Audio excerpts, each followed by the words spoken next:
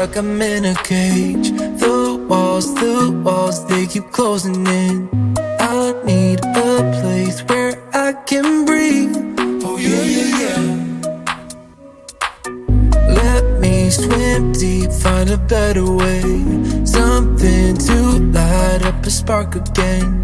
So lift me up to a higher state. Oh yeah, yeah, yeah. It's time to say goodbye, leave it all in shoulder highway. Need you to hold your breath, swim till you reach a deeper end.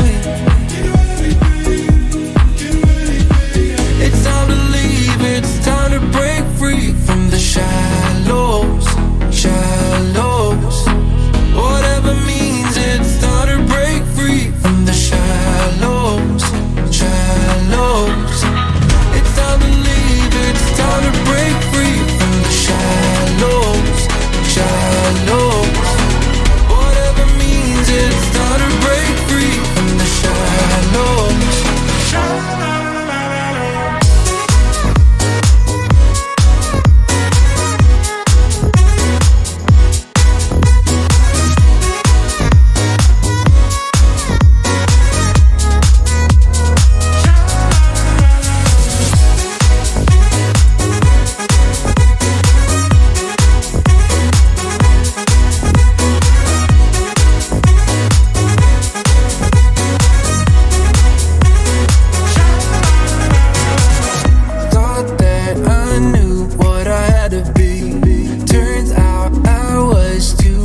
To see, let go of fear and just break free.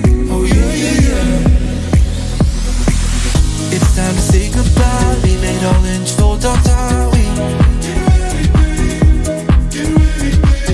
Need you to hold your breath, swim till you reach a deeper end. It's time to leave, it's time to break free from the shadows.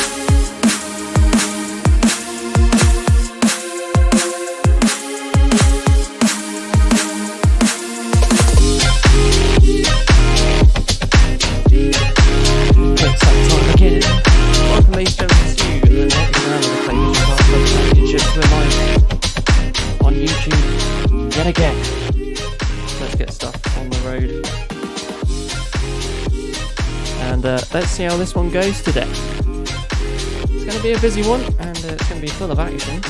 And we'll have action very shortly. 4 minutes to go until the action kicks off here at the circuit. So welcome everybody yet again. Make sure to come say hello to me if you're currently here.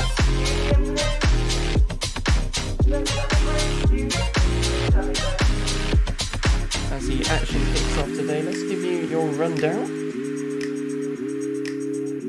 of what's going to be happening for today. So we're going to be starting off with Junior Blue, followed by Senior Blue, then the Cadets, which is a bit different to the previous ones. Then we've got Minimax, Junior Rotax, then the 177 and 177 Masters, and for this time, ending out the 7 practices, will be the Senior Rotax. This is a bit different from the usual ones, but I quite like it. 23 races for heats, and then we'll have the finals obviously later on today as well.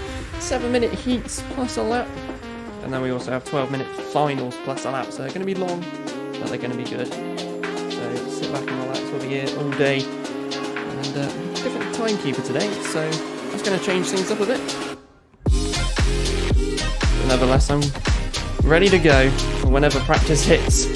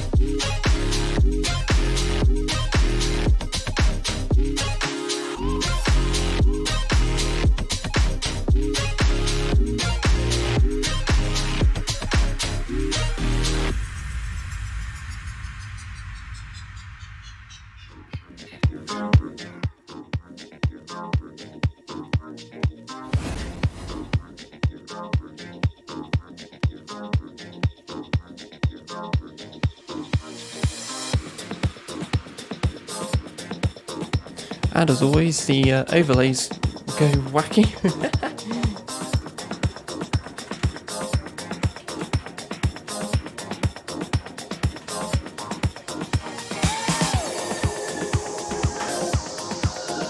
So how's everybody doing? Make sure to say hello in the chat.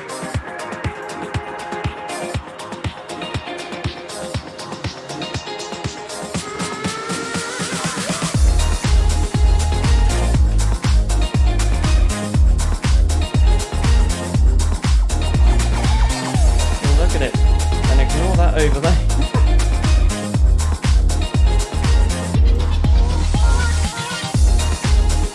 It's definitely not raining here. It's just cloudy today at Clay Pigeon, and a little bit on the cooler side.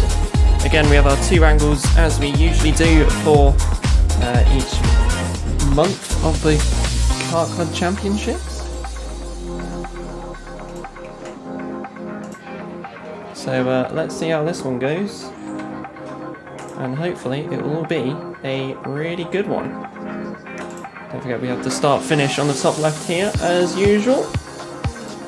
But yeah, we've got to kick stuff off with the Junior Blues. As I look through the good old program.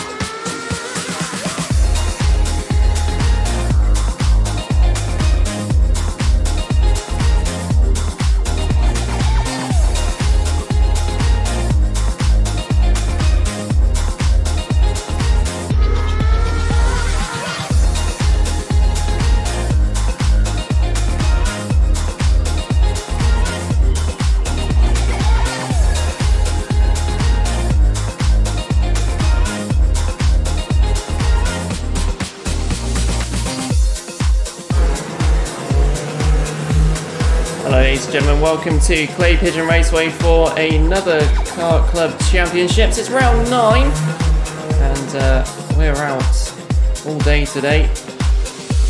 We'll be live on YouTube throughout the day over on youtube.com/Clay Pigeon Kart Club. But right now it is time for the practice, and at the moment it is the Junior Blues as they slowly make their way out of the pit lane. Currently 5 drivers out on the track. Looks like 2 of them without transponders though.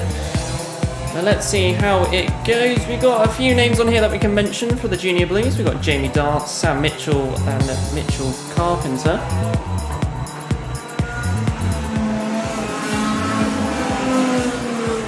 And, let's see what they can do lap times for today. A little bit of a cloudy one here at Clay Pigeon. Never aims to fail. It's either sun, cloud or rain. Let's see what we can get out of the Junior Blues today. Currently Sam Mitchell, fastest out there, 39.36. Obviously we don't know 2 of the drivers' times, as they're not popping up on the old timing screen. So So let's see how this one goes. Don't forget, if you do want to support your drivers or just say hello to myself, then feel free to pop onto the YouTube live stream and I'll whack over anything you say onto the, well, not everything, but most things over the tannoy for everybody here to listen to. Again, as always, on the YouTube live stream, 2 camera angles to cover most of the track. And also the start-finish cam as well, so you can see everyone go over the line. At the moment, 41.22 is your fastest lap time by Sam Mitchell, setting the pace out there currently for this practice session. Let's give you a rundown of the order for today. It's Junior Blue, followed by Senior Blues, and then we'll have the Cadets out for the 3rd run. The Minimax will be 4th out, followed by the Junior Rotax, then the 177 and 177 Masters will follow that, and then it will be the Senior Rotax ending off all of the practice. Don't forget, it's always 3-lap practice here. So let's see how we continue for the day, but fastest out of the Junior Blues for now, it is Sam Mitchell with about 41.22.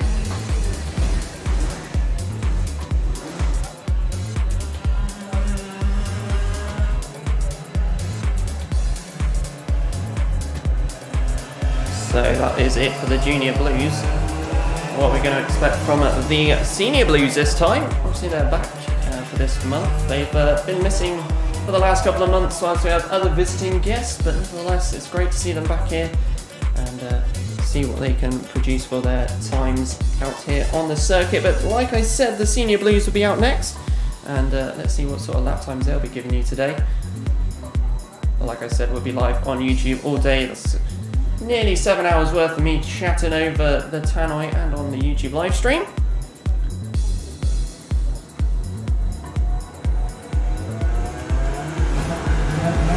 Senior Blues now make their way out onto the circuit. Let's see what sort of lap times we can get from them as we go to Billy's cam.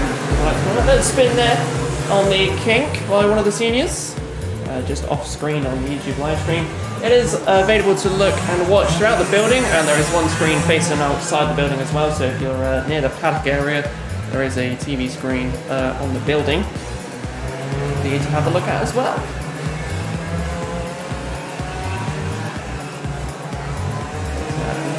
How this one goes, as a lot of them are starting to go through. Anthony Cleal looking like he's going to be one of the faster ones out there currently as he comes over the line for the first lap of practice. 42.48. Will anybody able to beat that one? He's got the fastest sectors at the moment. David Waldron, second fastest currently for his practice session. Another spin down at Billy's by one of the Senior Blues.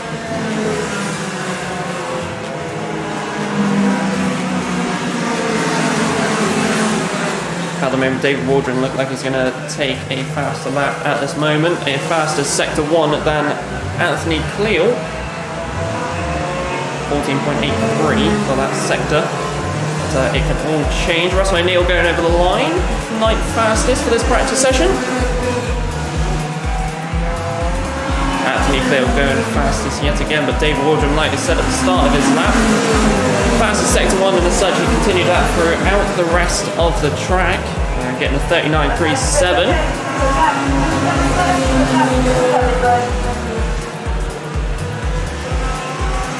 Lots of them out there. We've got 17 drivers out on track, 16 with names and 1 with a transponder. So we keep going around on this one. Let's see other names. Stuart Gray, 3rd fastest at the moment. Seems to be a little bit of a battle between 1 and 7 in this fast one. So there are 2 of the drivers to have a look at today, David Waldron being one of the faster ones. As we get all the lap times available on the YouTube live stream. Don't forget that will be slightly behind of what's happening live.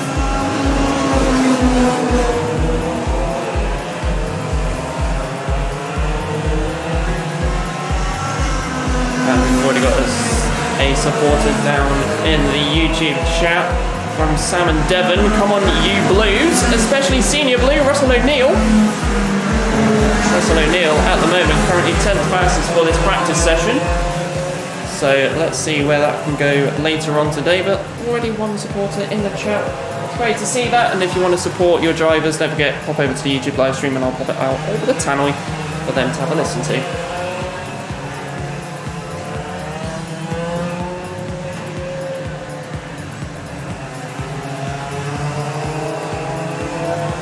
So that would do it again for the Senior Blues on that one.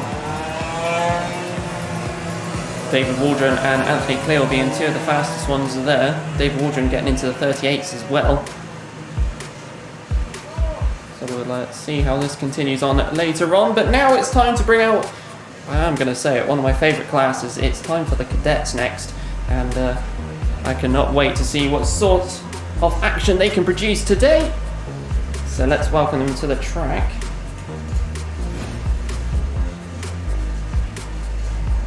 Get stuff kicked off. As always, the cadets never aim to fail to bring some sort of action, either close or spread out. And here they come in their numbers, flying out. It's a very colourful grid at the start there. As we have a look at a lot of names that we have a look at there. Ava Morris is one of them. Riley Morgan, Harry Frail, and Jack Price is another one as well. Great to see a great cadet grid as always. A couple of other names, Charlie White. Attention, the kids, mini max to the dummy grid, mini max to the dummy grid. Sam Mott is out there as well, cart number 38. A few missing names from this one, but that is not a problem at all. So going 3 wide down the main straight in this practice session, so they're ready to go already. That's awesome to see. Freddie Baker's out there as well, cart number 18. Cameron Nelson at the top at the moment. The only one's getting to 35s. We'll keep an eye on sector time, so he will be quicker in this practice session.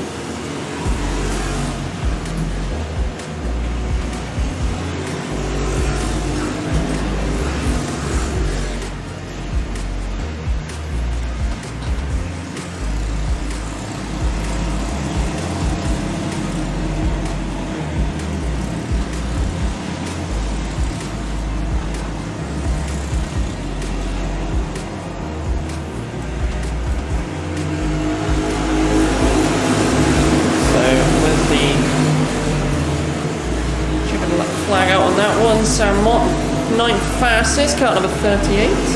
Cameron Nelson with a cart number 44, still the fastest out there, so 42.98.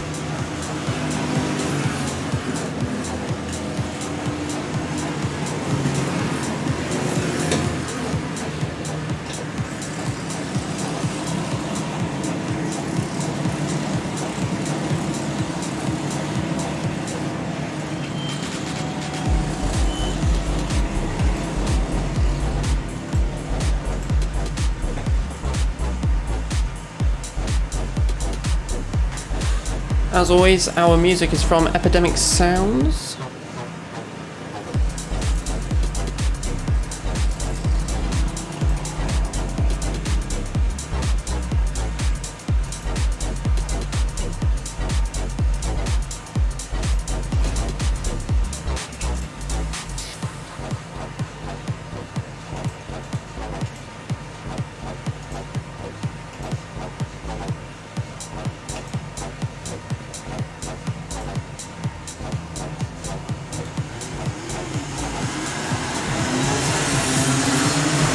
So as we get the next grid out, the mini maxes are out in their course.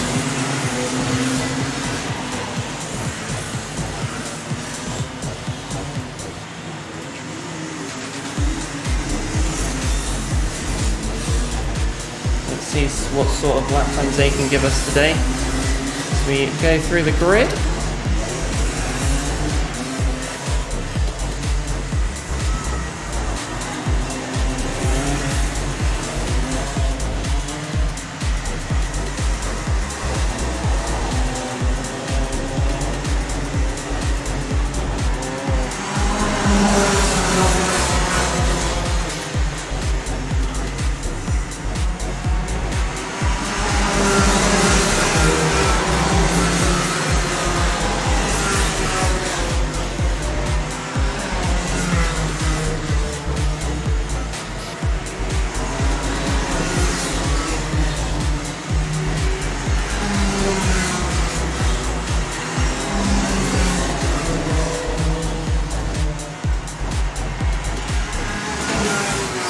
sort of lap times we can get out of the mini-maxes as we go through their lap times. Benjamin Bartlett's out there, kart number 44, fastest at the moment, 38.44.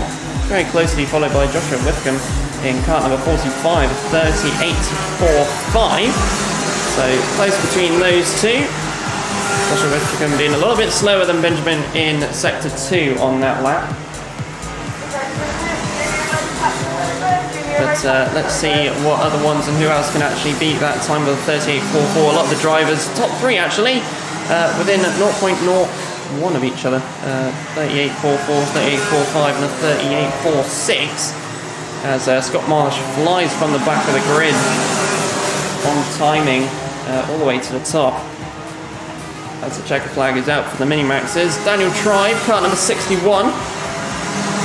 37.03, so they're getting rather quick at the moment. Kart number 75 flying up the grid, number 6, in 6th position. One of the novices out there on the grid. That is brilliant to see. Emily Ackett's out there as well, kart 11 in 12th position for the practice. 2 of the novices actually getting into the top 10 on this one, which is great. But there we go, there is all the lap times there on the screen for you if you're watching the YouTube live stream. Again, at youtube.com/Clay Pigeon Kart Club if you would like to see any of the action that's happening, or if you're here at the circuit, pop up into the cafe, have a munch and look at the TV screens. Or out the window, either one.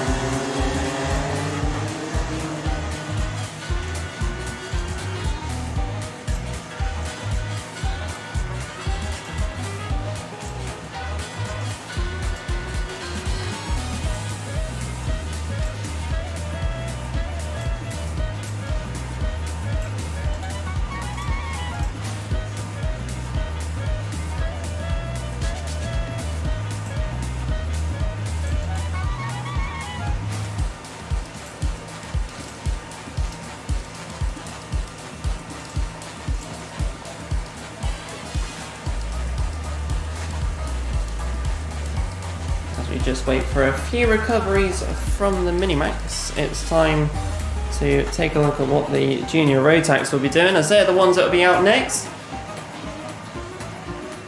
Which of the drivers are you supporting out there? Make sure to come and pop it out onto the YouTube live stream, and I'll definitely let them know.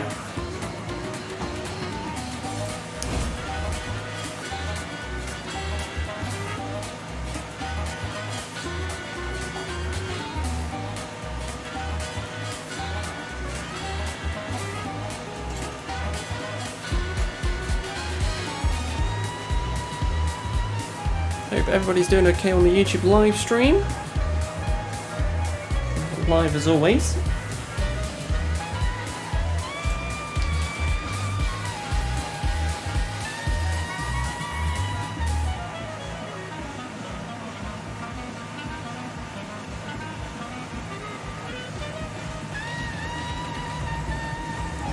And coming out onto the track now is the Junior Rotax.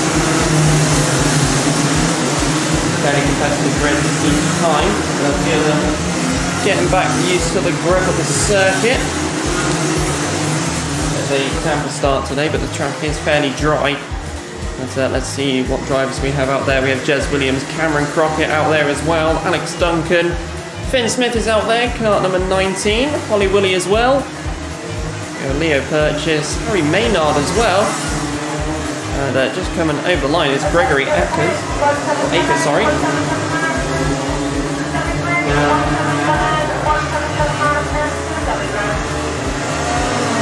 let's see how this one goes in the competitive wise. Jez Williams is currently fastest out there, but we've still got plenty more juniors coming over the line. At the moment, not all of them being able to out-top Jez's fastest lap time. George Walker's headed into the pits, so hopefully he'll be able to sort out whatever's happened as quickly as possible and get out for those heats later today. At the moment, Sector 1 fastest time is still towards Jez Williams. He's going out on a flying lap for himself. Gregory Akers in kart 43, 7th position at the moment. Nobody else being able to get Jez's pace for this practice at the moment. Finn Smith going second fastest out there on the circuit. Slightly slower than Jez in sector 1. Jez Williams still being quite quick out there. He shows his pace quite often, but Daniel Sawyer has found some pace out there, going slightly quicker, 13.05 for sector 1. But that can all change for the rest of the lap. Jez Williams still faster than sector 2. We'll keep an eye on these times as we go on through. And at the moment, Jez Williams is faster. And it's the fastest. We'll definitely see where they all go. Finn Smith going a bit faster, and Daniel Sawyer a lot quicker in sector 3, getting the top slot there for the end of this practice session.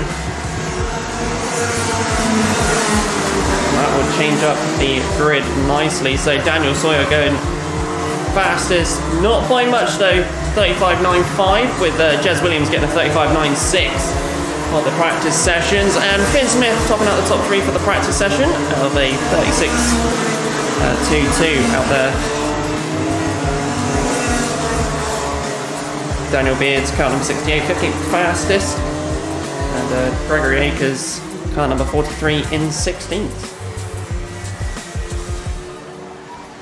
So as the sun starts breaking its way through the clouds here at Clay Pigeon, we go on from the junior road taxes and then towards the 177 Masters. It's a different lineup to the previous ones. But, let's see how this one goes, as they'll be coming out of the pits shortly.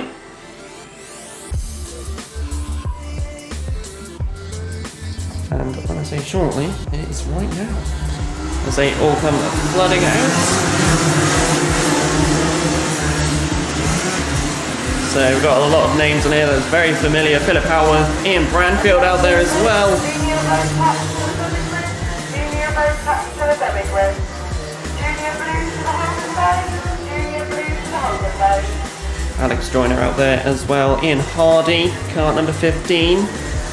Ben Johnson, car number 61 out there as well. 13 drivers altogether. We shall see how this one goes as we have our first kart coming down the straight. That's number 11, Philip Howarth, setting the pace now. So let's see who will be able to top his time. Everyone in the 40s apart from Philip Howarth getting a 37.18 on his lap there. So really speeding off at the moment. So will it be a domination from him today? We shall find out. But it can all change. There's still 2 other laps to go, so plenty of time. Alex Solly out there as well, car number 35. And here comes the golden helmet of Philip Howarth, 35.04. It's going to be a tough one to beat, as nobody at the moment on sector times is able to get the pace that he's set so far. Although we've got a couple of drivers getting into the 37s, Ian Branfield, 37.42.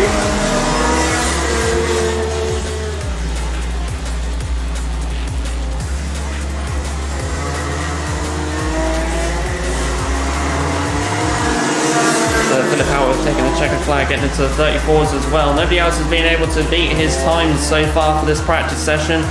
So is he showing his performance already? As the next driver is just 1.7 seconds slower.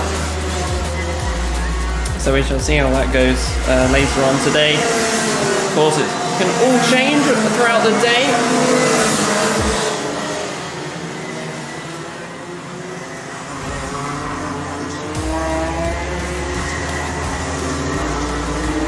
Ladies and gentlemen, it's time for the senior road tax. That will be out next, and that's a competitive grid, as we all know. So let's see how this one goes in a very short while.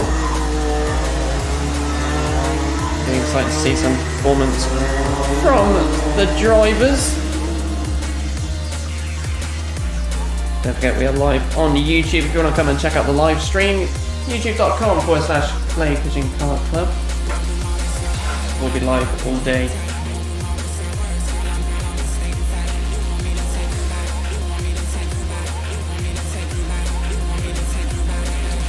So here we go, ladies and gents, it's Senior Road Tax. They're out next. We've got quite a lot of names on here. As always, very familiar Dan Burt's out there. A driver that been in contact with actually. Jack Goring out there, kart number 15. Had a lovely message from him last night actually, which was really cool to see. Just saying have fun in the box tomorrow. We'll definitely keep tabs on where he goes today. Absolutely nice chap.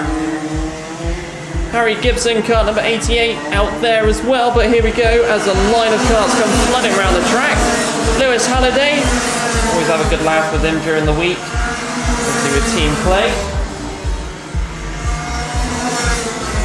As he gets a little bit hairy coming through the S's. Jack Maiden out there as well, kart number 77. Currently 9th fastest. Tom Rotherham with the fastest sector at the moment. Sector 1 is that one. So we're coming around the top bend. Let's see what other drivers will be able to top that. Harry Holland with the fastest sector 2 out of all the drivers at the moment.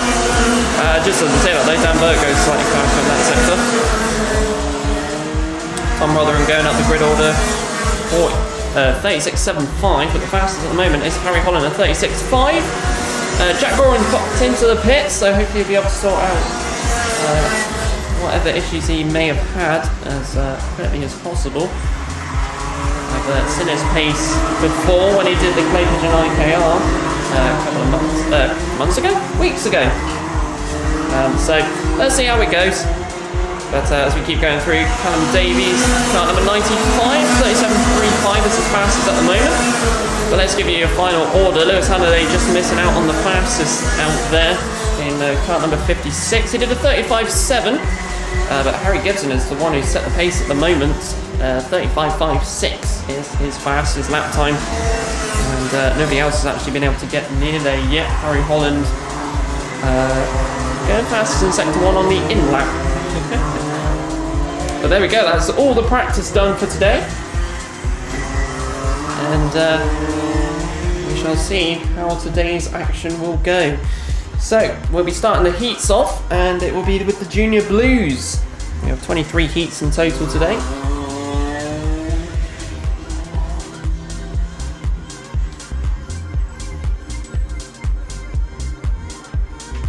As always, music from Epidemic Sounds. We love the music there. Well, I love the music anyway.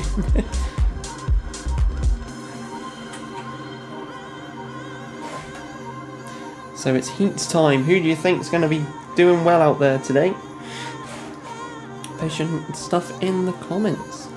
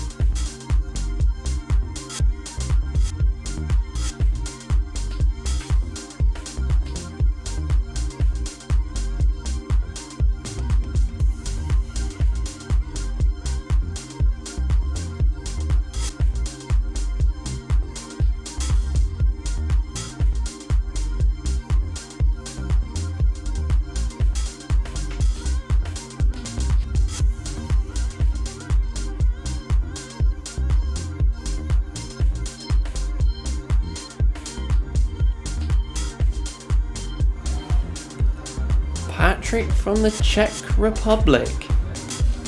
Wow, that's great to see your support all the way from over there. It's really awesome to see. Thank you for joining us for this round, obviously being round 9.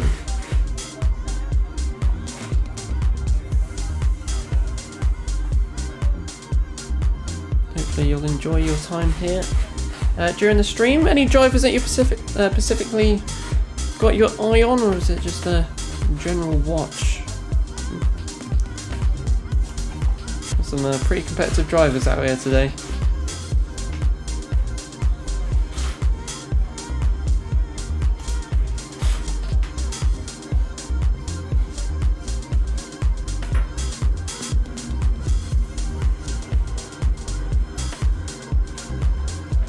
And we're just waiting on a few bits and then we can get ourselves going for the heats. We've got 23 heats with the junior blues and senior blues getting an extra heat compared to the other classes, as they will actually be taking it last in the finals. So here we go, ladies and gentlemen, it's time to start off the heats for today, and we'll be starting off with the junior blues. Just looking at the live stream, we have a viewer from the Czech Republic, which is really awesome to see. So we're getting support from all over the place. But here we go, it'll be the junior blues that'll be taking their heat and starting off this one. Let's see what we can get from the junior blues. And as always, we have the full screen look on the YouTube live stream. I'm going to keep on saying it all day. So there's a driver off at the hairpin, unfortunately. But let's see how this one goes as they come down the main straight. Get them to slow down a little bit.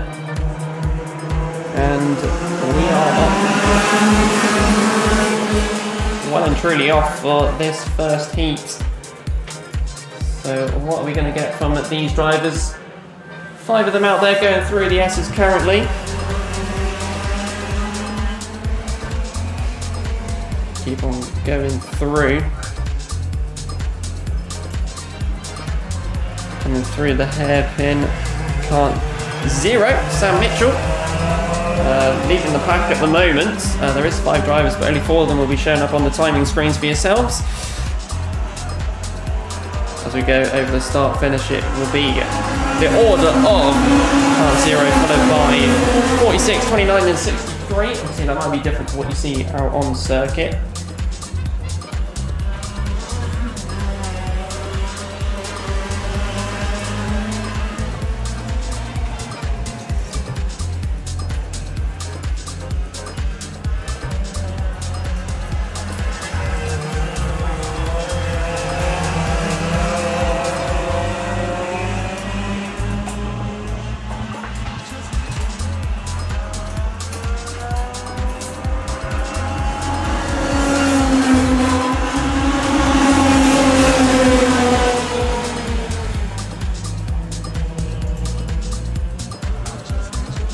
Having a problem with the S's, the old Billy's can.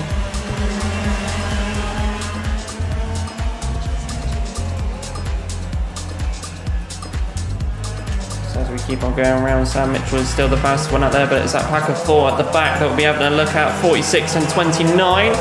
Josh Hibbert and Reese Reed. Patrick Quirk on the YouTube live stream saying his son Kieran should be racing in blue today, but work commitments. Nevertheless, it's great that you can still be watching the action whilst at work, which is absolutely lovely. Well, I'm going to keep tabs on that for yourself. But as we keep going around, it looks like one driver at the back going slightly back from the pack. As we have that group of 3 now bunching up. Kart 0 has literally just gone away from the rest of the drivers.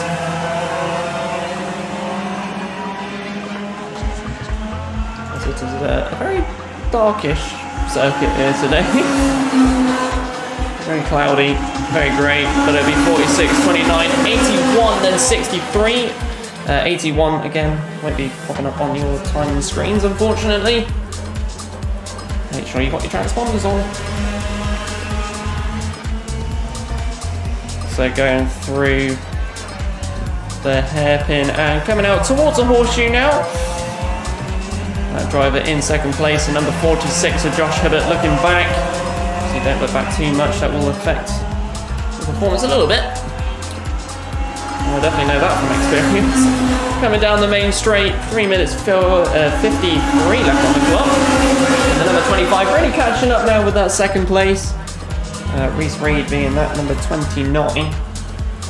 Going through the S's, using the curbs, and getting a slightly tighter line. But at the moment, it's Sam Mitchell who's the fast one out there, 36.82 for this heat, as he goes through buttons and towards the top bend.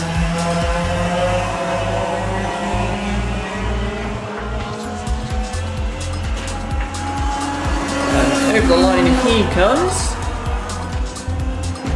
And then we'll have the pack where the action is happening. Josh Hibbert, Reese Reed, and then Jamie Dart. See if I can get the name of the other driver.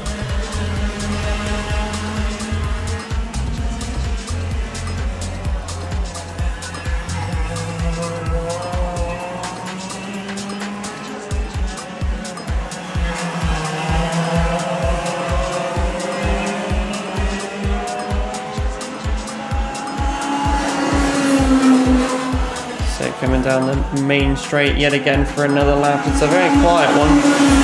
But the 29 just sticking out behind the 46, going through Billy's.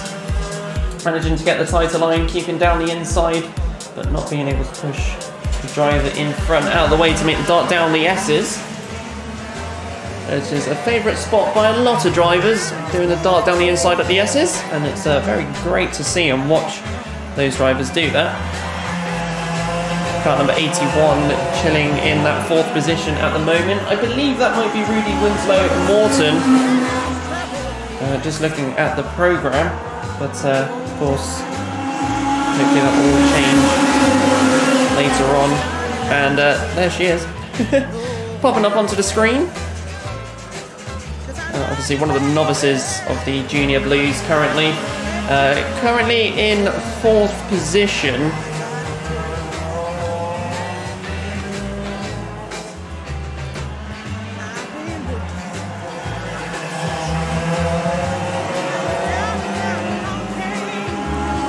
Keep tabs on that to help our timekeeper today. It's not Simon Whitty, it's Nigel Payne today being your timekeeper.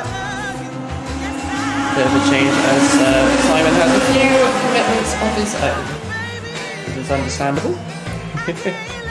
So let's keep on going round. A dart nearly down the inside, a bit touchy there from the 29. And just managing to sneak out ahead, but obviously being on the outside has allowed the other driver just to sneak through and get that top spot. But they're now battling side by side, going around through the horseshoe now. The defence of that 46 doing rather well to keep it there. There we go, 50 seconds left on the clock. This is getting rather tight as we come down the main straight. The front end of 29 just on the rear. And there we go, there's an overtake down the inside as we go on through. 29, Reese Reed getting ahead of Josh Hibbert. And also looks like the number 81's having a go as well, trying to go down that inside. So let's have a look as we keep on going along. Sam Mitchell's just flown off ahead. He's miles ahead. That gap being 10 seconds. Crikey, it's only heat 1 and we're getting that gap difference. But the 81 is in the 4th position at the moment. Jamie Dart just behind. And the timer has run out on the clock. So Sam Mitchell, as he goes on round, will be taking the board, also known as the last lap board, as he'll be going over the start finish very shortly. Coming down the main straight, he comes taking that last lap board, so it'll be last lap. So there'll only be a few opportunities for the rest of the pack to try and change positions. But let's have a look. Reese Reed still ahead at this current time. Cart number 29, Josh Hibbert. And then that cart number 81 will be in 4th position there. Rudy Winslow Morton. Of course, you're not picking up on the timing, unfortunately. But we shall keep tabs anyway. Jamie Dart in 5th position. So going around the top bend now will be your winner for heat number 1, and that is Sam Mitchell. Paul Maidman on YouTube says, good luck Team Clay. So coming down the main straight, let's give you the rest. It's Reese Reed, Kart 46, then 81, then that's 63. And that will end off the Junior Blues for that heat.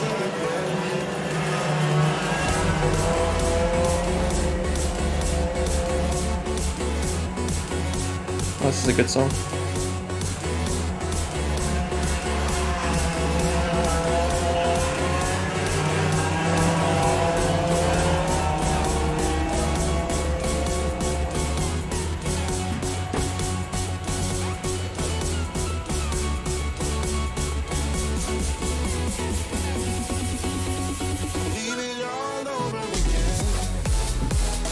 If you want to listen to any of the songs, and then they're all on Epidemic Sound, but I think you can get most of them on Spotify and Apple Music as well. I do not work for either company, but there you go. So we just get a recovery for one of the drivers who cannot make it, unfortunately, to start this race. But that will do for the Junior Blues, and we will go now to the Senior Blues.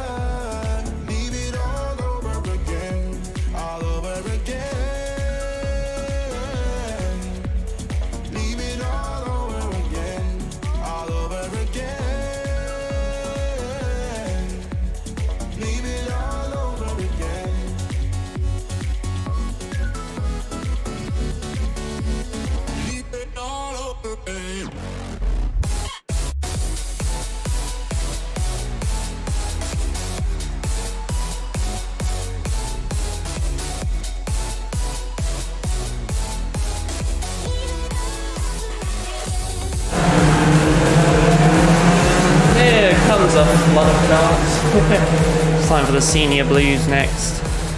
For their first heat, what we're going to be getting from these guys.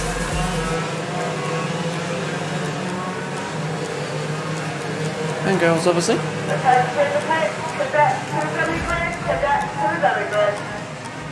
So we have a total of 19 drivers in this one.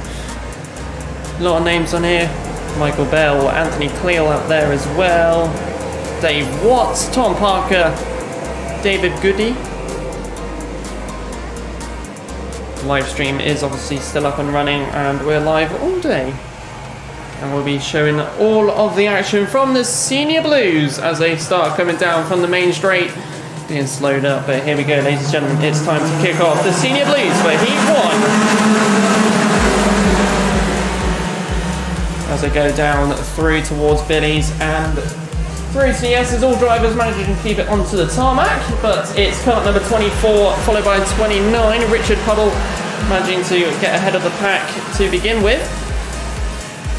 Richard Puddle with the fastest sector, obviously being the man out in front currently.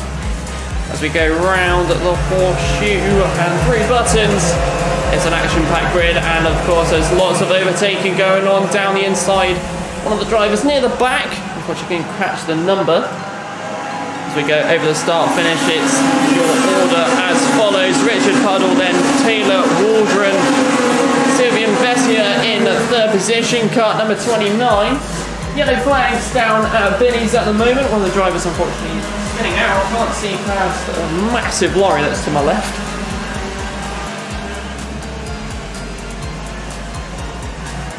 As we keep on going through the horseshoe now, down around the outside, an attempt by kart number 9 and nearly managing to stick it out. Unfortunately it has affected one of the other drivers managing to keep his position. They come flooding over the line now. Fastest start finished. Fastest lap time at the moment is Taylor Waldron in second position at the 36.73. Surely we'll be catching up with that Richard Puddle in first position. Down the inside at the hairpin, the kart's all in red, has an all green man beside it. That's kart number 8. By the looks of it, Stuart Gray. Hopefully I'm right on that side of things. But we shall keep on going through. 5 minutes and 9 seconds left on the clock. Taylor Waldron still will take the fastest lap, and that means he is slightly faster out there for this one.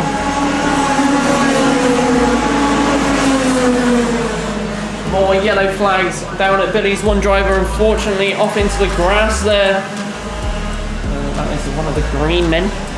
Stuart Gray up into 8th position.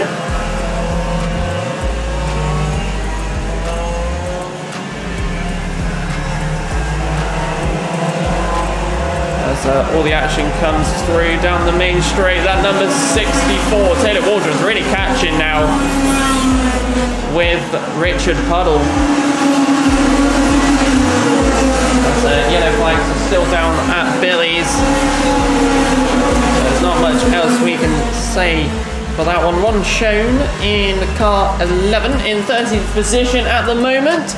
And we've got an overtaking move by car 4 down the inside, going into the hairpin and managing to stick out in front, taking that really nicely. We keep flicking through the different screens we have on the YouTube live stream, but it is that number 64 that's just managing to catch up there. And Dave Watts has found some pace, and you can see it visually as I go through the S's, as he's got the fastest lap time of 36.07, so catching up with the top 3, and the top 3 being together now. We shall see where that goes very shortly. Number 64 taking a slightly tighter line to catch up with Richard Puddle. Richard Puddle taking the fastest sector 1 at the moment, so finding some pace. Dave Watts faster in a second sector. So the 3 drivers there really being competitive. 35.96, so we are into 35s. Dave Watts and Richard Puddle. We keep flying on through. Phil Shears, car 16 in 12th position. Has a bit of a gap behind him, a 3-second gap, so that's pretty nice for himself. And Dave Watts also has a 3-second gap, so the top 3 are split by 3 seconds towards 4th position there. So the battle for first is Richard Puddle, Taylor Waldron and Dave Watts as they go over the start-finish line now. Dave Watts still slightly faster out there. Taylor Waldron setting the fastest sector 1, 12.92. Let's see how it goes. Further on, Michael Bell making a position on that lap, car number 4, getting up into 9th position there.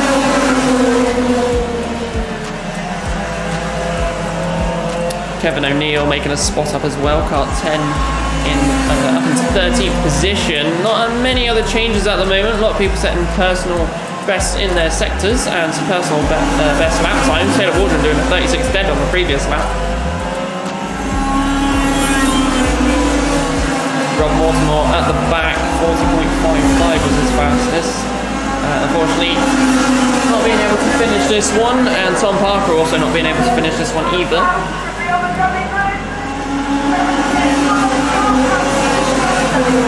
Nigel Vickery, kart 67 in 14th position. At the moment, most of the grid is evenly spread out, but there's a fact that we shall keep tabs on. Coming through towards the horseshoe now, that is kart numbers 6, 3 and 4, so all single digits. That's Paul Alexander, Russell O'Neill and Michael Bell. Russell O'Neill just getting ahead of him again on that one. We shall keep looking forward to where that goes. Kart 3 down the inside, coming towards the kink and getting ahead of that kart 6. As we update a lot of the stuff that's happening on the screen.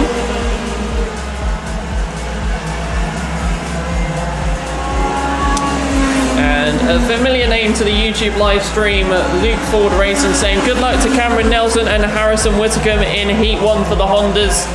So, support for 2 drivers there for the Honda Cadets. Hopefully Cameron Nelson and Harrison Whittaker can hear that. You have the supporter back at wherever they are. 35.96. Dave Watts fastest lap at the moment. It's not changed for a couple of laps now, but 27 seconds left on this heat. So we fly on through. Richard Puddle still out ahead. So that gets quite competitive. Let's have a look where we are. And it looks like they're catching up the back markers, but it's Dave Watts at the moment that could potentially take second position. He's rather close to Taylor Waldron in second position, as we'll keep an eye on that one as they go round the horseshoe towards and through buttons and towards that top bend, catching up with that number 52 of Steve Groves down now, coming down the main straight now. There we go, ladies and gentlemen, it is time for the last lap of this heat. And let's see how it goes, going round through the S's and down the back straight. Kart number, well again, really close. Just keeping tabs on this one. 24 getting past that 52.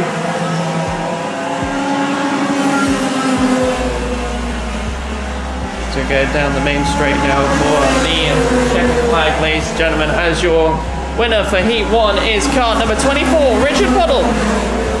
Followed by David Waldron, then Dave Watts. That will end out your top three for that one. Anthony Cleo making it over the line in fourth position. Stuart Gray getting ahead there, just on the line.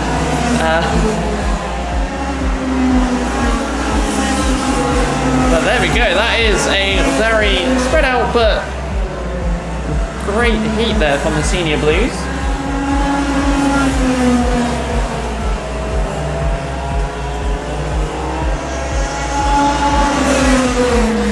Oh, I like this message. Good luck to Harry Frell in Honda Cadets from Nanny and Grandad. I like those sort of messages.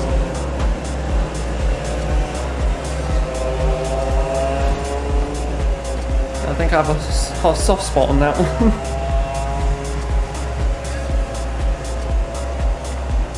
But there we go. That is that from the Senior Blues. And back to, like I said at the start, one of my favourite classes to commentate on, the Honda Cadets. They will be out next with quite a few supporters in the chat. As always, if you want to send your support to any of the drivers whilst they're out there or before they head out on track, we are live on YouTube. Clay Pigeon Kart Club, just search us up, and if you're not subscribed yet to the channel, please subscribe. We're trying to get to 400 by the end of the year.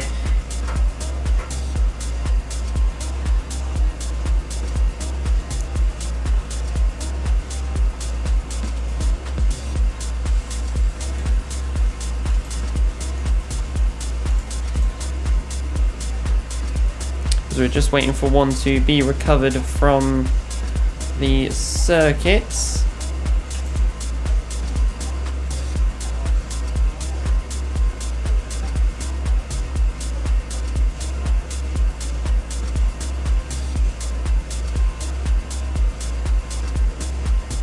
Karen Bell, great first heat from Blues. Yeah, it was actually really decent from the Senior Blues. I think that was one of the best I've seen for quite a while, so it's great to see that.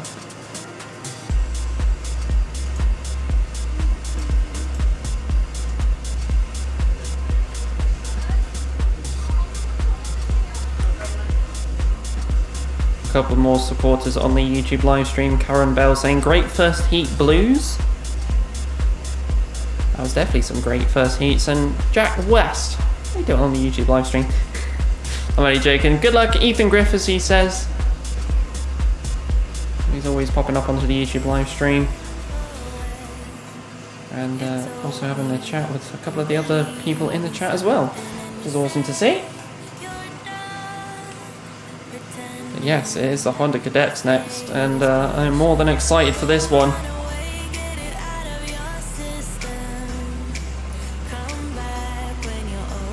It's a bit of a cold one here at Clay today. It is. I'm literally breathing out cold dust, it feels like.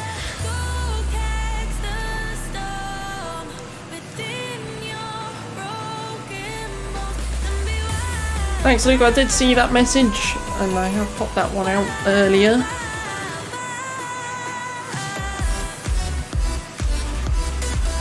This song's used by another YouTuber I watch.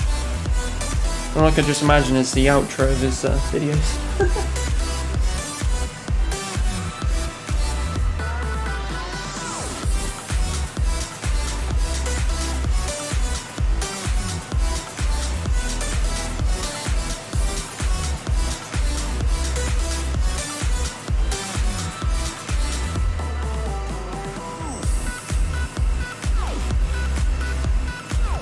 Jack West, I think Harrison could win the championship today in Honda. Ooh.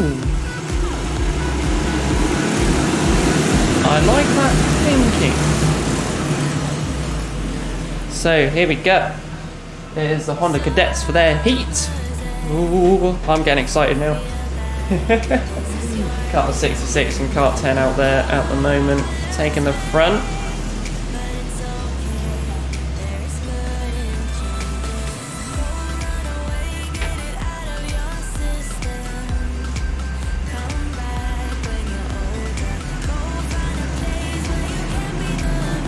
So let's see where we can go from this one. Jack West with a comment saying, I think Harris could win the championship today in the Honda Cadets. It's a very serious one there.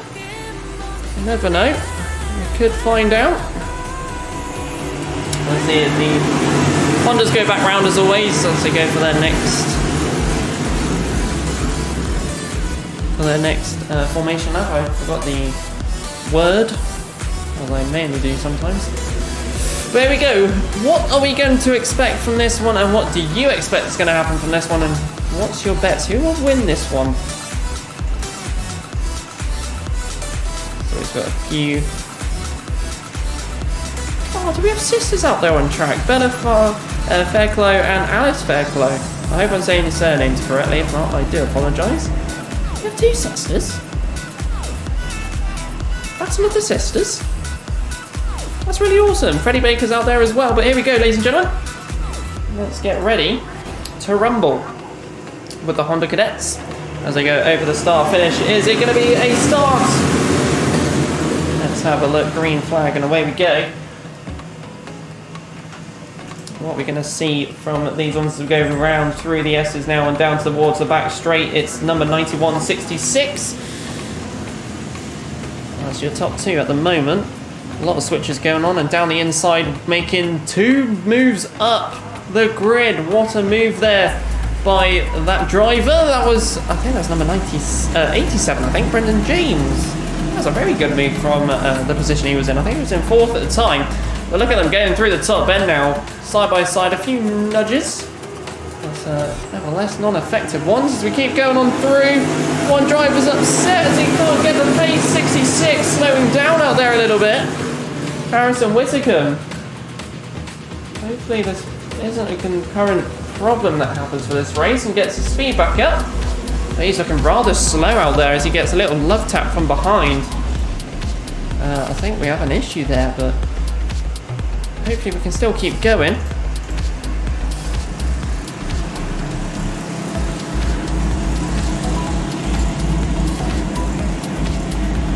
Contact warning by Cameron Nelson out there, kart number 44.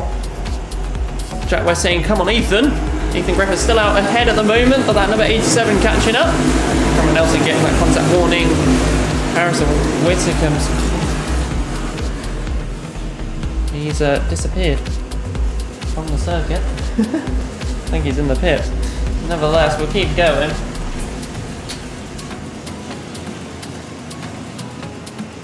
Have a look. Bella Fairclough in kart 63 up into 9th position. One of the novices out there.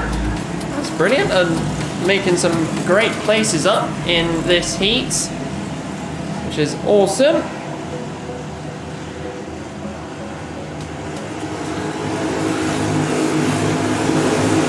Going through. Ethan Griffith's fastest out there. Kart number 91. Cameron Nelson fast laps number 41.45. Currently in 3rd position. He's holding off the rest of the grid of Harry Frell and Jack Price is in that list as well. Riley Morgan down in 15th position. Kart number 52.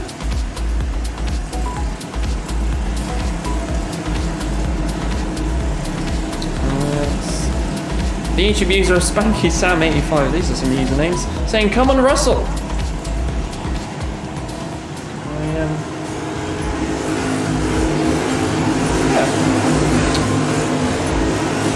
Okay.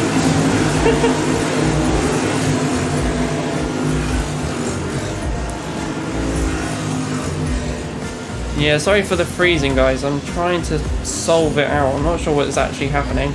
I've had to drop the resolution just where the stream is pretty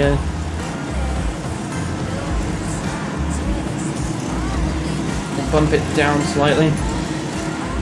Hopefully that will solve it. Sorry guys.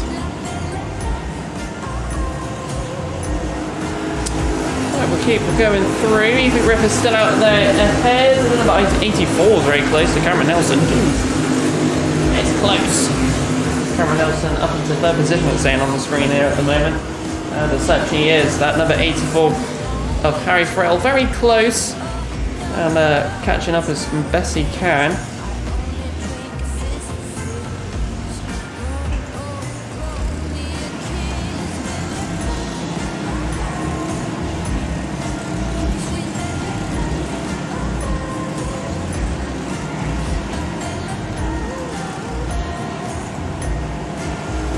Hopefully the stream will sort itself out for you guys.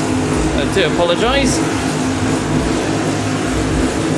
Let's keep going through. There's a move being made down through. Billy side by side going into the S's and nearly trying to keep it there.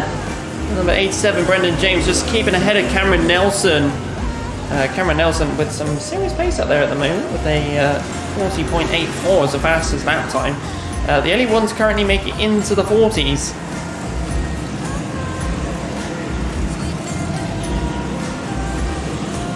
So let's keep on keeping tabs. Hello, Kart 66. Harrison Whittaker's made it back out. That's really great to see.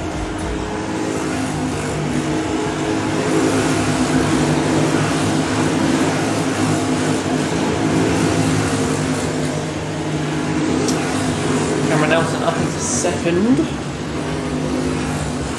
As you can see, they're going down the back straight. There is a group of 3 of them for that battle for second position.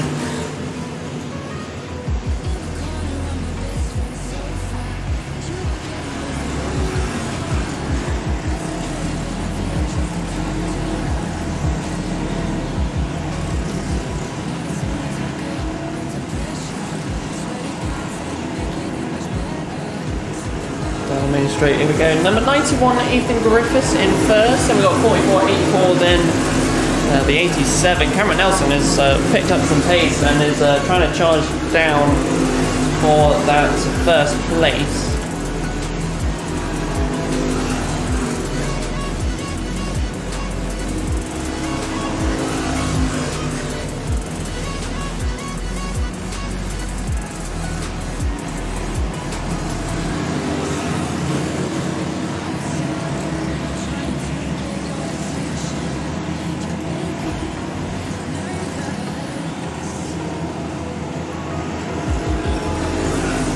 So 47 seconds left on the clock. Are we going to be seeing as we go through Billy's and down towards the S's? The number 91 of Ethan Griffiths really out ahead.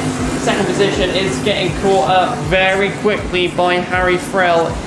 He is on the back bumper, quite literally, as we're going through. It is very close between those two drivers, but losing a bit of pace there going through the hairpin and horseshoe. But towards the top end now, let's see how close he can get.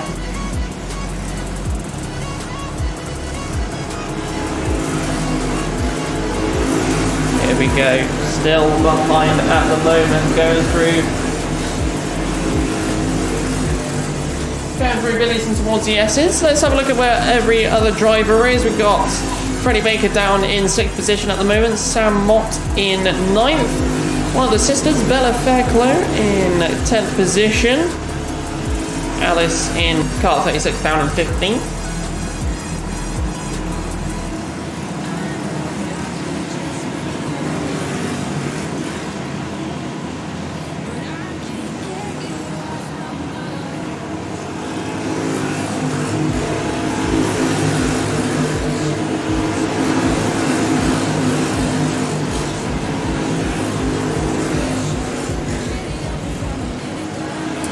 Last lap now, and it's going to be close between 2 of the drivers, number 44 and 84. Taking defensive lines there, going through the hairpin and towards the horseshoe. And then it going around that as we keep on going. So we're going to the top end now for your winner for this one. Ethan Griffiths taking this one by the lead for quite some time, but here we go, down the main straight, across the line goes your winner for this one. It is Ethan Griffiths, then Cameron Nelson, Harry Farrell, and there was one just on the line there. Freddie Baker just managing to sneak ahead of Lucas Howell on the time in there to get into 5th position, so a very sneaky move there at the end.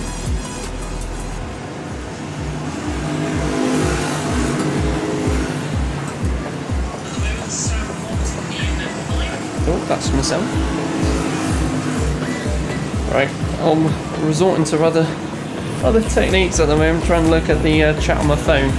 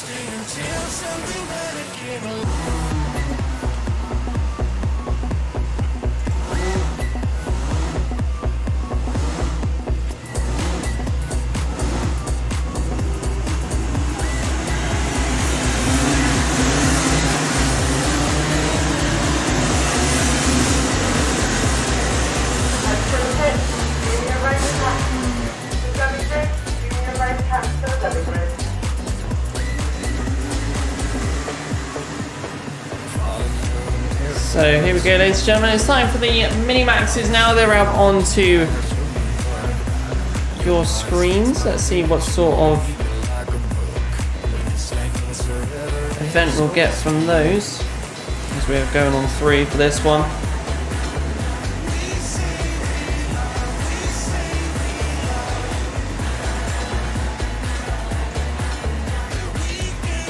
So here we go, ladies and gentlemen. What we're going to get from the mini-max is Joshua Whitcomb's out there, Ewan Charman out there as well. And here we go, ladies and gentlemen. So we are off for this one. 7 minutes counting on down.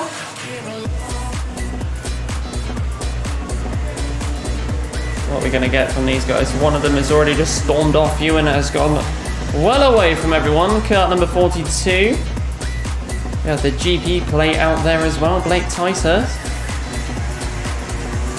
That's quite cool to look at the back. He's actually in 2nd position out there at the moment. The good old GP plate. As we go down the main straight now.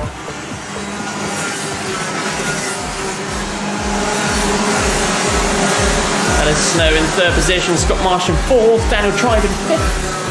So that is all going to be changing. Yellow flags as one driver is into the tyre wall and another one just bumping the tyre wall.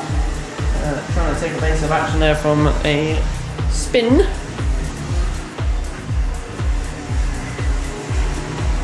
But still all good to see with 3rd places. The number 47, Scott Marsh, there in 3rd.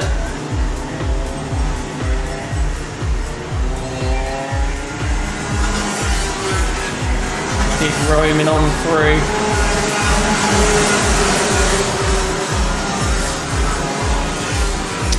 As we get a contact warning for Daniel Tribe.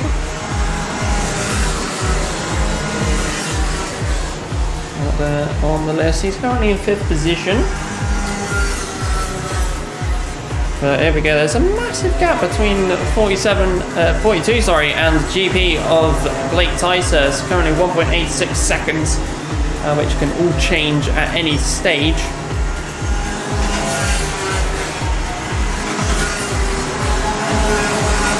Keep on going through. Blake Ticehurst in the GP plate.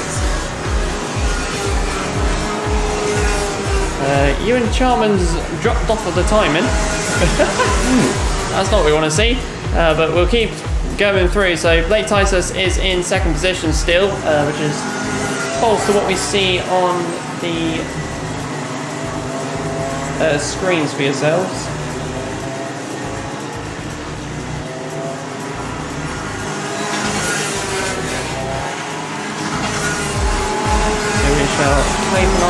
on.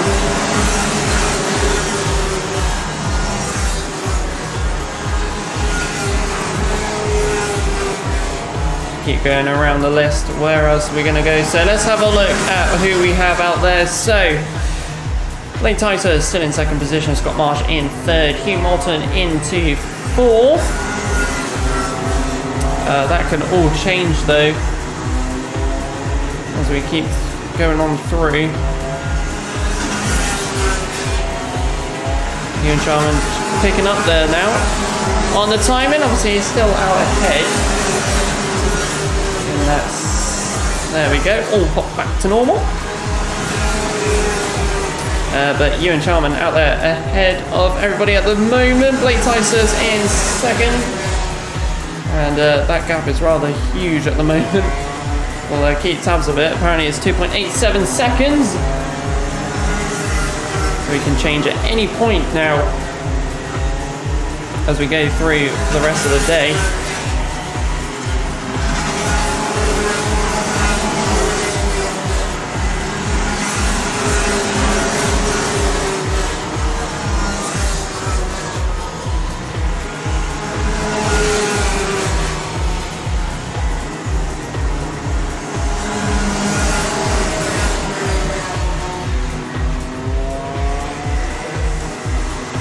The sun blares out on the track now.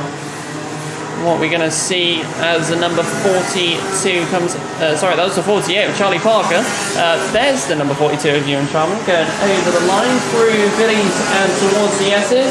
It's very close between the GP plate and the number 47. Clay Pigeon versus Scott Marsh.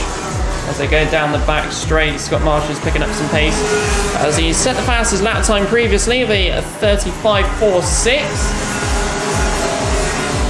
Will that change with the GP plate later on down the line? We'll keep tabs on it. We're going down the main straight. Is the number 42 catching up with the back marker of Charlie Parker. Keep flying on through. Nibbling down the inside on the Essence there, the number 47 on the GP plate. Scott Marsh makes his way up into second position now. There on the list. That's great work there from the number 47 of Scott Marsh to get that second position.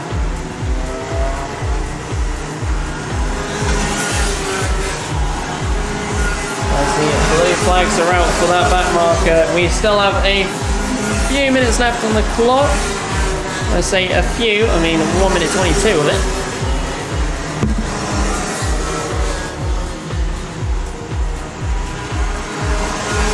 There's not really much action from all of the drivers here. There's a bit of a blockade of them there. That includes your leader as well. Sorry, no, I'm talking rubbish. Number 48, they're being overtaken. There's your leader going over the start-finish. It's the rest of the pack battling for those positions there. Blake Pigeon, Hugh Moulton, Benjamin Bartlett making up a position on that lap as well. Still going on through. Jonathan Piggott into 7th position. Another contact warning given out to Benjamin Bartlett in kart number 44.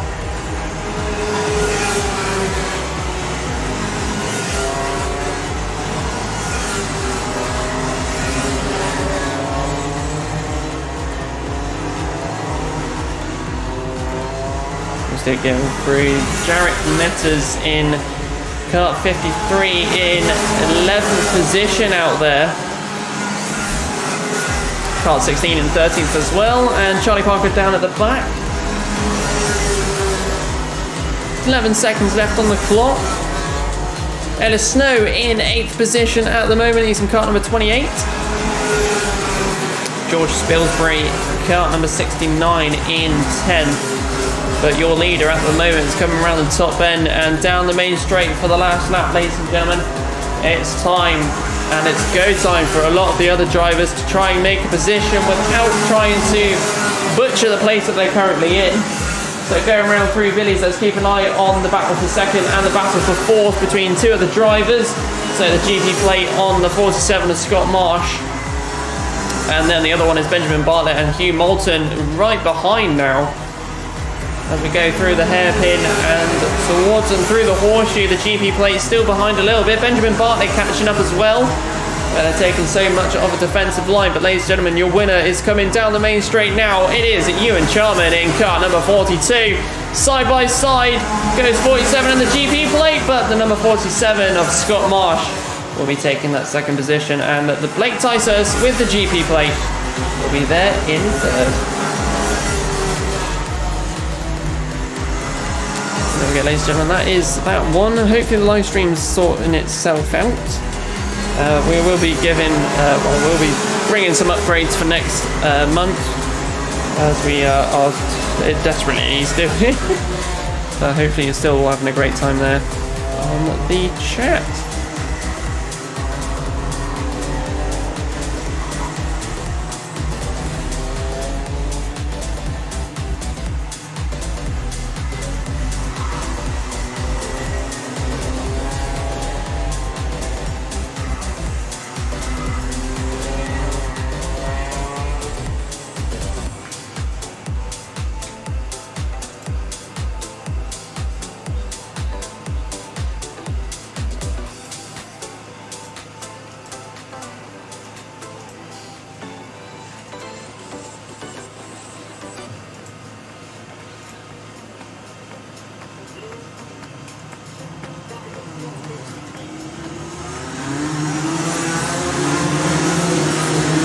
So here we go, it's time for the juniors as they start coming out onto track. We have Alfie Davis, Ashton French there near the front of the grid.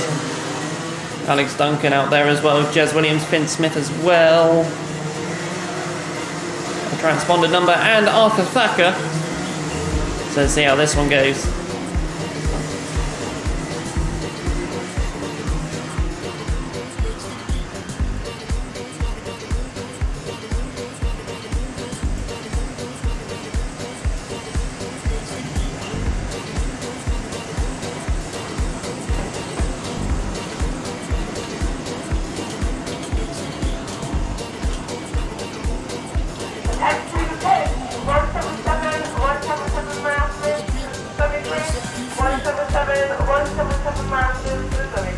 I wonder if you can hear that. Tell me if you can hear the tannoy from there. So here we go for the junior road tax. I nearly forgot for a second. And one into the tire wall just coming out of the kink there. The number 23, Billy Edgecombe, out there on Billy's, unfortunately. Not sure what happened on that one, and maybe a bit of contact there. But we'll try and see if he'll be able to get going back out there on the grid. But meanwhile, back on the rest of the grid, number 76, Alfie Davies out ahead as we keep going.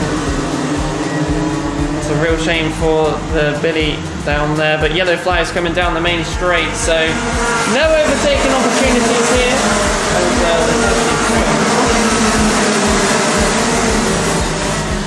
But we'll keep going on through. Alfie Davies, Daniel Sabula, I'm sorry if I pronounced your surname wrong. Donovan Dyer in third position. And then we have Jez Williams up into fourth. Speedy Boy, Harry Maynard in 10th. And he is the one who will be defending off the rest of the grid to try and keep into the top 10. Finn Smith down in 14th position at the moment. And there goes Billy over the line there now. Number 76 and 90 as they fix the tire wall on the S's. Always great work by the marshal who does that every month.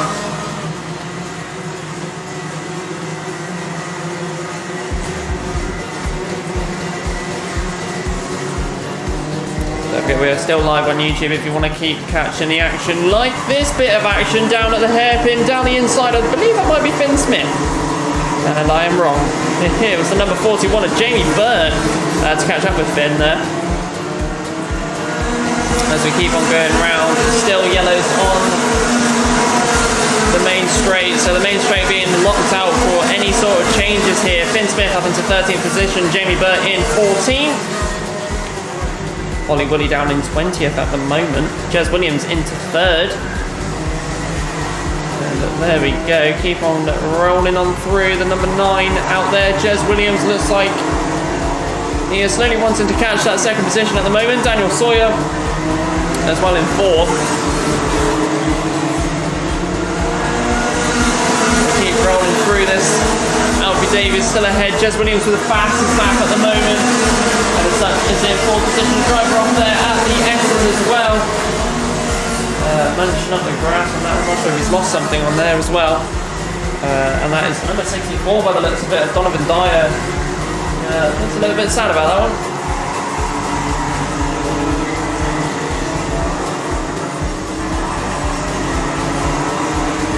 Trying to look at where the other bits of action are. As we're going down the main straight, that is the number 7. Your leader, but Jez Williams is the man who's catching rather quickly now. The first position, he's got some pace. 34.58 is the fastest lap time for himself. So it's really streaming on through to catch as best as he can. Taking the tighter lines there as well.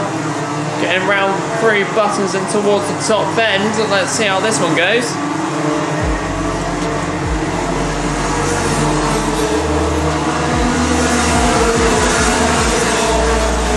Jez Williams still out in second position, but down the inside he goes on the lead. Well, was the leader. And Jez Williams out there into first position. Alex Duncan in 14th still. Lucas Hayden down in 16th. Keeping tabs out there. Harry Maynard there just creeping in with a faster sector 3 than anybody else at the moment. But down the main straight now comes Billy Edgecombe, who had that incident right at the beginning of the day, but Alfie Davies has been put into second position. Jez Williams with the fastest lap time of 34.51. Number 12 defending off 90 and 39. That is Daniel Sawyer and the other D. The other Daniel. 2 Daniels, the battle of the Daniels. I always bring out some weird things, don't I? George Walker is at the back of that battle. And on the outside there was a number 43 coming out of the horseshoe. That is Gregory Akers. But Daniel Sawyer is still ahead of the pack of that battle for third position. Then we got the car 19 and 39 behind him still as we're going through.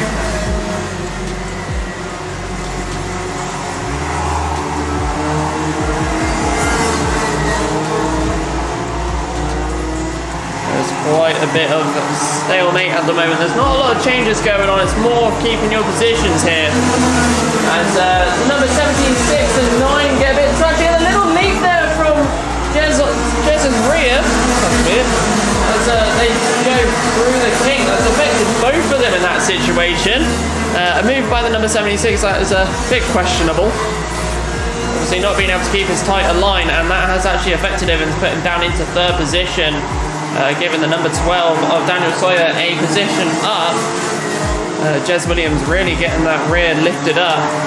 And as I just see there as they go through, Billy Edgecombe popping into the pits by the looks of it. But there we go, there's the affected change. Alfie Davies losing 3 positions. I'm not sure if that's actually affected his car with some damage.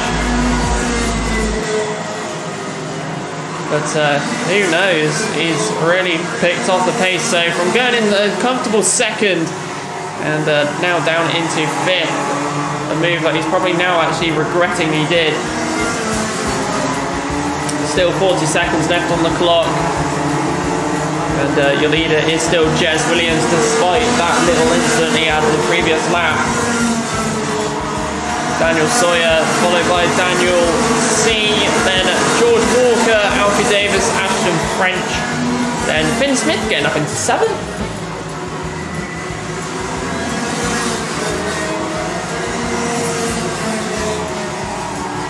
The number 12 still keeping ahead of that pack. Daniel Sawyer's been defending off for quite a few laps now, but 8 seconds left on the clock.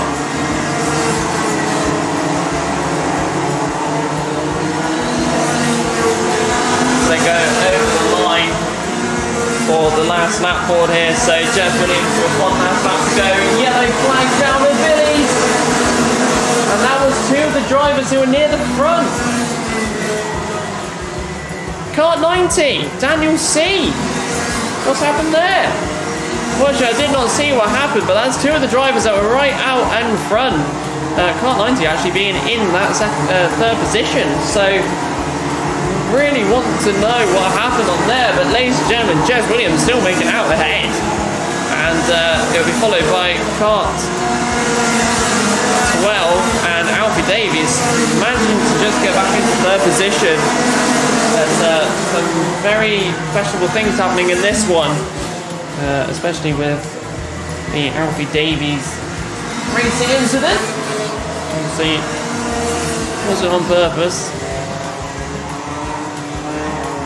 But Alfie Davies just managing to get back out into the top three, which is great to see. But that will end it off for the Junior Rotax for their first heat. And we'll be back very shortly. And when I say short, very shortly, I mean nearly instantly for the 177s and 177 Masters. So that was a interesting one. Hopefully everybody's still here in the chat. The stream is apparently healthy according to YouTube. That's what I like to see.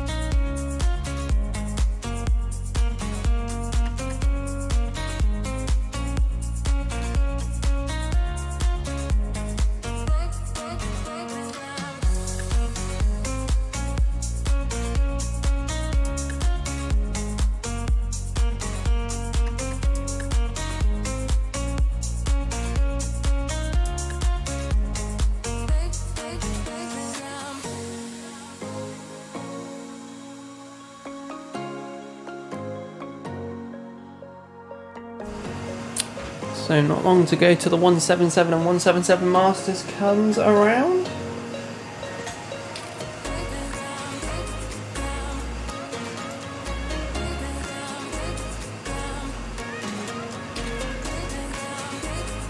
Hopefully you're all having a great day. Who are you supporting? Let me know. Great to see. So here we go, ladies and gentlemen, it's time for the 177 177 Masters as they are all flooding out onto the track. Let's see what we can get from those drivers.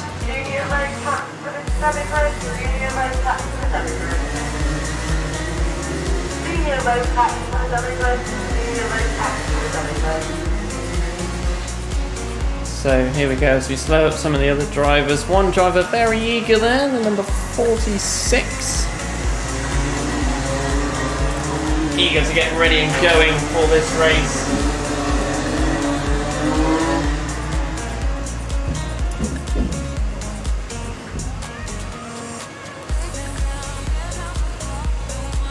Well, what are we going to see as they come down very slowly down the main straight and past the pit lane? Ladies and gentlemen, it's time to start off the 177 and 177 Masters Heat 1. What are we going to see?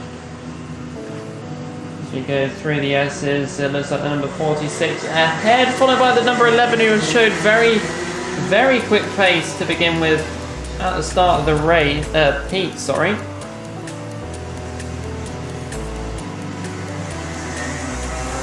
There's a bit of a hold up there from the third position down, so two of the drivers being able to escape the rest of the grid fairly quickly. As we go around the top bend now, And down the main straight for two of them. Ian Branfield using all of the track and the grass to get past there. The number 11 is a very fast kart indeed, and very speedy boy as he goes down the back straight and already keeping a gap away from the rest of the drivers.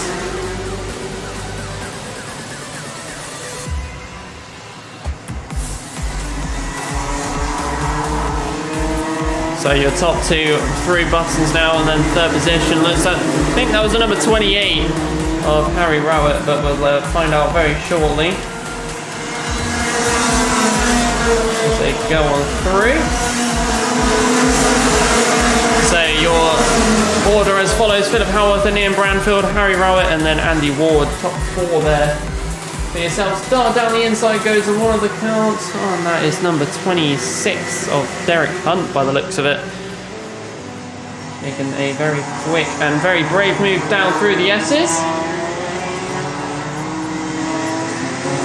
And again, still more drivers making positions up. The number 64 also changing and swapping positions constantly, but it is the number 11 that's ahead by quite a fair bit at the moment. 1 second. That is quite quick for himself. 35.34 is the lap time on that one. Ian Branfield in second position still, and the gap between him and Harry Rowett is 2 seconds.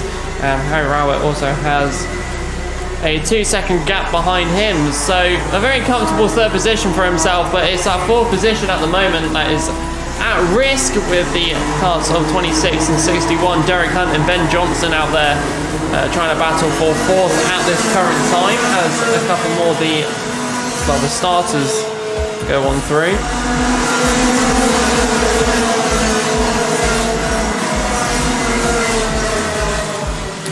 Cameron Marston down there in 12th position. Alex Joyner out there, cart number 84 in 8th position.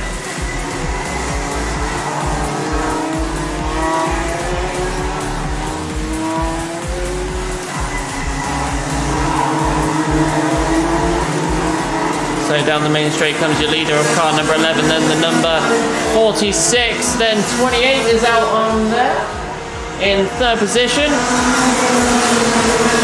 Andy Ward there in fourth, keeping back the rest of the grid at the moment. Will Harry be able to catch up with the 46 and 11? We shall find out shortly. Ian Branfield did set the fastest lap on the previous one of a 35.04, and a number 64 there just starting off, just going behind the container, is now in the centre. Unfortunately, it looks like there's an issue there for Cameron Marston by the looks of it.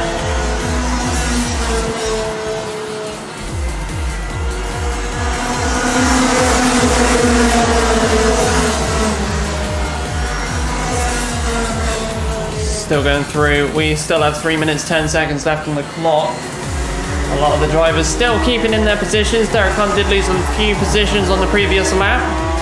Unfortunately losing 2 drivers on this one. By the looks of it, as we keep on going through. The number 35, Alex Solly there, right at the back, but still keeping on going. Harry still keeping up with the rest of the grid. Car number 28, 2.66 seconds behind Ian Branfield. We'll see if that increases or decreases as we keep going along, but a good third place for him at the moment. Fourth place is the number 95, Andy Ward. There's a slight gap between him and Ben Johnson that he's been keeping on doing for the last couple of laps.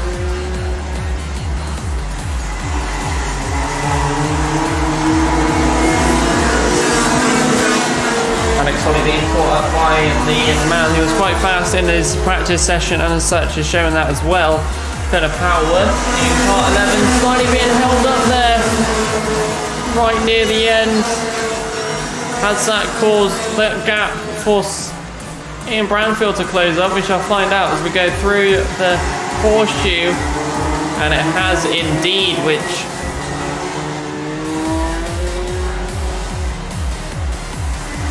looks like it's going to heat that one up. So Ian Branfield, who was rather quick, yeah, it definitely shows Ian Branfield, Philip Howarth was a second slower there with that little hold up, but now it's crackdown time for Ian Branfield. Will he be able to catch up and actually overtake Philip Howarth? We shall find out. Harry Rowett is still in third at the moment. That gap of 3.24 seconds, it's been increasing, but he has a 5-second lead ahead of that battle for fourth position. Andy Ward has been keeping it back for quite a few laps here.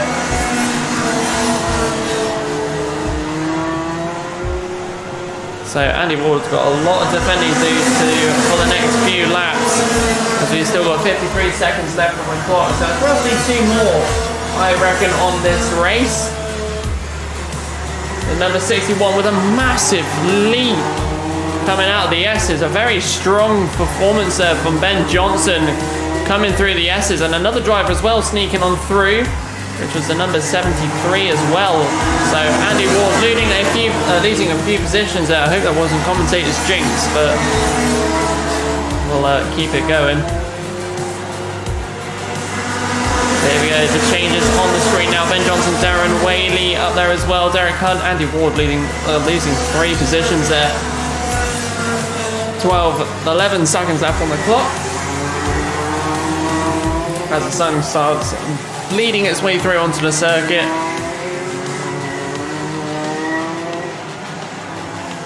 Let's see what we get out of this one. It is very, very close between Philip Howarth and Ian Branfield. We go through Billy's. A few hello on here attacks from the behind as they go through the S's. It's first time on this one, the last lap.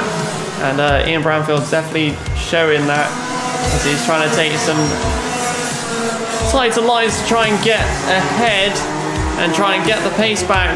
But here we go, ladies and gentlemen, down around the top bend.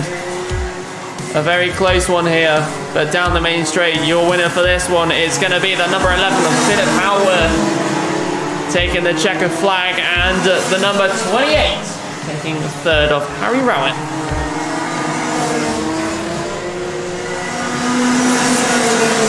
And at the end of that one, Ben Johnson getting 4th position, Derek Hunt 5th. Then we have Darren Whaley for 6th, Andy Ward in 7th.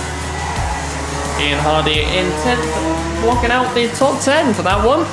That's a very mixed grid for that one. Unfortunately losing one of the drivers in that one. Cameron Marston unfortunately not being able to finish, but nevertheless, we'll see him later on for the next one. So that will do it for the 177 and 177 Masters, and it will be back now to the Senior Rotax. Let's see how this one goes in a very short while.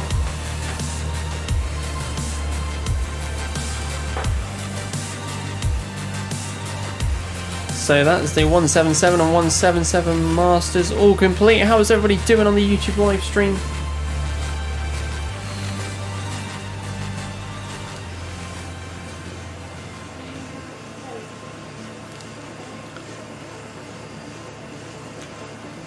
The YouTube live stream has sort of sorted itself out now. Changing it up a bit to make sure it runs smoothly. Like I said earlier, we've got some upgrades on the way to hopefully perfect the smoothness of this live stream. As we want to make this as much fun for you guys to watch at home as it is to see on the circuit. We also might have a little teaser. We might have some more cameras on the way.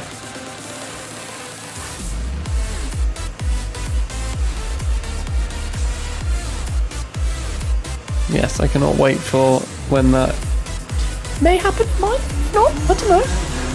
But I'll give you a lot more views of the circuit, I cannot wait for that.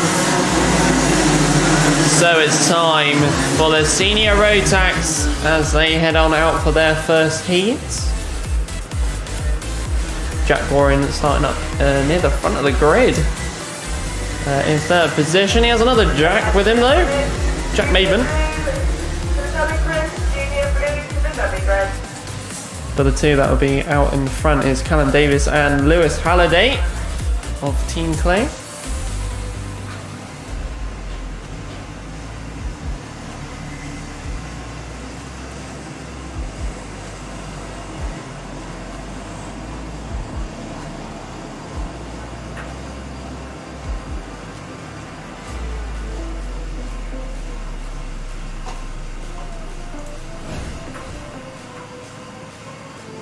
So here we go, down the top bend they come.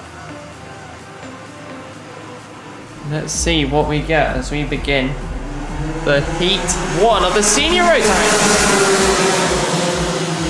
And we are off. Let's see what we get from the drivers. Who will be out ahead as they come through the S's? A massive lunge there by the man of the number 56. A bit of contact as well, but it is Lewis Halliday out in head at the moment as a couple of the drivers get spun off the track. That is not stopping anyone else. The number 95, Cam Davies in second position, and I think that is Jack Goring in third. As we go down the main straight now, what are we going to get? So it's Lewis Halliday, then it will be Callum Davies, Jack Goring, then Harrison Crook, then Harry Holland. That's 5 of the drivers for yourselves.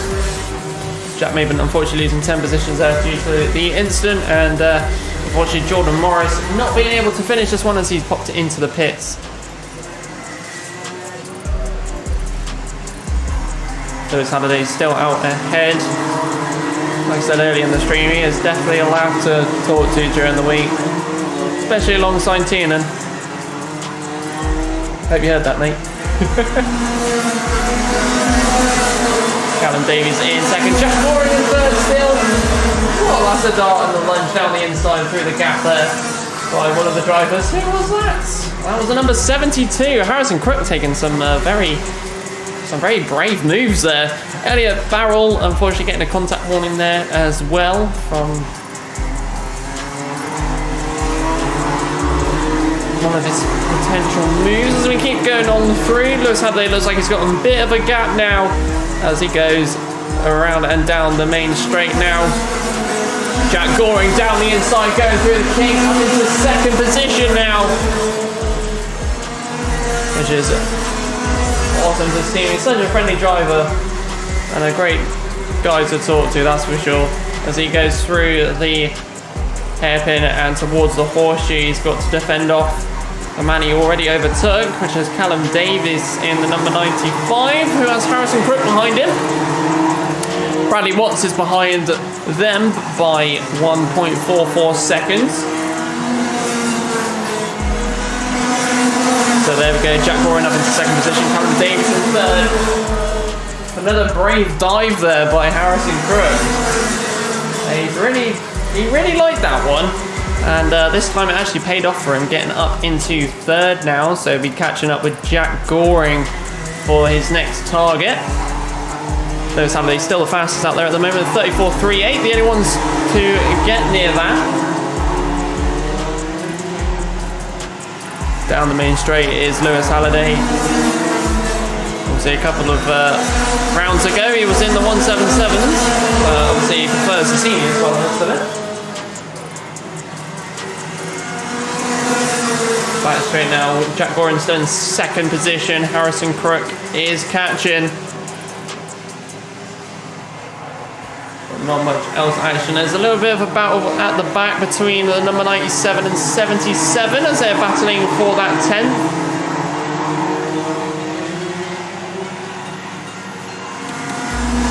As Lewis goes over the line, and then still no changes there. Side by side for the number 69 to get in position. And a couple of drivers still doing quite well to keep their position. Number 95 defending off the 71. Callum Davies and Harry Holland are those two. Down the inside, is that? Or is it more of a defensive line in the inside? And that is incorrect. Harrison Gibson. No, sorry, Harry Gibson there getting ahead of the number 69. So we'll keep going. Plowing through the gap between Jack Goring and Harrison Crook is getting ever so smaller though. So Harry Holland up into fourth, Harry Gibson up into sixth. Through the S as we go, and down the back straight, the number 95 is being caught up now by Harry Gibson as he darts down the inside, and also another move there by the man behind. So both drivers that were battling each other are still going to continue battling each other. So two of the drivers there, unfortunately, managing to make a space up. So it's There's Lewis Halliday, Jack Goring, Harrison Crook, Harry Holland, Harry Gibson. So we've got the Triple H. I was remember that from last one. The Triple H in third position. And that is about the third with those three. Harrison Crook is slowly eating away at that time to get towards Jack Goring. Lewis Halliday creating himself a reasonable gap here, 3.4 seconds as he goes over the line and through towards Billy's. Harry Holland setting the fastest lap time now of a 34.17. That is his current one at the moment, setting the fastest out of everybody with the fastest sector 2.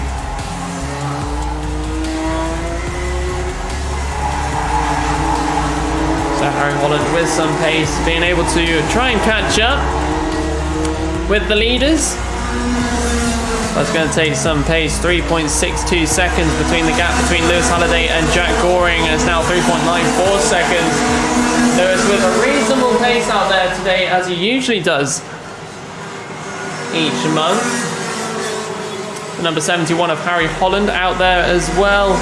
Still in fourth position, catching up with third. Jack Goring to be able to keep his position as he keeps his pool going around the horseshoe towards and through buttons and then the top bend. It's 37 seconds left on the clock, so there's only a few laps here remaining for a few of the drivers to make up positions. There's Halliday already going around the hairpin as the rest of the pack come towards the hairpin, so already a corner ahead. And a move down the inside by the number 71 there, Harry Holland. Really brave moves that he's been doing all day. And has just lunged down the inside and got ahead of Harrison Crook there, which has given a little bit of a gap between Jack Goring and the number 71 there, going slightly off to the right. I didn't see what happened there, unfortunately. But I'm not sure if he's given the place back or not. We'll just keep an eye on that one. So the timer has ticked down enough to where Lewis Halliday will now be taking the board of the last lap. So Lewis Halliday taking the last lap board there. He's potentially 5 seconds ahead of everybody at the moment, and it's nearly 4.74. But at the moment, Jack Goring still up in second position. Harrison Crook in third. There's so many H's, I keep getting them confused.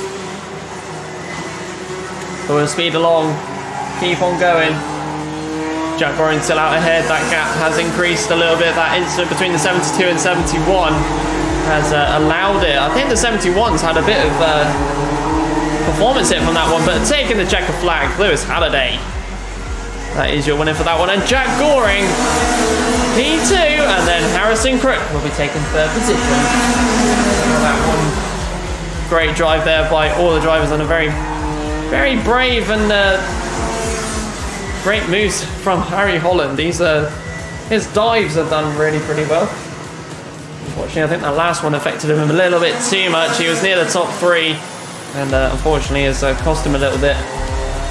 But nevertheless, that will do it for the senior Rotax for Heat 1, and that will do it for all the first heats, as we will then go on to the second heats as we go towards the Junior Blues again.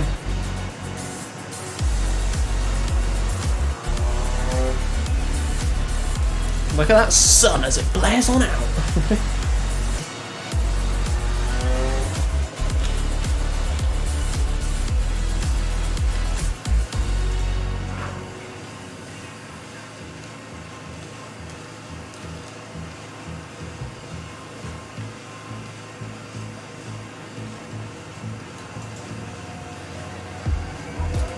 So ladies and gentlemen, let's start off the second heats. Let's keep it going. Dill Wow on YouTube says, good luck, Storm.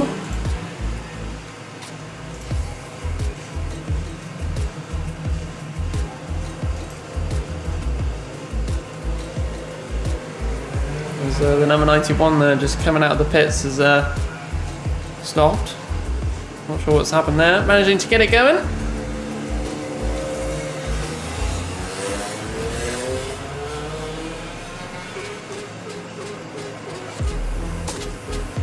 So 5 drivers out there on the circuit for this one.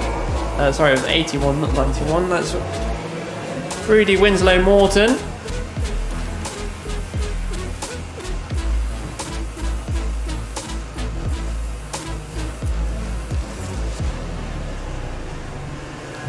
So let's see how this one goes as we go along the start finish.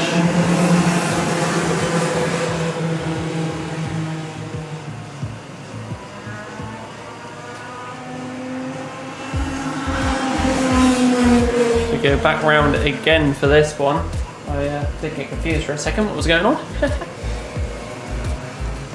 As we just wait for the number 81 to catch up with the rest of the grid, and we'll get things going very shortly.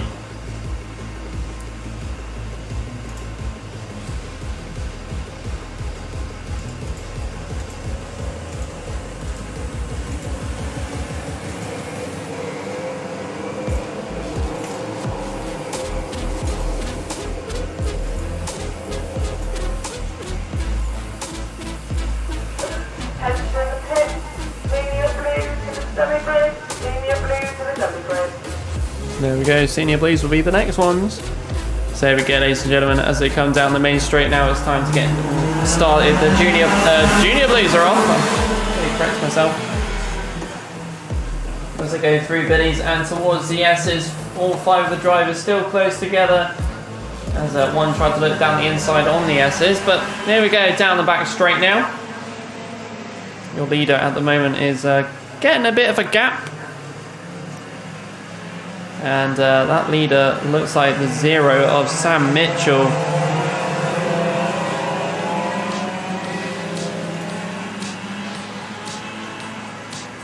And down the main straight we come for the first lap. Let's give you your order out there on the circuit. The number 29 in second, but it's Sam Mitchell who's in first, followed by Rudy Winslow Morton, the number 81 in third position.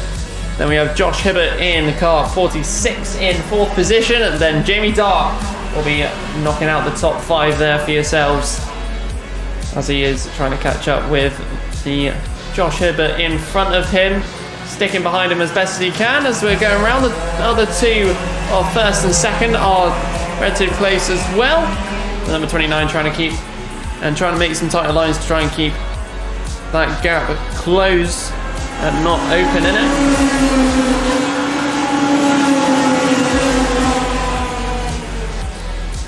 Really in car number 81. Again, a bit of a gap between second, but also a slight one behind as well. So we'll see if that changes anytime soon. And that sun is definitely on the way out. It is warming up here at the circuit, which is allowing Reese Reed to get his fastest lap so far of a 37.56. Continuing on down the main straight and through the Cape towards Billies.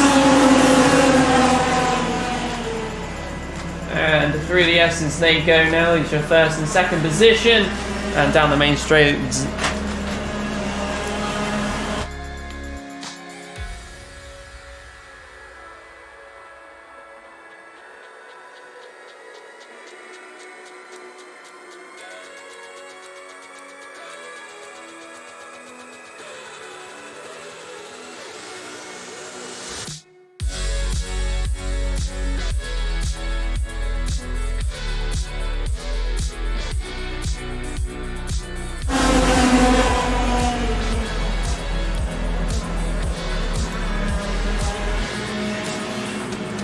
So with the Junior Blues still on out in their second heat, if you want to show any support to your drivers, then make sure to pop onto the YouTube live stream. We'll be live in it all day. That's a different way to say it, live in it.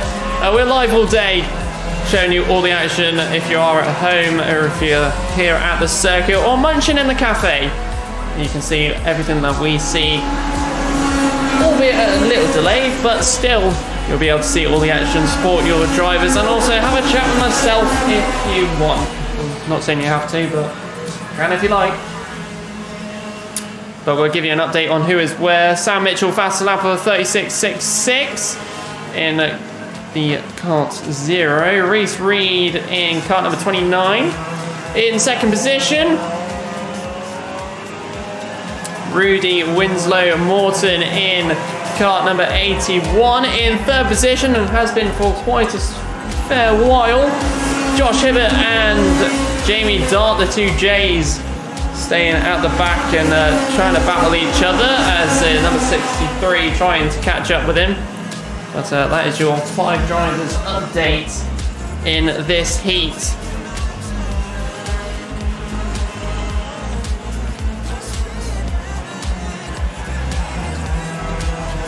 The 0 of Sam Mitchell really getting ahead of everyone at the moment. The gap is 1.42 seconds. And 4 seconds between Reese Reed and Rudy in car 81. And again, it's a 1 second gap between Rudy and Josh Hibbert. So those two are together, but it's the two at the back that are battling for that 4th position at the moment. As we go on through the S's and down the back straight. So we're going to see any changes between the two drivers. And number 63 is slightly slower than Josh Hibbert going through Billy's and the S's, as the gap has visually increased a bit. But we'll see which driver is faster through what sector and what area of the track. It's really great to see how you can differentiate the drivers like that when you've got such an empty track. And it really does allow us to visually see who is where as well. First and second are split quite evenly. 5 seconds between Reese Reed and Rudy. Sam Mitchell has found a lot of pace out there at the moment and has got a 36.5 second lap time. That is the fastest out there for the Junior Blues in their second heat.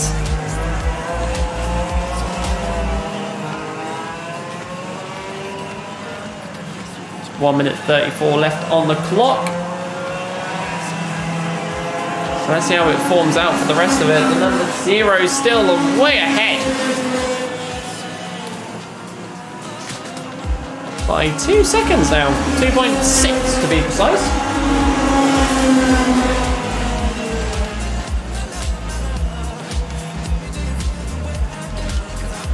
Reese Reed in second position still. It's all sort of spreading out between the top 3, as you can tell, but it's really, we should just keep eyes on 4th and 5th position, because they're the only two that have managed to keep up with themselves and stay stuck with each other as they're going around the track. So as we watch Jamie Dart behind, you can see which lines he is roughly taking. He's a lot quicker going out of the top bend there. But here we go, coming down the main straight now, right behind him. And on the outside towards the inside, going through Billy's and taking that tighter line and trying to look for that move down the S's. Unfortunately blocked off by the 46 and loses a little bit of time coming out of the S's. Sticking to the left of the track, going inwards through the hairpin and switching around towards the horseshoe as well. Sticking near the centre of the track and dipping himself towards the left there of the circuit near the muddy brownness of the exit of the horseshoe. And Jamie Dart still behind, with our next lap being the last one. So we'll see if those two will switch places or they're just going to stick behind each other for the rest of the race. There's been hardly any changes between the two of them throughout this one, and that's a brilliant drive by both of them on that sense. But the last lap is out for Sam Mitchell, who has pretty much taken this one from the beginning. Even looks behind him to be like, yeah, I've got a comfortable lead, thank you. A win that he's definitely going to be saying this was the most comfortable one for himself. But nearly drifting it around the hairpin and going around through buttons, coming out through to the top bend. Ladies and gentlemen, your winner for the Heat 2 for the Junior Blues, it is going to be Sam Mitchell. Taking second position will be Reese Reed, just coming over the line now, and then for third position will be Rudy Winslow Morton.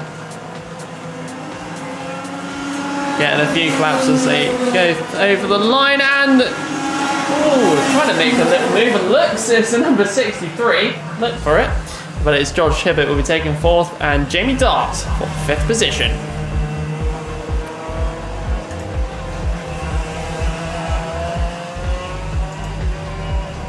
So brilliant drive there by all the drivers on that one, and especially the back two of Josh Hibbert and Jamie Dart. Both of them really keeping their cool on that one. But there we go, ladies and gentlemen. That will end it off for the Junior Blues for their second heat. And yet again, we'll be back with the Senior Blues next.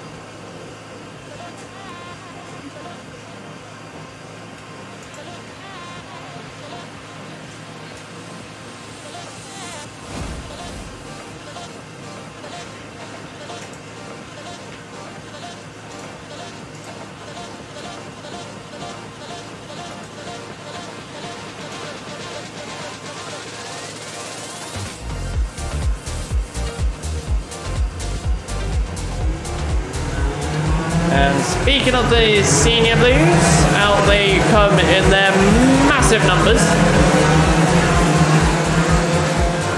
Let's see how this one goes as we go on through for this race.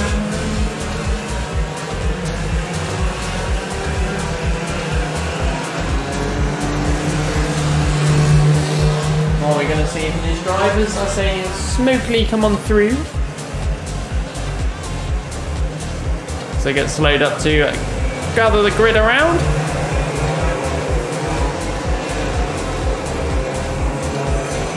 And one joining a bit late there on the track, but we'll still keep going. Let's see who is going to be where for this one and who will be taking that top slot to begin with. So, as they go back round again for their formation by the looks of it.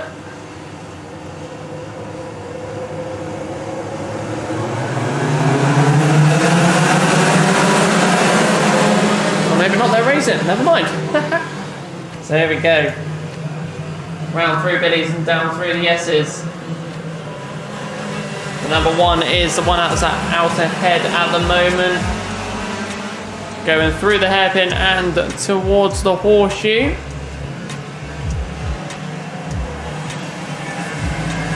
Well, a few of the drivers here in little packs of each other.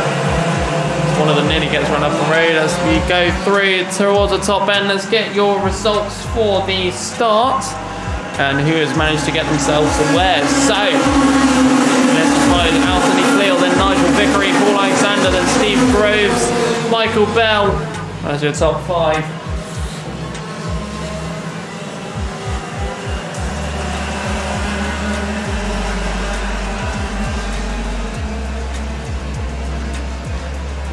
Anthony Cleal really getting ahead of the pack already. Nigel Vickery in 2nd position. Paul Alexander out there as well. The top 3 are sort of splitting themselves up, but 4th, 5th and 6th are behind as well. Steve Groves, Michael Bell and Richard Puddle as they go around the top end. Side by side coming out of the top end there were 2 of the drivers of karts 3 and 16. That's Russell O'Neill and Phil Shears. Down near the back, but they still get commentated on. Kart 4 and 52 look like they'll have a little bit of a battle there.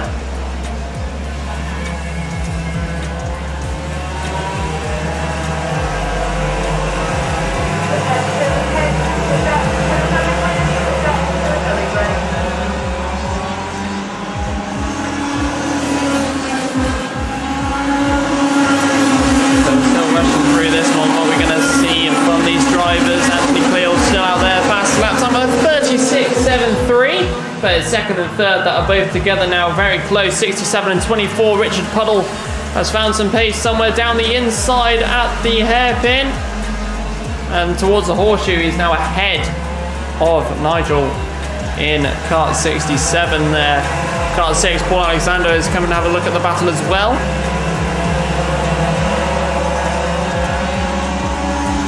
I believe he's just been overtaken as well. So let's have a look at the driver changes after that one. So it's Richard Puddle in 2nd position, Nigel Vickery up to, down into 3rd. Sorry, Taylor Waldron into 4th position. A little change there. No changes going through the S's and down the back straight, but there's a massive conga line of them as they go down the back straight towards the hairpin. A little move made by the man that was at the back of that pack, making up a position. Let's have a look who that was. That was the number 29. Sylvian Versier up into 8th position now, if I have done that correctly. And down the main straight, side by side, two of the drivers. One driver of the number 8 nearly. Oh, and a bit of contact there by two of the drivers. Getting a little bit hairy there as he tried to go down the outside.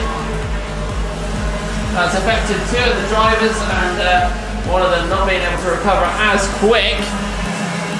That's a bit too tight to the point where tyres collide. That is the number 6 of Paul Alexander, who was in 5th position at the time.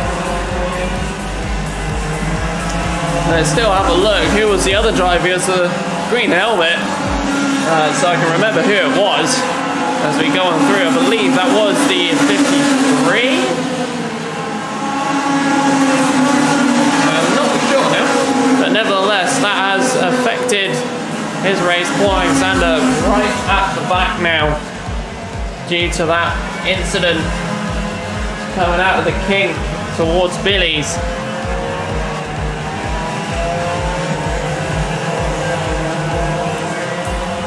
But nevertheless, we'll still keep going and see what changes we get as we keep going through this one. Richard Puddle with the fastest lap time at the moment of 36.36, trying to catch up with Anthony Cleo, who's still out ahead in that first position. Taylor Waldron is in 3rd, and a comfortable 3rd indeed. As down the inside goes another driver at the hairpin. I believe he's been making those moves quite often, and that is the number 3 that tried that move. Unfortunately, no position changes on that side of things.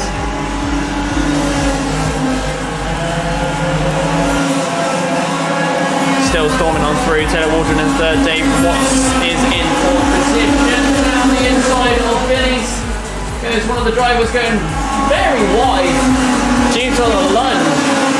Losing a few vital seconds there. That is the number 8 of Stuart Gray, affected by that one.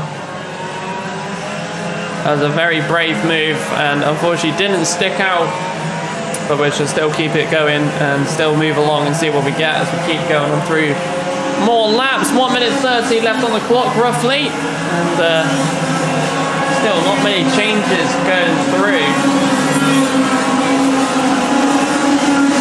No driver changes to be said yet, apart from Russell O'Neill in kart 3. Making up a position up into 9th, one shown, and still in 14th position. And Paul Alexander at the back of the pack, trying to make a recovery drive at this point. It might be a bit too late for that one.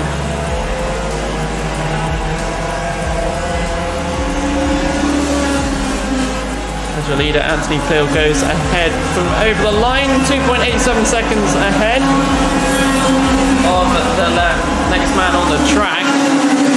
And again, this one a bit of a battle between Russell O'Neill and Nigel Vickery, but kart 3 up ahead, and kart 3 making quite a few positions in this race. And as such, just done another one by the looks of it, coming through Billy's. So he is slowly crawling up the order, and is the only one at the moment that's had a change on the circuit. There's only another driver potential change between the two of the 11 and 10. And I think Ron Schoen and Kevin O'Neill will be sticking their positions. Russell O'Neill still in 3rd. Ben Joseph up a position on the Nigel Vickery as well. It's all happening really at the back of this pack. So going on through. 7 and 63.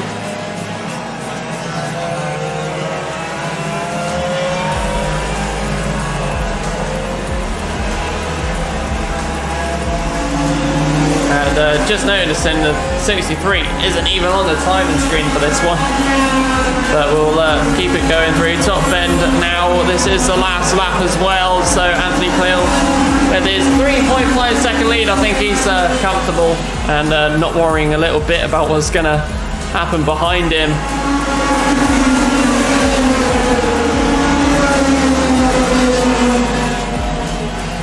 So here we go, ladies and gentlemen, coming through the final corner now, and it is your winner for this one from the beginning, Anthony Cleal, taking the checker flag for Heat 2 for the Senior Blues.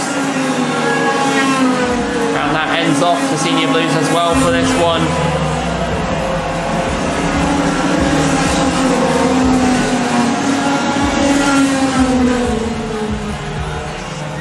Richard Puddle in second, and Taylor Waldron will be third for that one, and that is your top three.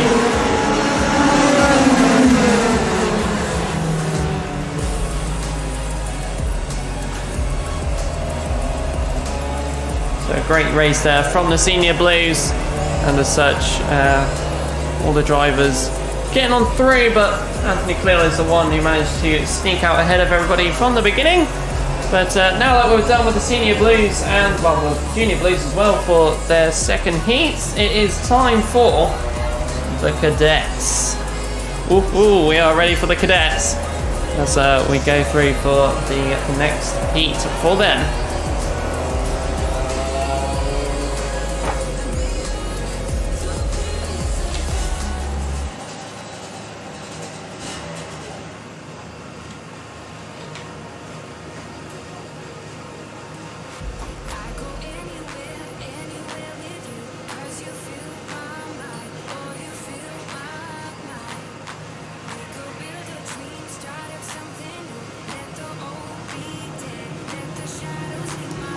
So here we go, ladies and gentlemen, it's cadet time.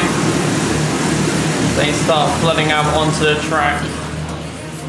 Get in the sunlight with that picture that we have on the YouTube live stream. We are live all day and have been for the last couple of hours, so if you do want to pop up and say hello, pop over to the YouTube live stream. Mini maps to the dummy bread. That is a bit of a view, isn't it?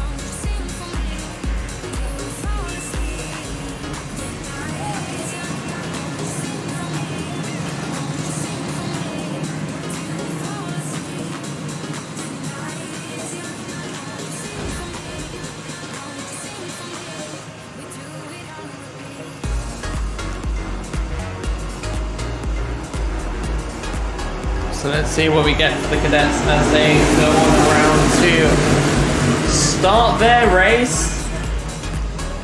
This one could be interesting. He was the one who's going to be out ahead. One cadet into the tyre wall, unfortunately. The only one I can see. So we keep on back to the top. Who will be the one who will be taken out into the front and leading the pack after lap 1? Kart 64 was also affected in the start there. Unfortunately, with a little bit of bumpy at the start of the races. But here we go, top bend, the top 4 very close together in the such. They're nearly side by side at one point, but let's give you your leader, and that is the number 18, Freddie Baker. Who is currently leading the pack at the moment, but there is no gap behind him. It is all very close. He can go for a 3-wide overtake at the back there by a couple of other drivers, but that is a start as the top 2 of Freddie Baker and then Harrison Whitcomb are the 2 that are too close together. Jack Price in 3rd position at the moment, and then we have the number 44 Cameron Nelson up there as well. Ethan Griffiths in 5th position, kart number 91.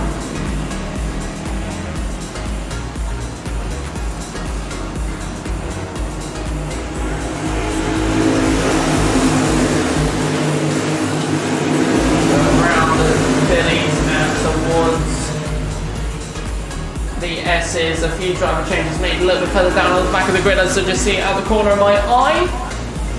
But we shall keep on going. Kart number 63, Bella Fairclough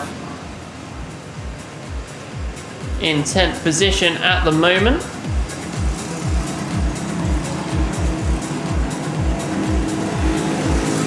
Kart number 31 of Ryan McCall at the back. Here we go down the main straight now. It is the train of 5 of Freddie Baker, Harrison Whitcomb, Cameron Nelson, who's swapped with Lucas Howell, and then Ethan Griffiths And there's even going to be another spot. It's side by side going into the S's. And a little shortcut having to be made by the number 44 to avoid a collision of Cameron Nelson taking the bumpy route at the S's there. Obviously, that's a brave decision to make to avoid any sort of contact, as the too wide going through the S's just could not be made. Hopefully that's not affected his kart too much, as he is slightly dropping back there. But we'll still keep going. He will catch up with the top 4 as they start coming down the main straight. It's still Freddie Baker who's out ahead, but he does have competition behind him. Going around with the top end. Billy, sorry. There we go, I'm saying different corners at the wrong time. There's a train of 4 now, but I'm sure the number 44, Cameron Nelson, will catch up as best as he can, as he always has done. Taking an inside line, a little bit of a deeper one on the number 91 of Ethan Griffiths. He might as well try for at the back of the pack, but nevertheless he has managed to still keep it there in 4th and going down the main straight, so he might try again. Cameron Nelson taking a bit of a jumpy exit from the top bend. The 91 trying to make some moves here, but then still sticks it out on weights for another time. A little bit further back, there's 2 of the cadets together, the number 84 and 71 of Harry Farrell and Jack Price. Alice Fairclough in car number 36 in 14th position. And managing to stick it in there quite nicely, and very comfortable as we're going around the horseshoe there. And the sister up into 11th. There's that train of 4 at the front that we'll be looking at, that Freddie Baker has been leading for the last couple of laps.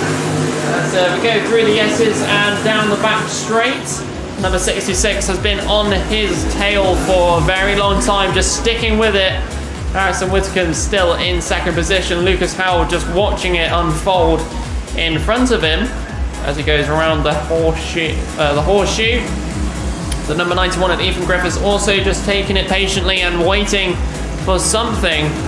But the number 66 is really wanting and really eager, as you can tell, as he goes down the main straight. And through towards Billy's. Will he be taking a tighter line? And he does indeed, as he puts his nose in and sneaks out ahead. Harrison Whitcomb there, getting up into 1st position now. Freddie Baker down into 2nd. Lucas Howell still there. They're all bunched up now together, as Freddie Baker manages to sneak himself back up ahead with a little nudge from behind, but the 91 managing to sneak from 4th up into 3rd there. It looked like a really great opportunity there, but he is stuck on that outside line and gets a little tap there as there's a little twitch, and that really does put him down back a bit from the number 19 there on the top bend. He was not happy with that, with a waved arm up in the air, as that little twitch did affect him and dropped him back behind that 5th position. So Cameron Nelson being able to make up some positions from where he was, and that now puts the queue change differently. Freddie Baker still ahead, Harrison Whitcomb, Cameron Nelson now in 3rd position, Lucas Howell in 4th, and Ethan Griffiths the one that was affected by that one at that back of the pack. He was waiting patiently, and unfortunately he did target, but got affected unintentionally there. A different line there taken by one of the drivers. That was Freddie Baker by the looks of it, taking a more inside line, which unfortunately did not work out for him, and as such has dropped him down into 2nd position, taking a different line to what Harrison Whitcomb was taking, as they all bunch up again going into the hairpin. It's very tappy over there, and the number 91 taking the inside line to try and see if he can get ahead. As we keep on going down the main straight now, they're all bunched up yet again as they go over the line. 91 sticking on the outside as we keep watching them go through Billy's. And they're all here 3 wide as well at this point. Going through the S's, and there's a big change now. So it's the number 44 who is now ahead of that one. Freddie Baker losing 5 positions from all of those changes there. That's a really interesting one, but that has brought Ethan Griffiths up into 3rd position as he keeps patiently waiting. And Freddie Baker now dropping back from the rest of the pack. But here we go. Let's get your changes for what is now the last lap. I believe that's the 2 teammates in 1st and 2nd as well. So going around through the S's. Down the back straight now is number 44, 66 and 91. Ethan Griffiths has been waiting patiently as they go down the inside loops. But nothing happens there. It all holds out and waits as they're going on through. Freddie Baker down in 5th position at the back of that pack. There is no changes still, but ladies and gentlemen, as we go around the top bend now, your winner for this one, who patiently waited and nearly dropped into 5th. His teammates trying to look for him, but it's Cameron Nelson who will be taking the checkered flag, followed by Harrison Whittaker, Ethan Griffiths, Lucas Howell and Freddie Baker, who will be getting 5th position on that very action-packed Honda Cadet Heat 2.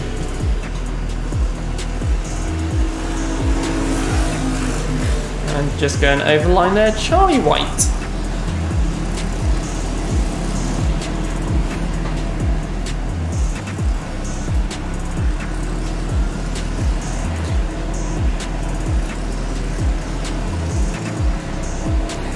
Don't know who took Paul Alexander out, Patrick, unfortunately. I've only just seen the chat again. Come on, Ethan says Jack West. Ethan Griffiths managing to get up to 3rd. That was a very good drive from Ethan. He patiently waited, had a bit of contact coming out of the top bend. But yeah, still managed to keep it.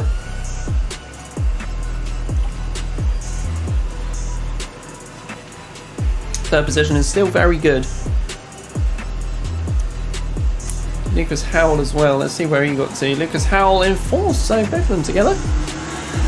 I can tell how far the stream behind, how back the stream is. Just saying last night, come on Ethan. That's how far behind he is. So ladies and gentlemen, it's time for the Minimax for their 2nd heat. Just looking at the YouTube live stream, it is a few minutes behind.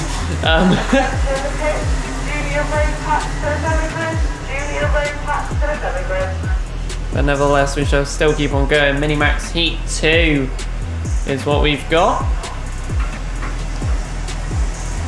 And let's see what we got. How many Ackerts is she starting out from the front? That's going to be a good one. Let's see what we get as we go for the top bend. Let's see who will be the one out in front.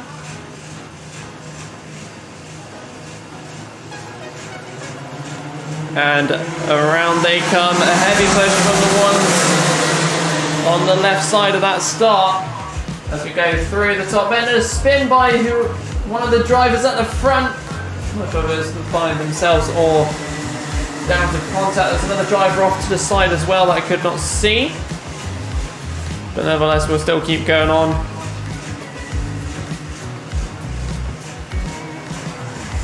As it's just been false started.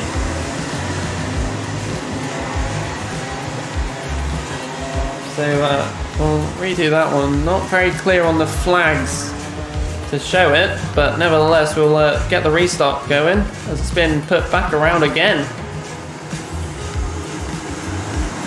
So there we go. As a false start was flagged up. Again, not very clear there from the marshal to show that false start. That's why I was very excited and very confused.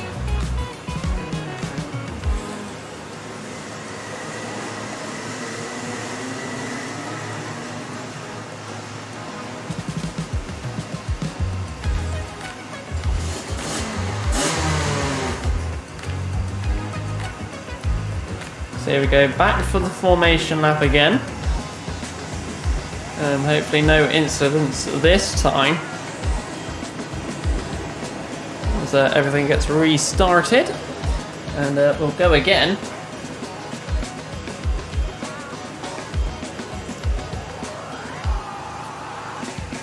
What a race. That was such a good race. Yeah, it literally was. I enjoyed that cadet one.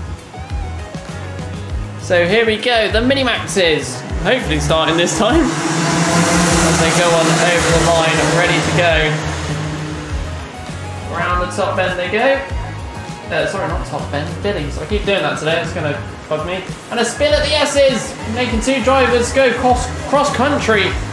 Over the grass, 37 to 45 affected in that one by the spin of the number 11. Number 11 being Amelie Ackett. I'm not sure if that was contact related. It's very touchy near the mid-pack. You can tell from the way the drivers are driving out there at the moment as they go down the main straight. Let's get your order. So it's Scott Marsh, Ewan Charman, then it's Hugh Moulton, then it's Snow Henry, Pigeon and Moffat in cart number 88. We'll keep on going, keep an eye on that mid-pack, see how it goes. As a dart down the inside of a very neon green helmet. You're definitely going to spot yourself out there. Number 28, I think that is, and the 44, so Ellis Snow out there in the list. As we go down the main straight, your leader is Scott Marsh still. Those two drivers are ahead by a little bit. As we keep flying on through, Henry is in car number 88 down with the 3 positions on that one. Blake Tysos in the GP plate is one of the drivers in a pack by the looks of it. And he might be near the front of the pack. We'll have a look as the two main...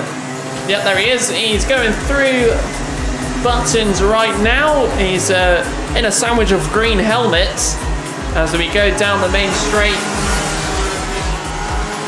And here he is. That gap up and making a dart down the inside, managed to stick it out in a little bit of a evasive manoeuvre there by the 44, just to tap the brake slightly and to not tap the back end, but a very good move there by the GP plate of Blake Tysus. But the gap of the top 2 and the gap of third is very different at the moment. As we go down the main straight, third position of Hugh Moulton has a gap of 1.7 seconds behind him. And we look behind him, the GP plate of Blake Tysus going a little bit wide, and another cross-country adventure for another car. And that was one of the green helmets there. Let's have a look who that one was. Let's have a look as he is recovered back. That is the number 61 of Daniel Tribe, who's in 5th position. Not sure what reason caused that one. Benjamin Bartlett earlier in this race getting a contact warning as well. But that was a very adventurous one, as we have plenty of cross-country adventures in this race. And today as well, overall, really. But we keep on going. Another recovery drive is going to be made by that one. Benjamin Bartlett given another contact warning. Car number 44, that's his second one.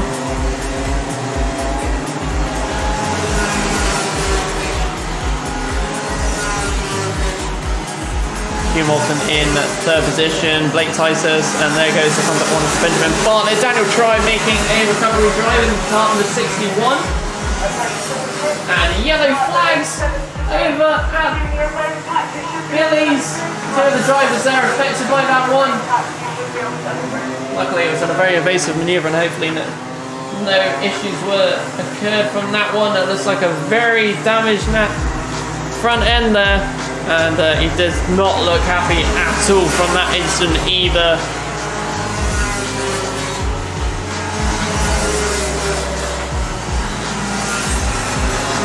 As we keep on going through this one, it's been a very competitive and aggressive Minimax heat, and yeah, that shouldn't be in a right angle. That is very much right angle as he's been hit on contact there. Number 88 there, Henry Pigeon Moffat on that one. So we'll keep going on 3. Fastest lap is Ewan Charman with a 35.68 on that previous lap, trying to catch up with Scott Marsh as I look out and see that he is very close indeed. There's not been much action for Hugh Moulton though. He's got a comfortable gap between himself in 2nd position and 4th position, so he's got a comfortable lead for 3rd position, but we'll see what occurs now. So it really looks weird when you've got something on the right angle there.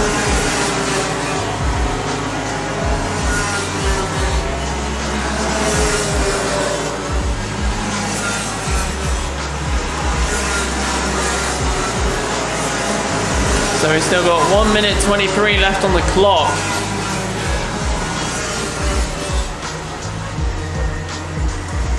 And let's see what we can get change-wise on this one. The number 88 really slow it down a little bit there. It's like it hiccups at the wrong time. Jack West really enjoyed that cadet race. I'm glad you did, mate. Good luck to you and Charman. He's in 2nd.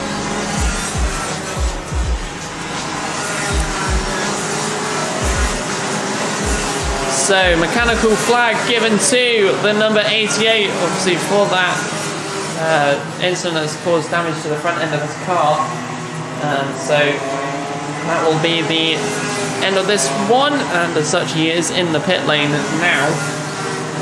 So, I'm sure he's not going to be happy about that one. I'm sure you want that one investigated as well, but nevertheless, we'll keep going.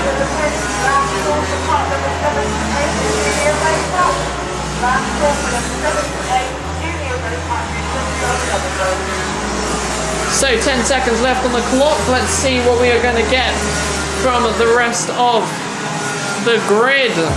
3, 2, 1, 0 on the clock. So the next time round for your leader, it will be that last lap board coming on out. And as such, here they come. It is action time for 42.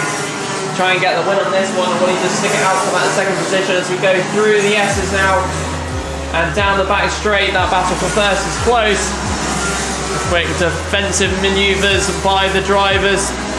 2nd position taking a bit more of a wider line to try and get there. Still, the defence of the 47 of Scott Marsh is heavy there. And still no changes between the 2 drivers. There's literally just a top bend and the main straight to go. Here we go, ladies and gentlemen, down the main straight. Who will be taking that 1st position? And it will be the number 47, Scott Marsh, taking the checker flag. Hugh Moulton with his comfortable 3rd position there. Benjamin Bartlett taking 4th, with Blake Titus in the GP plate. Very, very close behind. So there we go, very aggressive and competitive race that one was, and as such I wonder if some of the incidents would be investigated, but nevertheless that will do it for the Minimax for Heat 2, and the Junior Rotax will be out next for their 2nd heat.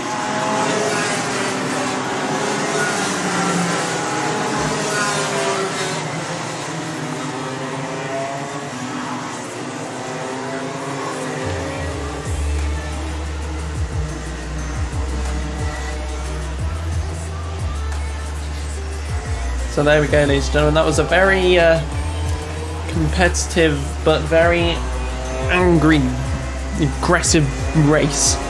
That's the words I can really make up for that one. Do feel sorry for some of the drivers that lost out on that one, especially the number 88, as he was quite high up. But nevertheless, we move on to the Junior Rotax.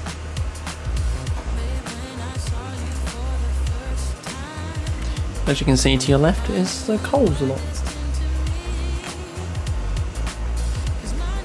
Blocking my view. Are you joking? A bit of a laugh.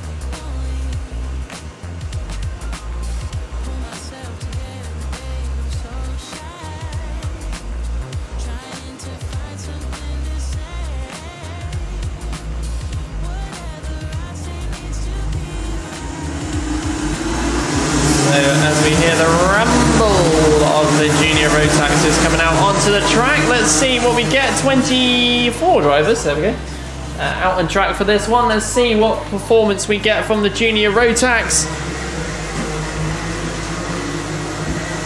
and how busy this one could get. So get ready for some action-packed racing from the juniors. Again, we are live on YouTube, so be it a few minutes behind, but we are live on YouTube all day. And if you want to have a look, we're in the building and also around the reception area as well if you want to have a quick look at what the live stream is doing.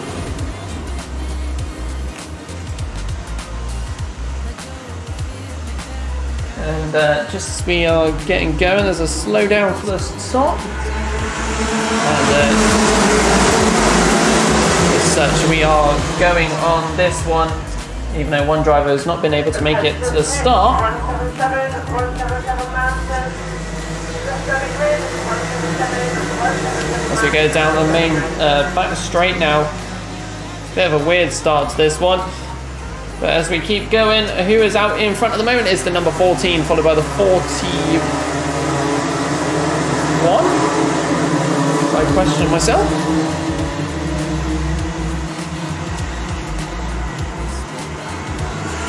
There you go, 14 followed by 41. That is after back of then Jamie Burt. The rest of the grid coming along. There's Holly Woolly Billy Edgecombe as well out there. And another spin off by one of the drivers going head on into the tyre wall. And another spin by the 82, just tapping one of the other drivers unfortunately there. Number 44 giving a clap to the 82 for whatever reason. Do as you do. With 59 getting himself out of the issue there. Holly Woolly that was. Getting him off there. Yellow flags at the S's, that is a no-go for overtaking for now. As we go down the back straight for the rest of the other drivers.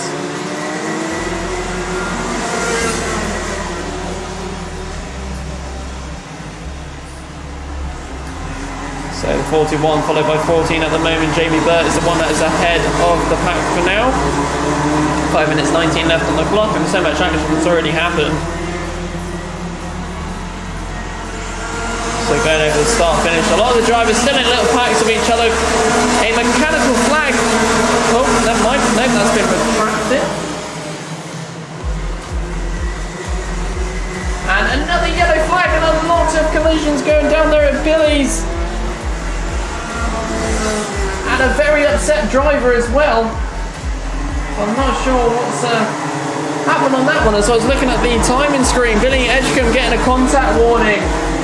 Previous lap, there's a lot of drivers just out of carts at the moment down at Billy's. It's a very different race to what I was expecting it to be.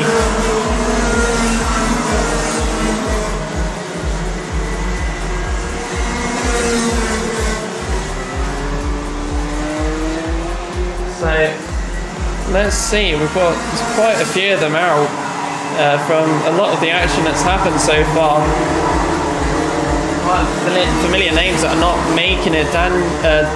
Daniel C in kart 90 in the pits, Lincoln Bailey Arneson in the pits as well. Ludwig Beresford out of the race as well. So we've lost 5 drivers. And just looking to my left, it was just spinning carts everywhere. So a lot of the drivers losing out on this heat. Very action-packed. So a bit of debris gets taken off the track, but yeah, let's get refocused and see what happens. So fastest lap at the moment goes to Finn Smith with a 34.81. He's currently in 9th position. So Jamie Burt is still out ahead in front.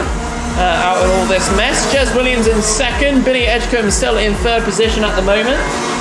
So we've got a lot of the drivers going out of the S's down towards the back straight and through the hairpin.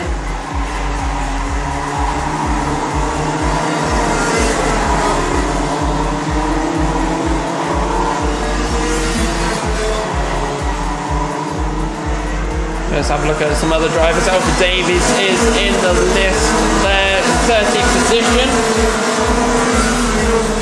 Going around here, but let's keep an eye on who is where. So 41 going down the main straight has Jez Williams behind, who's been quite quick previously in quite a few of the previous races and practice sessions as well. And we'll still keep on going through because we have a couple of drivers near the back that have potential of changing positions. Daniel Sawyer has Lucas Hayden in front of him, so that could change very quickly as we get more drivers going through over the line. Finn Smith making another position up on that lap. Jez Williams also claiming the fastest lap at the moment with a 34.72.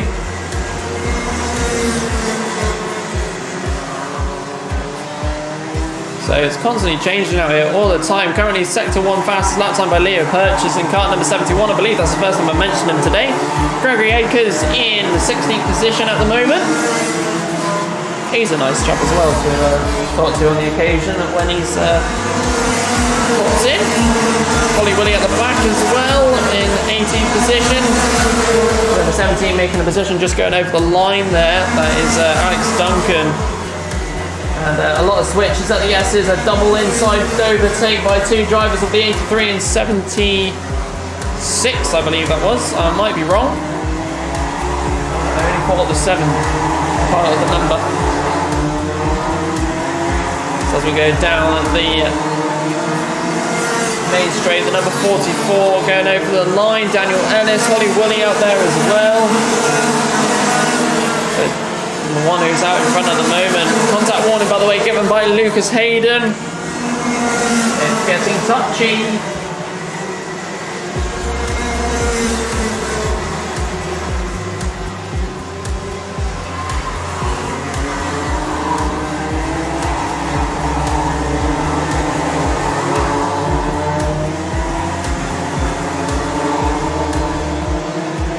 So going down the main straight, it is the number 59 and 44 having their battle, but being caught up.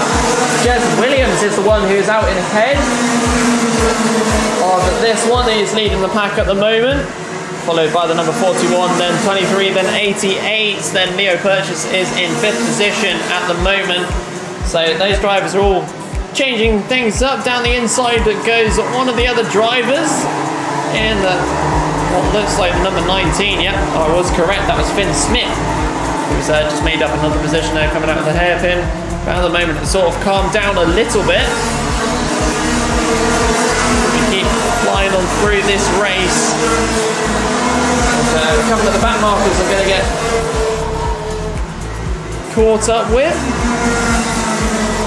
There's Jez Williams still leading the pack and catching them. So let's have a look at other drivers for now. Arthur Thacker in 8th position, losing 2 on that previous lap. Barry Maynard in 11th, kart number 93. Has Lucas Hayden behind, and also behind him is Alex Duncan in kart number 17. 13. And checkered flag. It's been that action packed, I didn't even realise what time it was, but Jez Williams takes the checkered flag.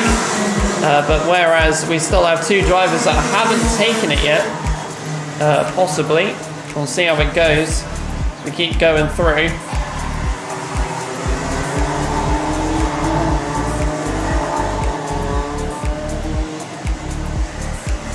Yeah, as we have one driver coming back down the main straight. Just watch out everybody who's on circuit. And that is the number 59.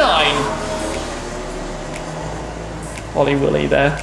So we got a bit of recovery needs to be made down at Billy's, but nevertheless that is the end of a very action-packed many of contact race, and very spinny and also cross-country.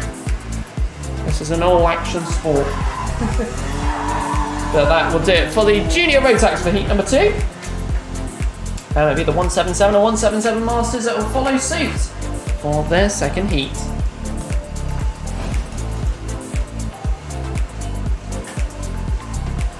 I'll let you all see what's happening down at Billy's.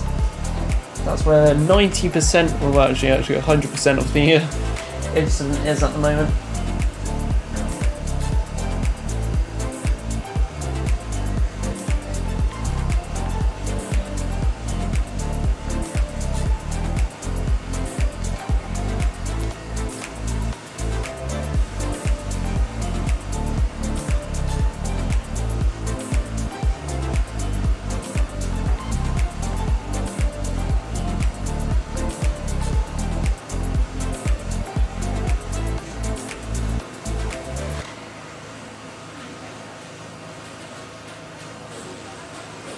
Again, all music is from Epidemic Sound.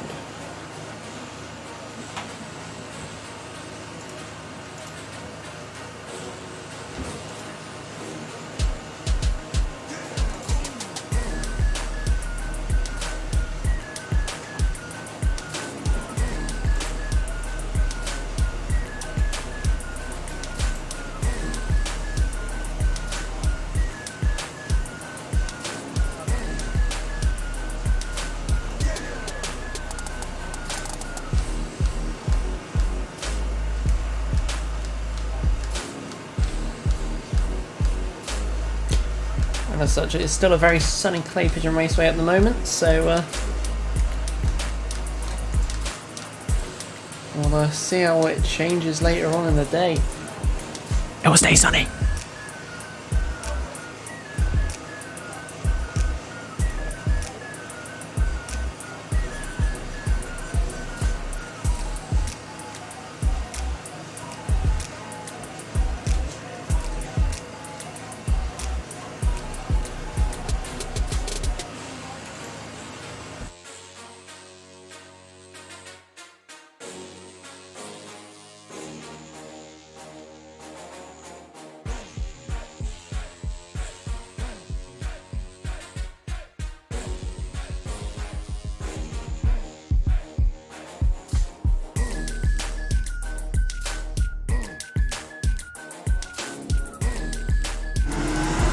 So here we go, ladies and gentlemen, it's time for the 177 and 177 Masters to hit your screens and your eyeballs as we go for the next heat for themselves.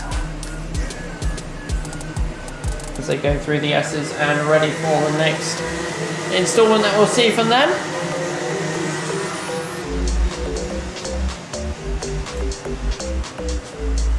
On the top left of your screen if you're watching on the YouTube live stream. Still live and still going.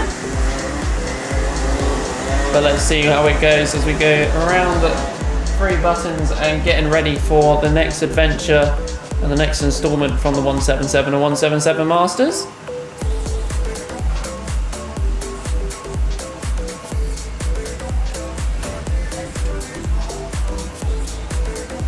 So here we go, coming and ready to come down the main straight. It is time to begin the 177 and 177 Masters heat number 2.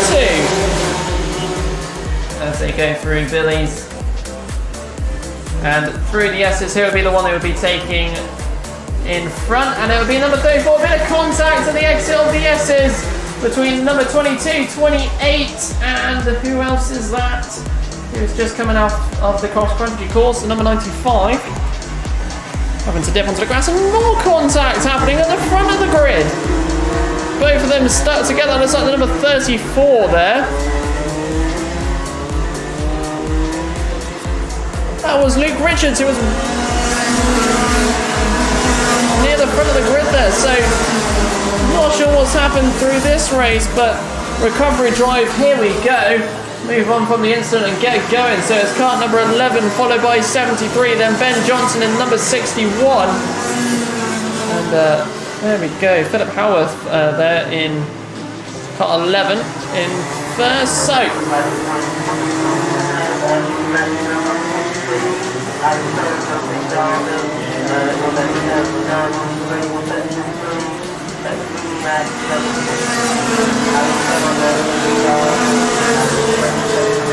just got some announcements going over the tannoy, so I don't commentate over it.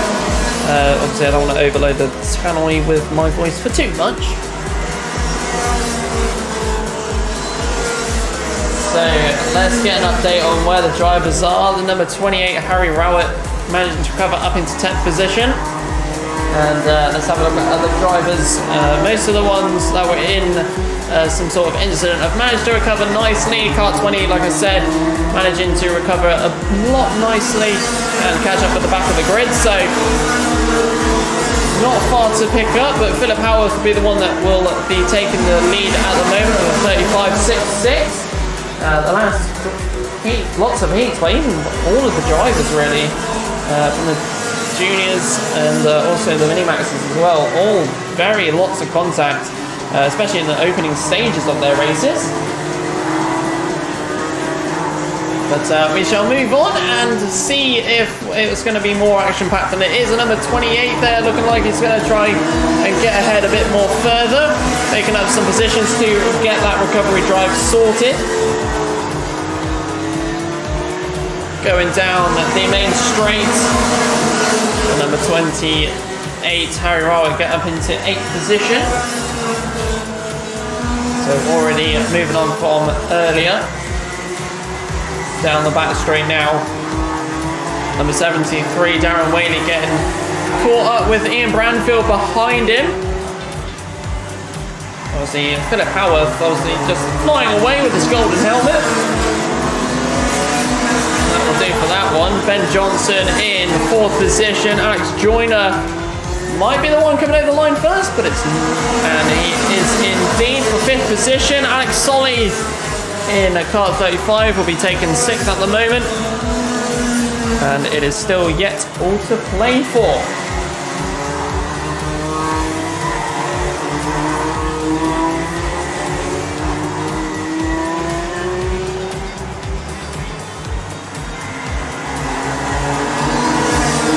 Philip Howarth with a gap of 2.7 seconds. That's out in the 10th to 2nd position by the number 46, trying to make a move on Darren Whaley. And he used all the curb coming out of the kink, which is definitely a bouncy move there. You're definitely going to feel that on your cheeks. Going through the top bend and now down to the top bend. Let's see how it goes between the two of them again as we keep tabs on what they're going to do. They're side by side. And number 46 doesn't have the power to do it just yet. He's getting defended hard on that 2nd position. He's going to have to earn it really hard, trying to get a faster line coming out of the S's. Down the inside he goes and manages to get out in front as we did watch the number 73 of Darren Whaley trying to just do a handbrake stop pretty much to try and defend it, but unfortunately it didn't work. Number 84 is defending off Harry Rowett in 28, making a very good recovery drive from the start to try and get back his positions, and as such going down the inside line. A little tap on the rear and sticking it out in front, getting the overtake done, and is now up another position.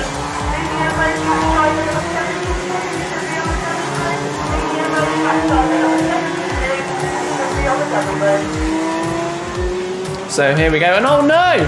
Is that an issue with the recovery drive is over? The number 28, unfortunately, with an issue, and the car has stopped, and he is now off the side of the horseshoe there. He had a fantastic recovery drive. I do feel sorry for him, but he's now unfortunately out of this race. Real shame. I was really interested where he was going to go for that recovery drive.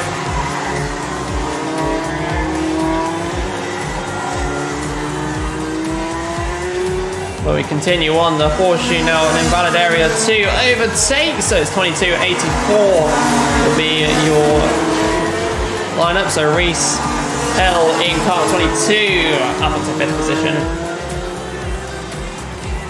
Obviously Philip Howarth miles ahead, 3.8 seconds is that gap between him and Ian Branfield, the number 46, and then Darren Whaley still in 3rd position at the moment. And that will be your top 3 for that side of things.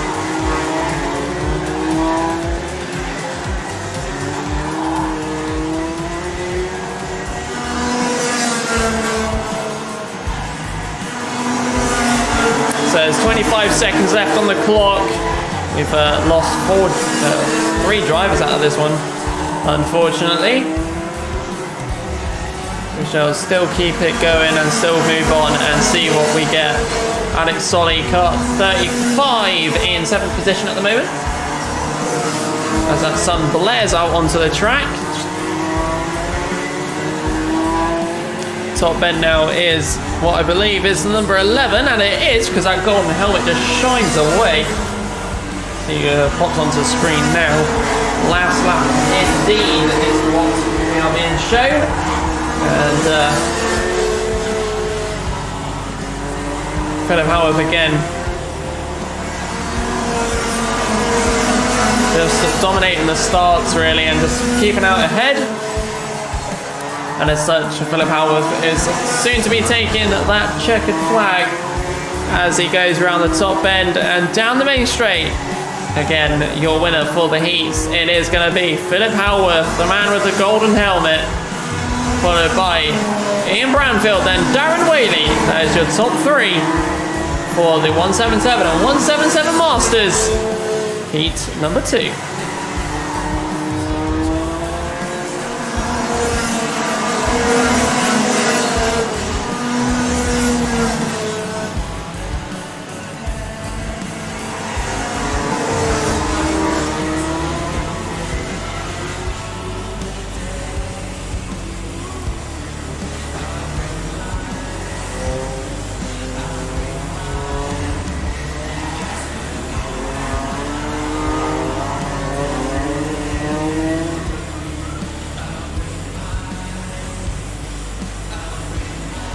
So how's everyone doing on the YouTube live stream? We're still going. We're still going.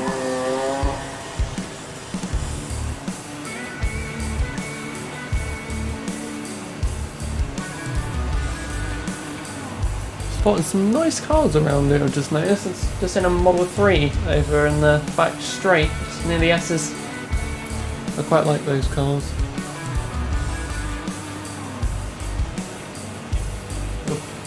Porsche, I think it's a either Porsche Cayman or Macan. Oh, no, is it Cayman? I can't remember. I can't remember the Porsche SUVs. But the Porsche sneaking around the area.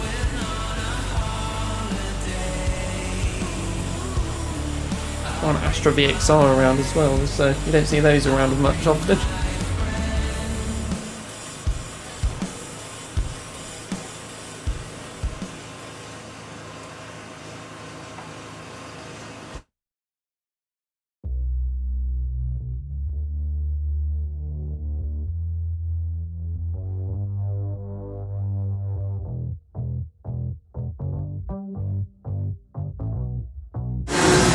So here we go, ladies and gentlemen, back again for the senior road taxes, and well, one driver's just showing why you don't start warming your tyres up like you do. Ease off into the grass area.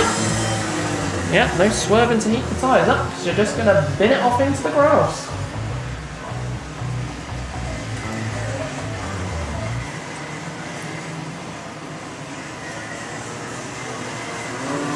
So let's see how this senior road tax heat number 2 will go.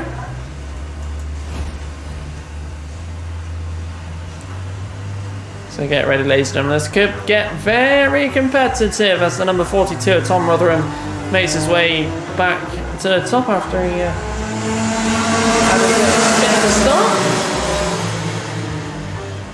As we will be going around yet again. As Marston's not using the false start flags.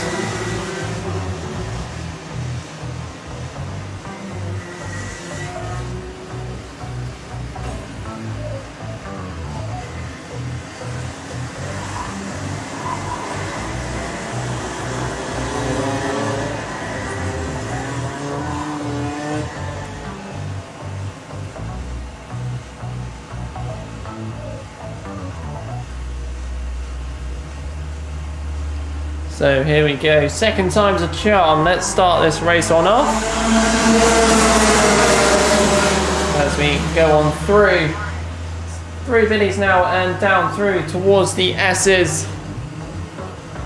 Down the back straight is the number 88 that's out ahead at the moment. Harry Gibson is out there. There's Halliday out on the list as well. Not sure where he is. One of the drivers taking a bit of a curvy way through.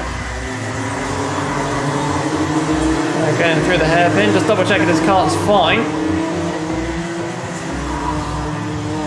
There we go, down the main straight. Let's get your order out there on the track.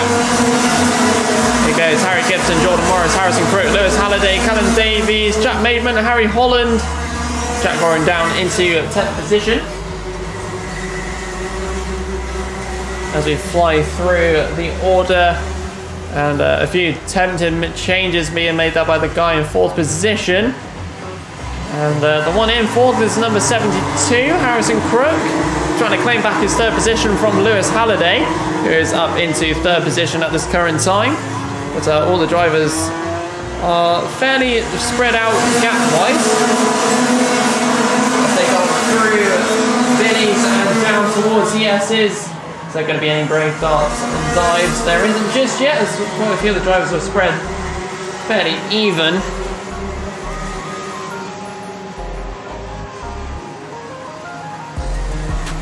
As we go around the horseshoe, the number 17, Jordan Morris, is closing quick on Harry Gibson. Jack Goring's still down in 10th position at the moment. He's kart number 15.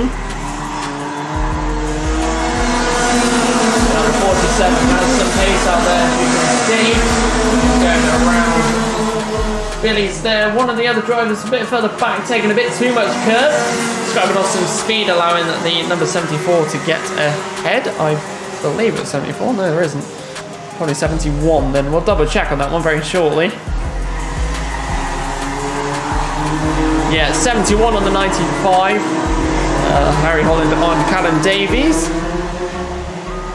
As we go down the main straight now, there is a very close chance between Jordan Morris and Harry Gibson for that 1st position. Jack Mayman given the mechanical flag. So not sure what's happened to his kart there. He's down in 9th position.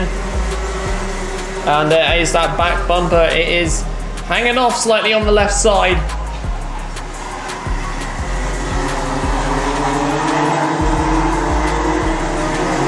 So that will be the end of his heat very shortly. And it looks like he knows what's happened as we go down the main straight anyway. Lewis Halliday? Where's he come from? He's stormed through the list and has managed to get himself up into 1st position, making up 2 spots. And putting Harry Gibson to the back and Jordan Morris into 3rd. So it's time for Lewis Halliday to back up and leave, as he usually does when he goes out in front. The number 17 making a move on Harry Gibson there. It was very slow, but managing to do it. And he is ahead.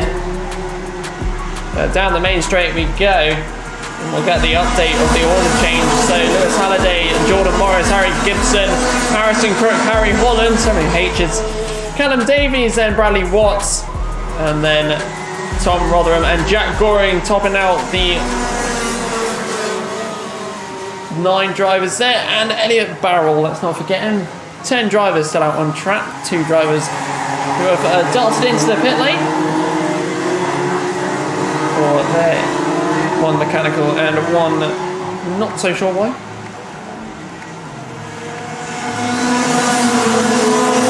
Lewis Halliday at threat at the moment by the man behind as they go through towards the S's down the inside. A little bit of a tap making Lewis Halliday have to take the cross-country route, and that has affected him and putting him down into 5th position. Looks like he'll be settling in at.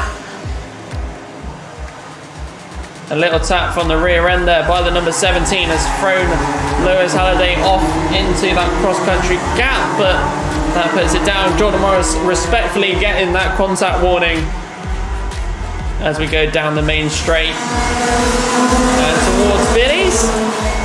Lewis Halliday most likely will recover from that one, as he does fairly often.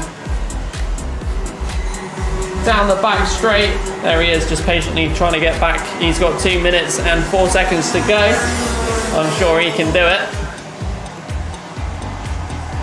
Dart down the inside goes number 71 on the 72. Harry Holland on Harrison Crook. The H on the H.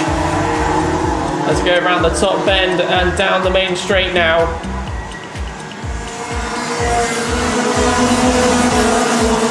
Jordan Morris followed by Harry Gibson, Harry Holland, Harrison Crook, Lewis Halliday in 5th. I don't know why I said it like that, but there we go. So continuing on, the gap for Jordan Morris is increasing on Harry Gibson. Lewis Halliday slowly creeping up towards that 4th position of Harrison Crook. So we'll see if he'll be able to make that recovery drive soon. We give you the start-finish count on the YouTube live stream for everybody to see of all the drivers going over the start-finish. Jack Goring making the position up into 8th position on the previous lap. Unfortunately, I did miss that one. As we keep on going through, there's a potential here for Lewis Halliday to make a few positions. Here we go. As we go around through the hairpin and the horseshoe, down the inside of the horseshoe. And he's up into 4th position there as he tries to make a recover into 3rd for his next time. 36 seconds to go, so he's got plenty of time to do it. As he goes over the line, Lewis Halliday in 4th position, confirmed now as we go towards the S's. And down the back straight for him now. Will he be able to make that recovery drive from that incident? Let's have a look. Around the horseshoe. No, sorry, hairpin, then horseshoe. There we go. Keeping tabs on where Jack Goring is. He's down in 8th position at the moment. But still a very comfortable 8th indeed, as we still have time on the clock for an extra couple of laps here.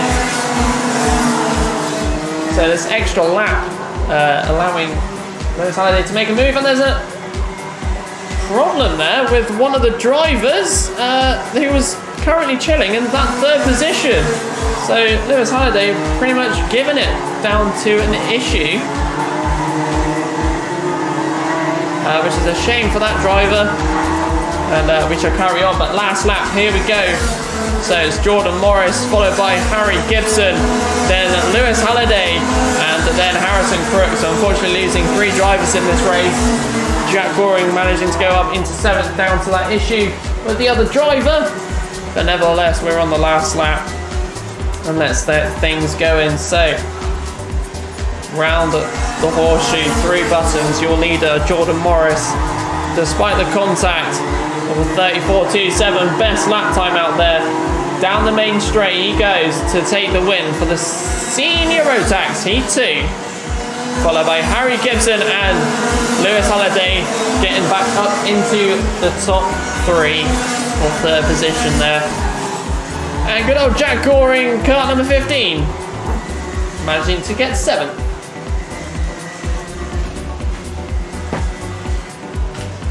That was a bit of a race. Again, a lot of contact in this last few sessions. Tiggs Rastus on YouTube. Go Jordan.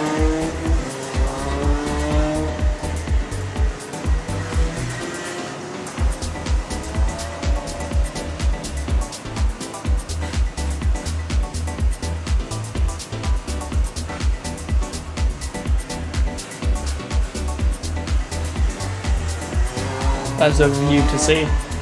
I've had to use tape on one of the on one of the cameras just to actually get an angle, but one of the bits of tape has failed. So I'm looking up slightly. That's why it's a bit of a funny angle. Need more cables.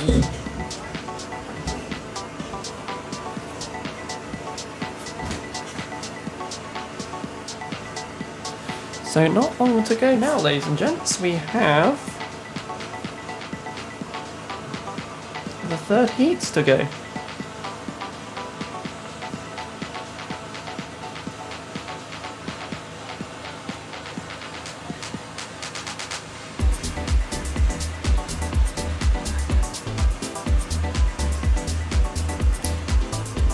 So whilst this is going on, we'll be doing a quick pit stop for myself.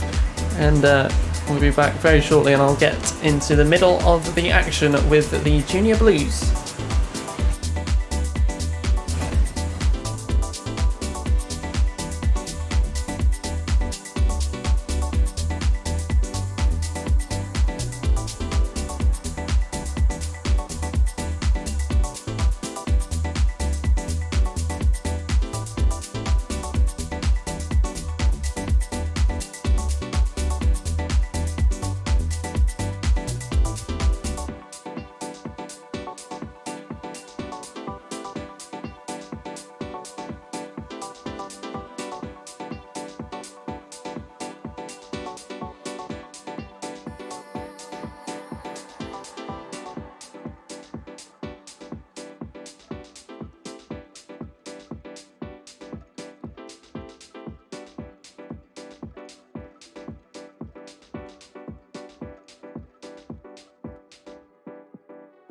wake up, sunshine to bright the sky.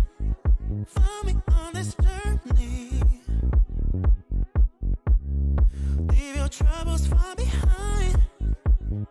It's a new day, yeah. Lights out, I know it's our time. You and me are free tonight. What would we become if we don't take our chance, yeah. Oh, tell me, son, time is on our side. I won't let no one put us down. Oh, tell me, son, time is on our side. We can make our dreams come true, yeah.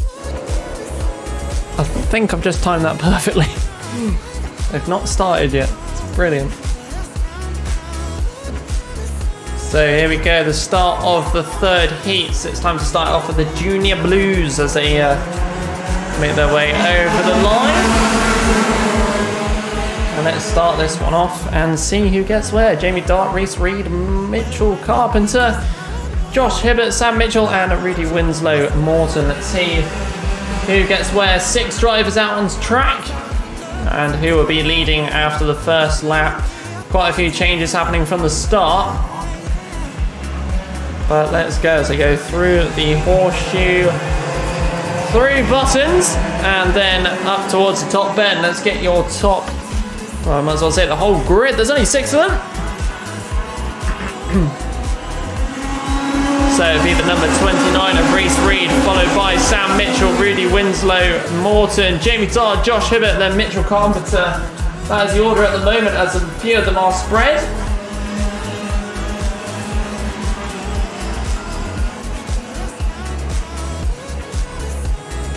It's mainly just the 2 of 29 and 0 that are together, and the 0 Sam Mitchell fairly quick around here. 39.09 by Reese Reed for the first one, but let's see if that will get beaten at any point as we go down the main straight for the next lap.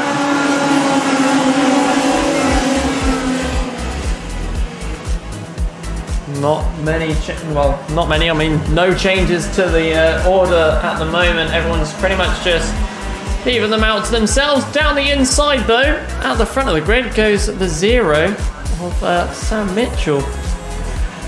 And he has managed to get himself ahead. The 29 of Reese Reed trying to get ahead as best as he could when they were going around the hairpin. But your order change will now be Sam Mitchell, followed by Reese Reed. Meanwhile, Rudy Winslow Morton is the one that's slightly ahead for third position. Going a little bit wide going through Billy's, and so there's another driver near the back of Mitchell Carpenter, taking a few wider lines.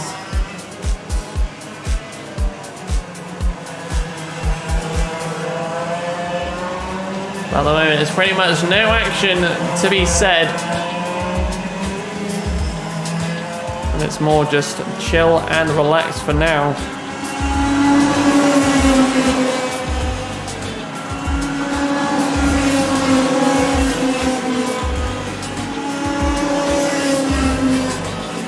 It's just a battle between the 0 and the 29.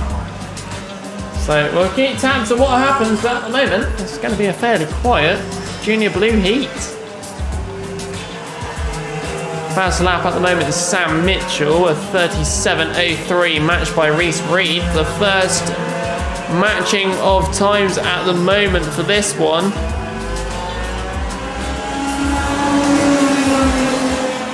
And by the looks of it, we've lost a driver on this one as well.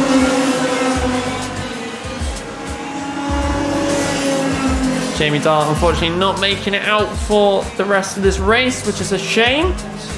We'll hope to see him soon. So here we go, the matching lap times are here. It's actually quite interesting to see it on the sectors, but 36.91 is by both Sam Mitchell and Reese Reed. Sam Mitchell obviously setting it first. And here we go again. And Reese Reed slightly slow at that time. But Sam Mitchell is the one who is setting the pace and has the fastest lap time now of a 36.58. And the gap between Reese Reed and Rudy Winslow Morton is 6.45 seconds, but at threat with Josh Hibbert behind in the number 46.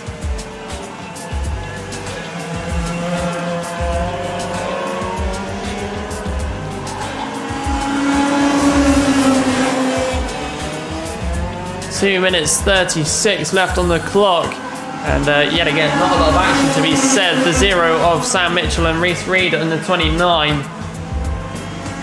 Both of them are pretty much just sticking behind one another and just not really changing much.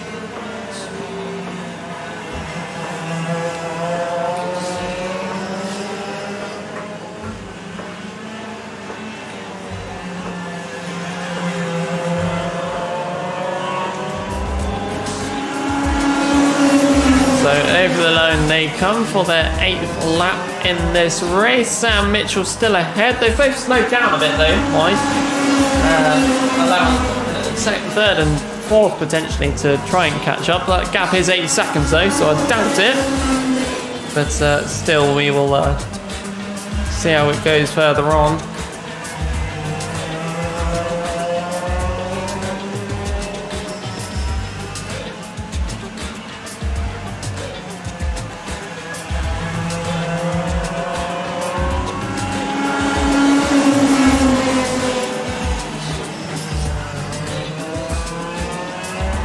And it looks like just peeking over the top. It's not popping up on timing, but a mechanical issue for the number 90.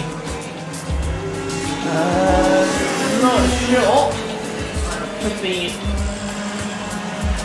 Yeah, there we go. It's just popped up on the screen, but it looks like it could be a chain guard related issue. Not sure, but we'll keep moving on. And I think, yeah, it is a chain guard issue. I'm just peeking out and having a look.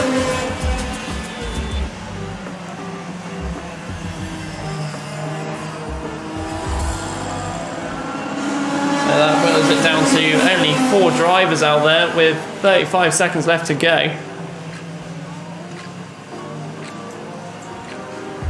And Sam Mitchell still ahead, with Reese Reed behind, so those 2 drivers are just chilling out. Rudy Winslow Morton also chilling out in 3rd, and Josh Hibbert chilling out as well. It's a very chill race. The people going through, so it's a bit of difference between the previous heats by all the other classes. Obviously contact ridden in their second heat, so hopefully it's a little bit cleaner for their thirds.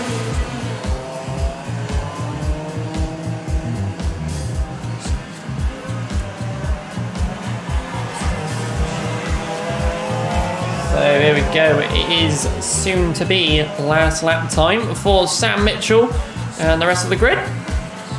As we go on through, as he takes the last lap. Then Reese Reed taking the last lap as well, and then in about a few more seconds time, of a total of over 11 seconds, Rudy Winslow Morton will be taking the last lap, and then so does Josh Hibbert. The gap between 2nd and 3rd is nearly 12 seconds. That is the biggest of the day.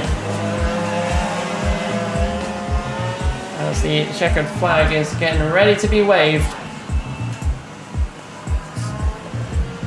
Your winner for this one by a comfortable time, Sam Mitchell, then Reese Reed, then Rudy Winslow Morton will eventually get it, but not. It's very close between the 2 drivers, mind, as they come down the main straight. And there we go, 3rd and 4th over the line. Rudy Winslow Morton, then Josh Hibbert. And that will do it for what was a very calm and chill and relaxed ending to the Junior Blue Heat 3.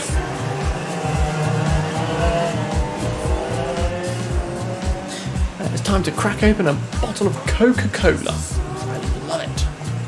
Hashtag not sponsored.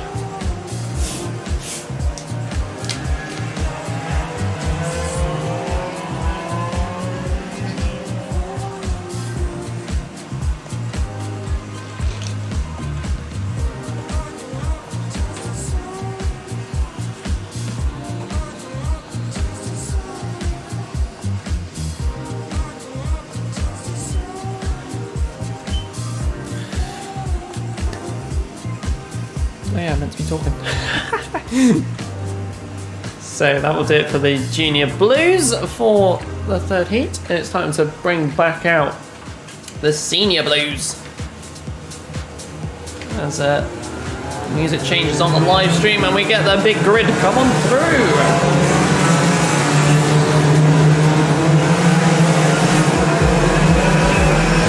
That's a lot of karts back out on the grid, 19 to be exact. And let's see how this smoky one will go.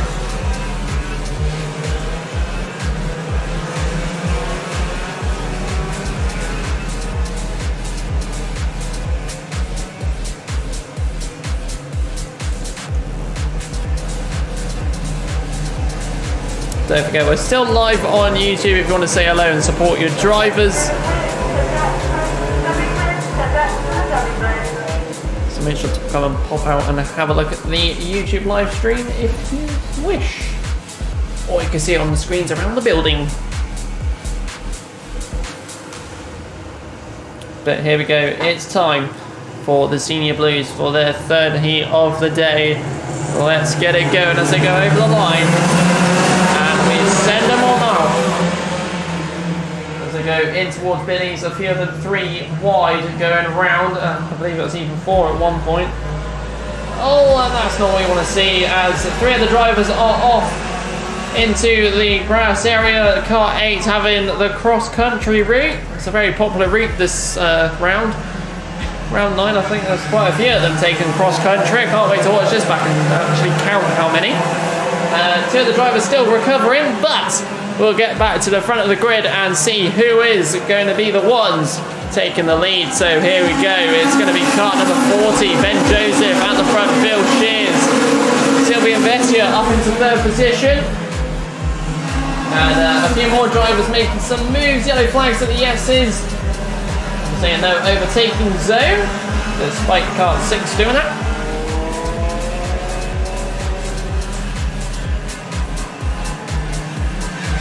Going around the corners, Phil Shears is catching up with the number 40 of Ben Joseph.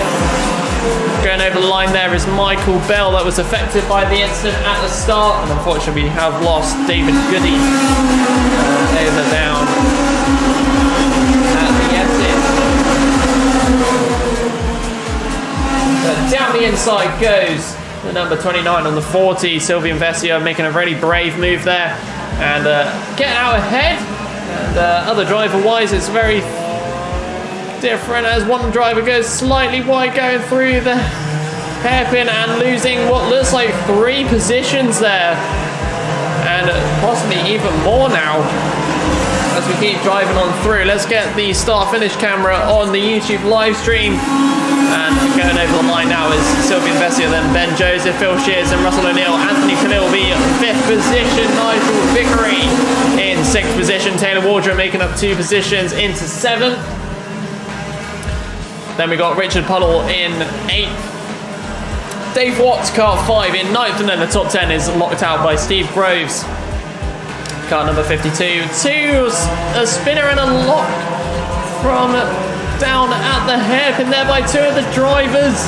We'll get those involved shown. It's number 24, Richard Puddle, who was in 8th position at the time. There's still another driver that's stuck down there at the hairpin, unfortunately, but we shall move on, and it is Nigel Vickery and Richard Puddle.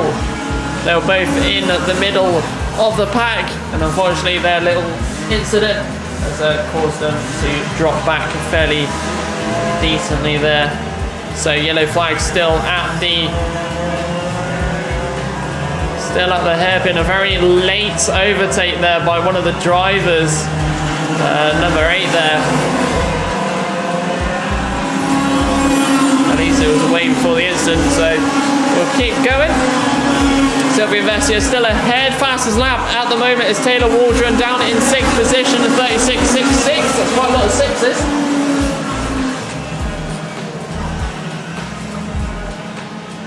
Darting down the inside at the S's now. At the back of the pack is that number 6 of Paul Alexander back there. As we have got some love coming into the chat. Billy Friday on YouTube saying, come on Ben boy, love Billy. And then Ollie on YouTube as well saying, good luck Harrison, Whitcomb and Kevin. I know who that is for. So you've got your supporters ready to go on the YouTube live stream. It's great to see it as always. But we'll keep going and having a look who is where. It looks like someone has just stopped very slowly going through the hairpin. I believe that might be a back marker though. And yes it is. Number 4 Michael Bell very respectively getting out of the way, which is really lovely to see. As we keep going, Sylvian Bessie is still ahead, Ben Joseph in second, Anthony Cleal in third with the fastest lap time. 36.51 is now the target to beat to get that fast lap time.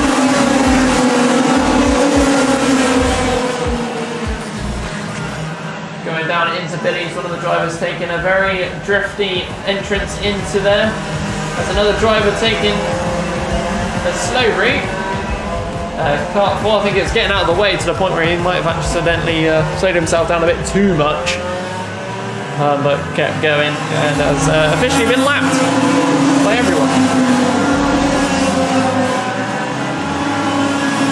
Sophie Bessie is still out ahead. It's second and third. Third position goes into second now. As Kart 1, Anthony Cleal gets ahead of Ben Joseph and takes that second position spot.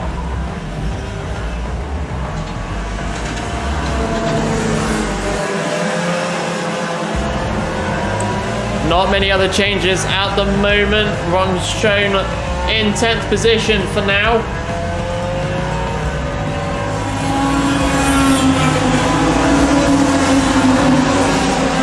And as shown on his stream now, Anthony Cleal up into first. Second is Kart 1. That's where the confusion gets. Richard Puddle and Rob Mortimer swapping positions. Richard Puddle making a bit of his recovery drive from the incident earlier down at the hairpin.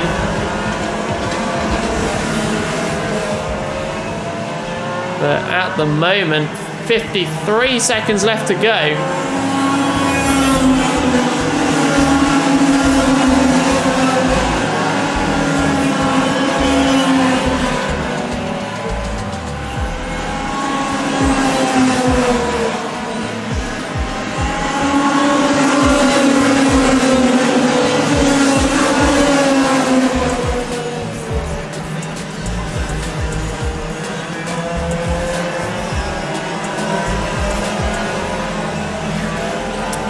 So 20 seconds and under left to go for this one. A few changes made near the back as they get us a bit competitive there. 2 drivers with orange helmets. Number 6 and 66. That's a lot of 6s. Paul Alexander and Rob Mortimer. But no seconds left on the clock.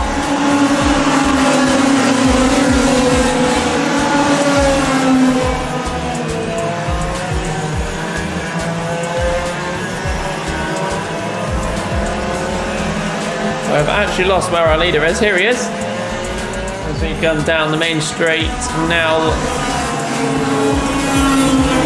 Catching up with Michael Bell. So, Sylvian Bessie is still ahead. Anthony Cleal and Ben Joseph. This is the last lap. And Car 4 just slowly getting out of the way of everybody. Quite slowly. But still doing it well. Respectively getting out of everybody's lane very kindly. A lot of drivers going through there. A bit twitchy there by the one in the green helmet as he went over the line there. But ladies and gentlemen, we are nearing the closing stages now. And as such, here we go. The number 29, Sylvian Bessie takes a checkered flag, followed by Anthony Cleal, then Ben Joseph with Russell O'Neill right on the back of him, right at the end there. But the one who will be taking the fastest lap out of this one will be Richard Puddle, 36.5 second lap time. A very good drive there by him, making a bit of a recovery one. And getting himself in finale in 8th position for the end of that race. But that will do it for the Senior Blues. And it's time next to bring out one of the entertaining grids, it is time for the cadets next. And this one could get pretty entertaining. It's cadet time. I quite like it when the cadets come out.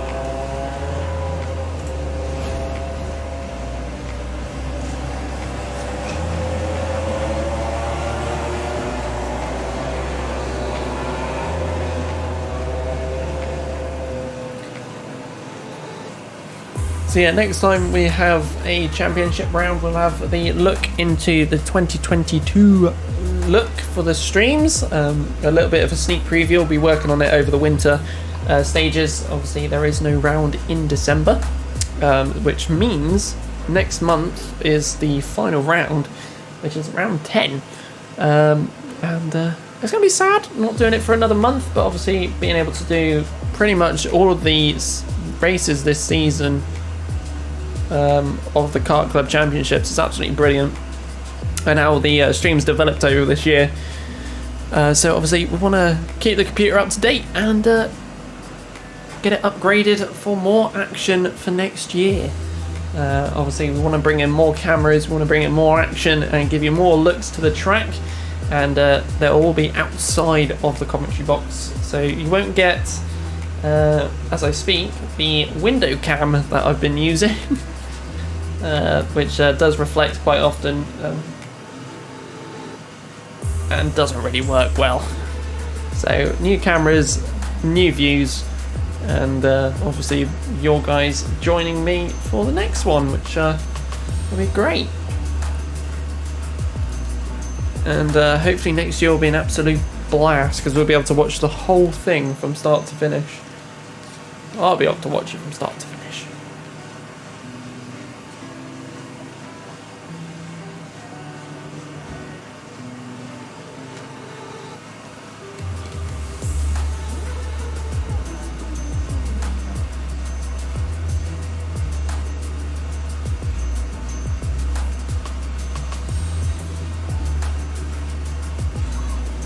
So hopefully everyone's having a good time on the YouTube live stream. I know it might be a bit glitchy at points and a bit stuttery.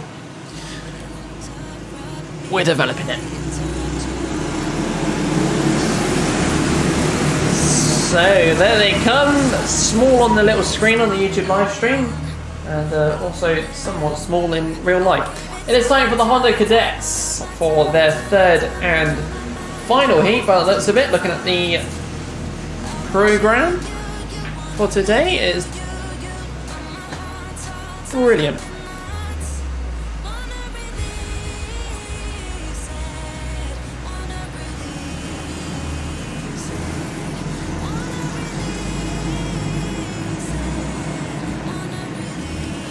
So what are we going to get from the cadets for this round?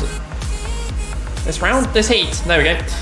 And what will change from previous ones? Obviously the cadets always bring out a good laugh for all of us, but here we go. They storm on through up into the top bend. Let's get things going. And who will be where at the end of this one as we go through the S's? And a little tap there making one of them go sideways. Luckily not affecting him. Well, when it says affecting him too much, he is at the back now, but the number 44 there getting a bit of a tap. But one of the drivers is absolutely flown off from the start. So let's see how this goes as we keep going on through. And who will be your leader and what will be the order as we come down the main straight now, ladies and gentlemen. It is the number 87, Brendan James, Jack Price and Ethan Griffiths is your top three drivers for this one. Second place is out of threat currently and it's been taken by the man in third position. So that brings the number 91 of Ethan Griffiths up into second position.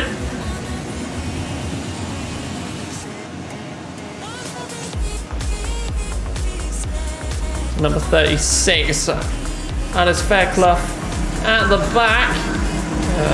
From that start. The sister though, Bella, is up into 10th position in the top 10, which is great to see. So going down the main straight now is your leader Brendan James, then Ethan Griffiths and Jack Price.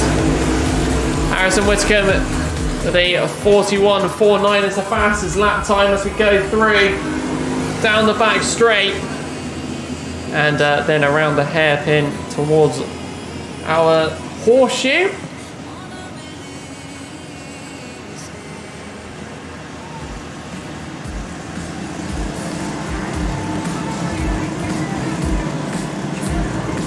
So a lot of the cadets mainly in the line at the moment, not many changes between them all. Obviously that could change at any point as we go down the main straight, and it looks like we've got someone catching up. Brendan James, that's Ethan Griffiths, is currently at that position. As we go through the S's, down the inside goes fourth of the number 66 of Harrison Whitcomb. He's now up a position.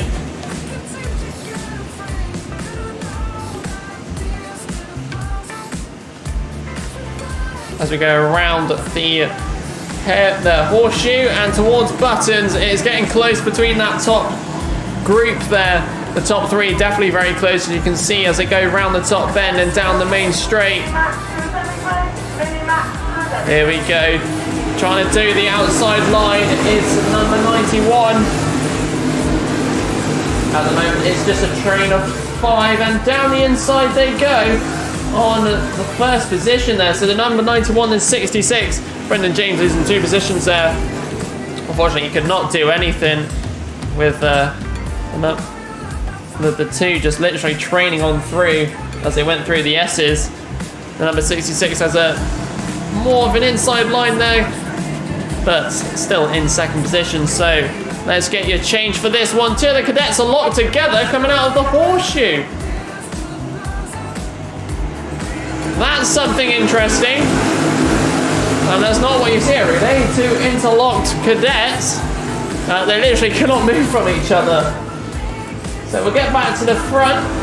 We've got the number 66 and 91 and 87. They are actually seriously interlocked with each other. Not sure what's happened there. There we go. And they've been released. That is something you don't see every day. But obviously they are now at the back of the grid, and that was Ava Morris and Sam Mott, the 2 drivers that got interlocked. Obviously they are now back markers in this one, and we'll need to get out of the way of the rest of the grid that is literally behind them. So the 58 there, the number 66 ahead of Ethan Griffiths.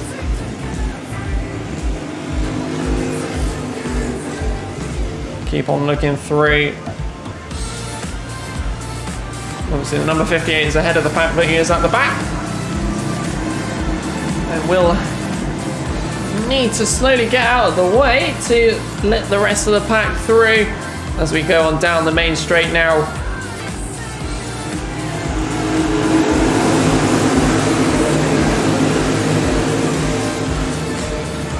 Around Billy's and towards the S's.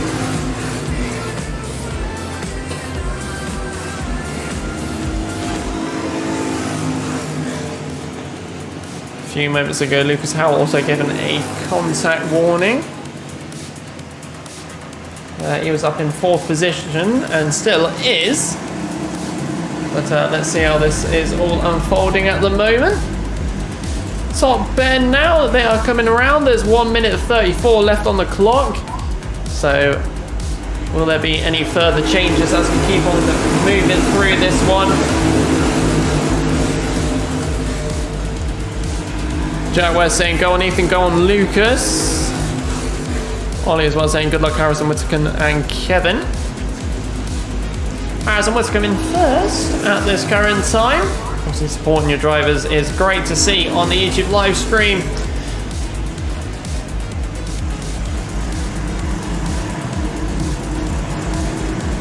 And keeping tabs on the Fairclough sisters, Bella and Alice. Bella in 11th at the moment, and Alice in 14th at this time. Great to see them both having good fun out there, and nearly in the top 10 as well.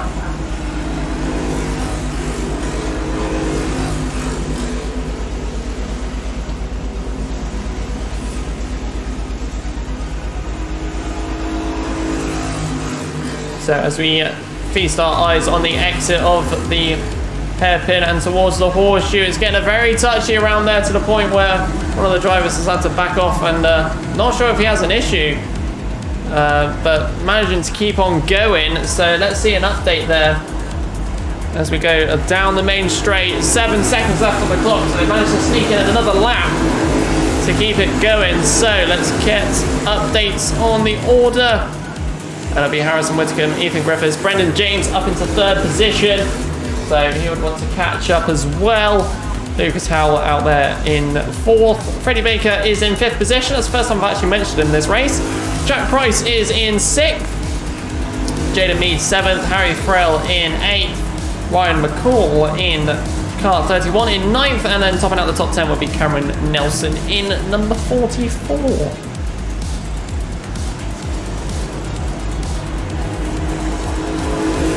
So here we go, ladies and gentlemen. It is last lap time. Who is going to get where? Let's have a look. So Harry Farrell on that one making 2 spots. Freddie Baker making an upper spot as well into 4th position.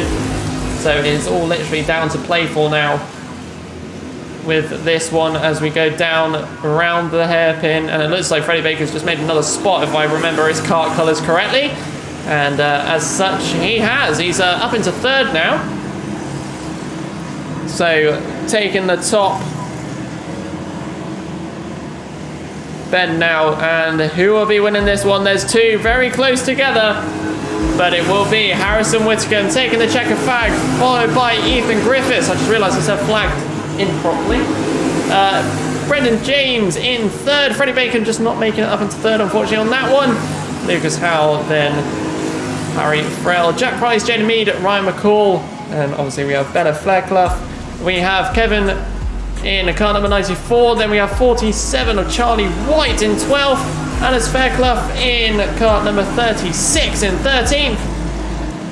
And the ones that did go behind a little bit of Sam Mott and Ethan Morris, the 2 drivers are interlocked with each other, 14th and 15th. And then Cameron Nelson in 16th.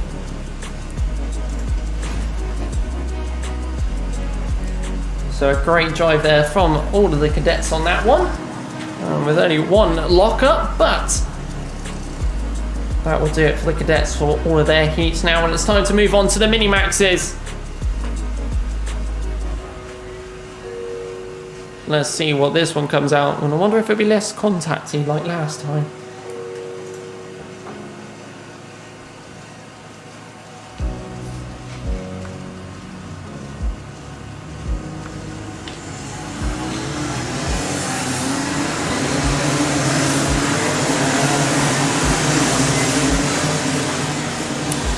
So as they all flood on out, it's time for the Mini-Max to feast their eyes onto the track again for their 3rd and final heat of the day. Let's see how this one will turn out and what action we're going to get from this one.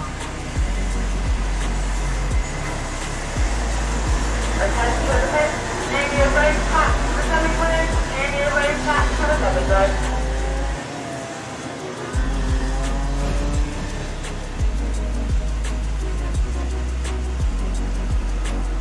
Let's get ready, ladies and gentlemen, as they come down the main straight now. What are we going to get? As it is time for the Mini-Max heat. So going round through, Billy's the driver that was out in front, getting slightly pushed there. And going further back a spin as well. But it's still all going through. It looks like the number 44, Benjamin Bartlett, that is out ahead at the moment in that 1st position spot. But we'll get the official order as we come round. The GP plate of Blake Tyser looks like he's up into 2nd position. And down the main straight they come. So let's get your order update for all of you. So here we go. It will be Benjamin Bartlett, then Blake Tyser. Hugh Moulton will be taken out for 3rd position. Daniel Tribe in 4th at the current time. That's your top 4, and they are very close together. Jonathan Piggott is in 5th position at the moment. Henry Pigeon Moffat in 6th position. And obviously all these could change at this point. Scott Marsh, then Ewan Charman, George Spilsbury, Joshua Whitcomb, and that is your top 10. But it's back to the top 4 as they are very close together as they come down the main straight now. Number 51 using a bit of the grass as they help him overtake. We'll see the grass is not the track, but nevertheless, we'll keep going. And the number 61 is ahead of the GP plate of Blake Ticehurst as we go round the hairpin and towards the horseshoe. As we go on round, the number 44 still ahead. We've got the number 61 of Daniel Tribe at the back of that pack at the moment.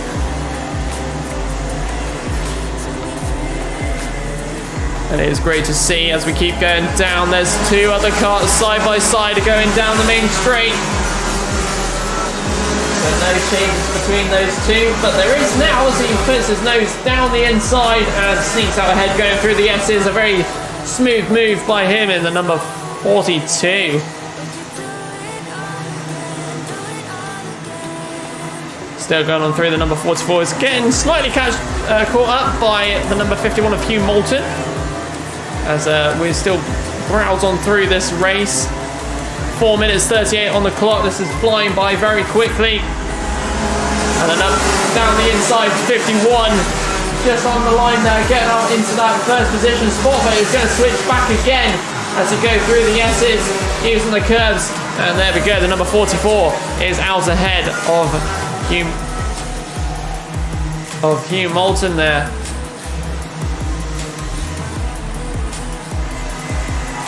The number 61 up into 3rd by the looks of it as well. And where is that GP plate of Blake Ticehurst after all of this as well? Let's keep looking.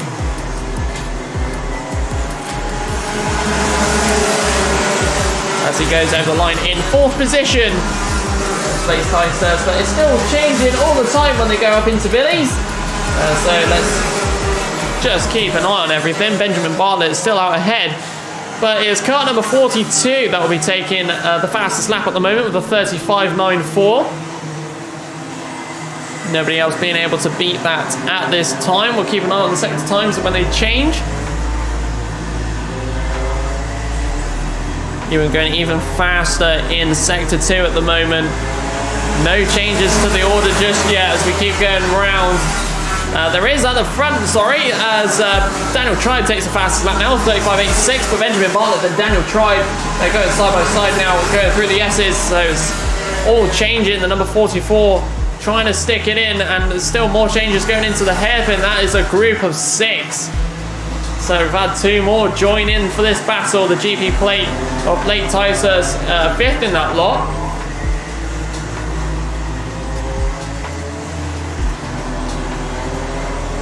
Still flying on through. Let's keep an eye on everything. And the number 44 does have Daniel Tribe right up the rear end as we go through Billies and towards the S's and down the back straight. The number 47 is there as well for Scott Marsh as he looks to go down the inside, but it doesn't stick just yet as we still move forward for more action. Number 51 Hugh Moulton still trying to break away from this pack, but the pack of 6 is still there. And contact, I don't know what that's all about. Nevertheless, number 44 has now dropped a few spots. He's taking his hand off the wheel, so has dropped him back a little bit from what looked like a little bit of contact, but yeah. So going around the hairpin and the horseshoe and through to buttons now. Let's see what we get change-wise between these drivers. As it's still sticking out, the number 44 trying to get back by the reckons of it. As they go on the round Billies and towards the S's. Any changes here? The answer is no.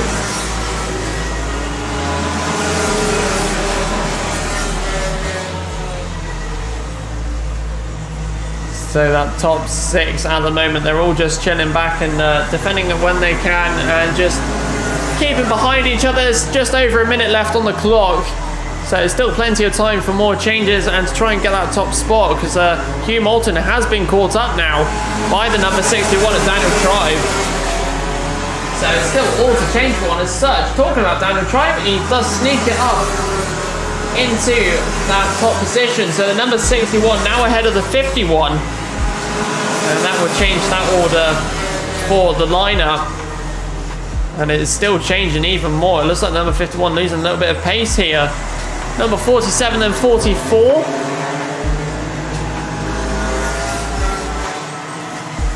As they come down the main straight, let's get an update with 24 seconds left to go. The number 61 just flying away from the rest of the grid.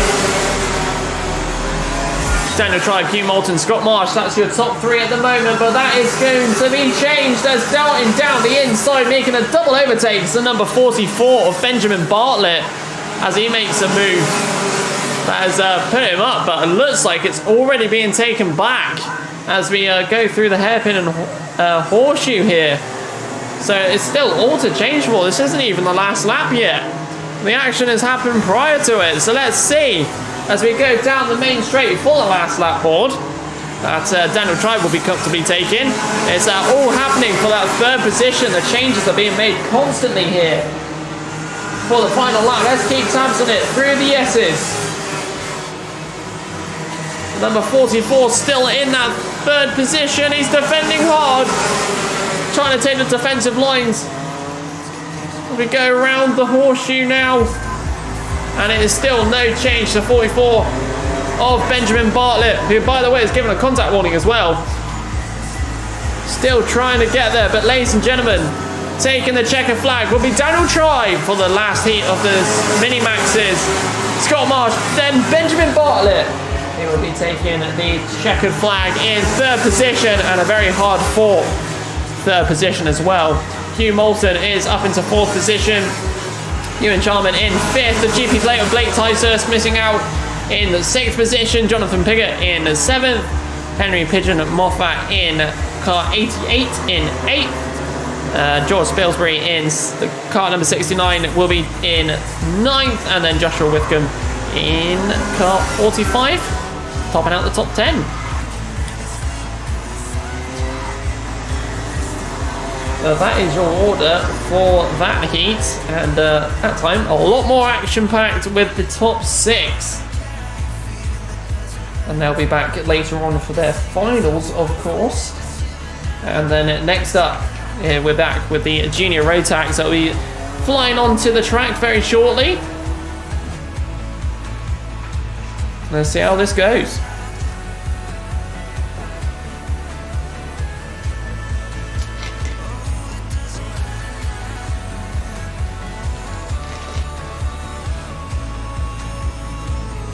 Now that's a race, I actually quite enjoyed that one. It's time for the juniors. So it's a junior road tax heat number 3. This is a big grid, 24 drivers out there on the circuit. This is definitely one to have a watch, and let's see how this one will go and turn out. A very competitive grid last time. Again, a lot of contact in the last one as well, which was a common trend for Heat 2. So Heat 3, hopefully it'll be a little bit different, and we shall see how it goes. Don't forget, we are live on YouTube if you do want to watch this, or if you're having a munch up in the cafe, it's on the TV screens.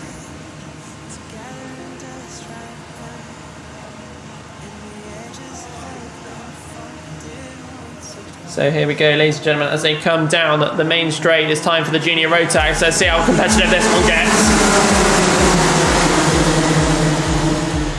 Taking up Billy's, and fly out from one of the drivers there. Hopefully he's alright. He's already jumping back into his car.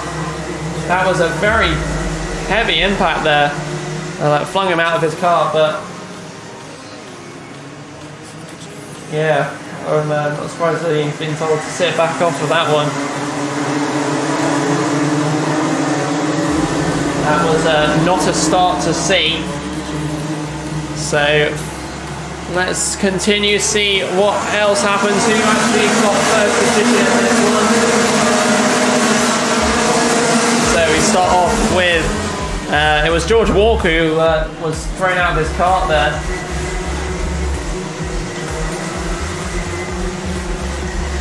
And let's get your top lot. So it's Harry Maynard followed by Finn Smith, who's managed to sneak into second, but he's actually first out there on track at the moment. So we'll rerun the order very shortly. Yellow flags on the kink just to sort the tyre wall out there, so that will stop any action there. And a contact warning given to Lincoln Bailey Arneson for that one. He might have been the one that caused that incident. We still move along. Finn Smith out ahead, Harry Maynard in second, Daniel Sawyer in third, Lucas Hayden in fourth, and then Ludwig Beresford in fifth. That's the first time I've mentioned his name.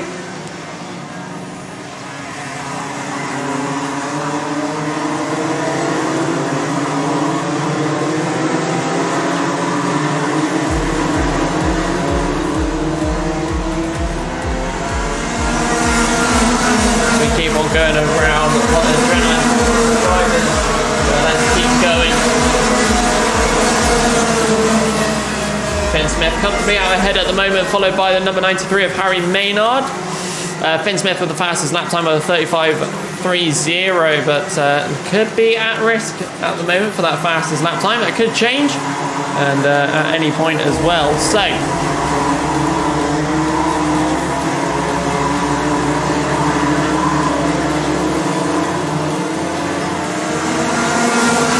still keeping an eye on things. Finn Smith followed by Harry Maynard. The top two still not changing. A change between Jez Williams and Gregory Akers.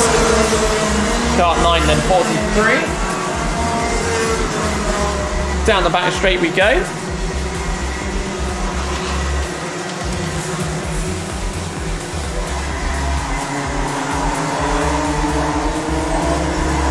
Few changes down at the back, looking for a move down the inside, very wobbly as well. Is I think that's number 64, Donovan Dyer.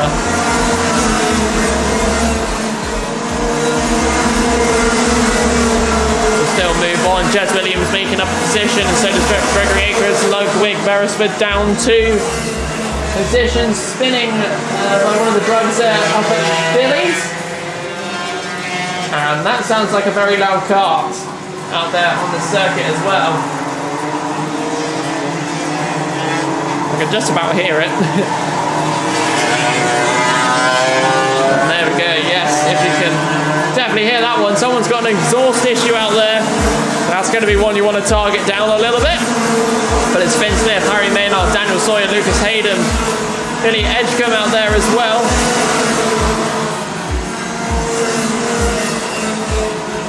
Gregory Akers not out there at the moment, and Ludwig Beresford, I think they've both popped into the pits. Leo Purchase given a contact warning as well.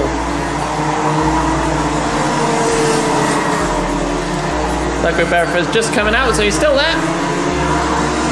Just losing a few positions due to an issue of most likely Jez Williams' fastest lap time of a 34.85 that he did on the previous lap. 2 minutes 40 to go, and we'll see what sort of changes we will get furthermore on this race.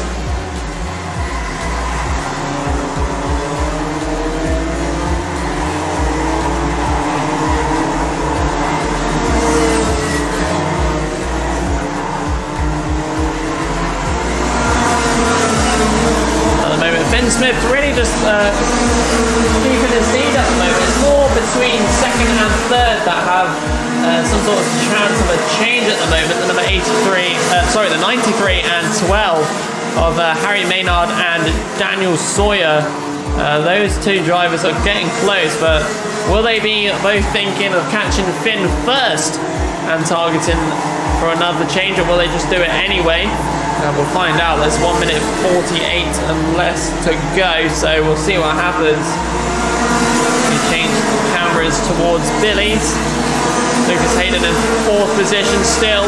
Not many other changes yet. No changes to the top 10 anyway. Cameron Crockett in 11th now, making a move up 1. And there's a pack of 4 of them going through Billy's now.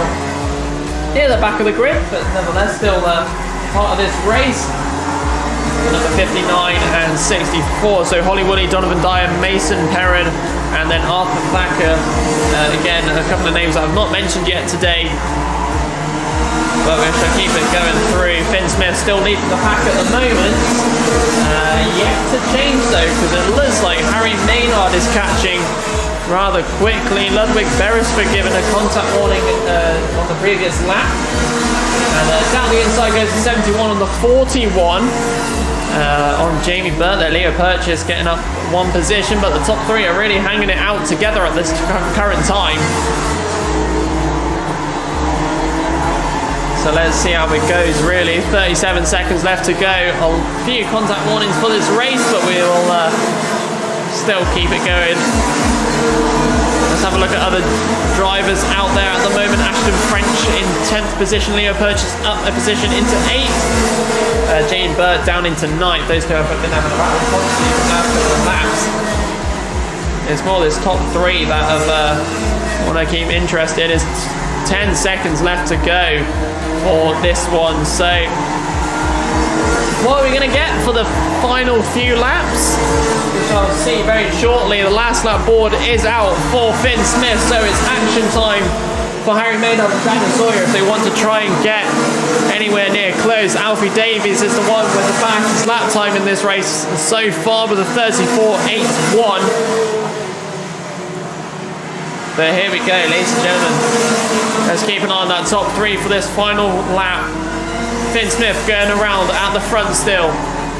Going through buttons and making their way to the top corner. He'll be taking third and second with the driver switch positions, but down we go. It'll be Finn Smith taking the checkered flag for the Junior Rotax Heat 3. And then it'll be Harry Maynard taking second. Daniel Sawyer for third position, that's your top three. Lucas Hayden in fourth. Jez Williams making his way up into fifth position.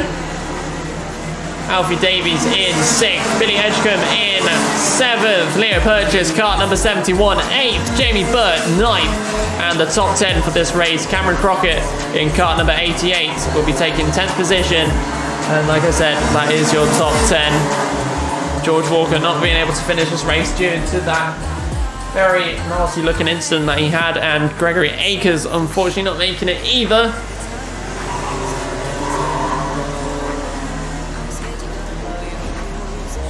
But there we go, ladies and gentlemen, the end of the Junior Rotax for their final heat. We'll see them yet again in the finals. And then it is now time for the 177 and 177 Masters. He'll be taken to the track very shortly.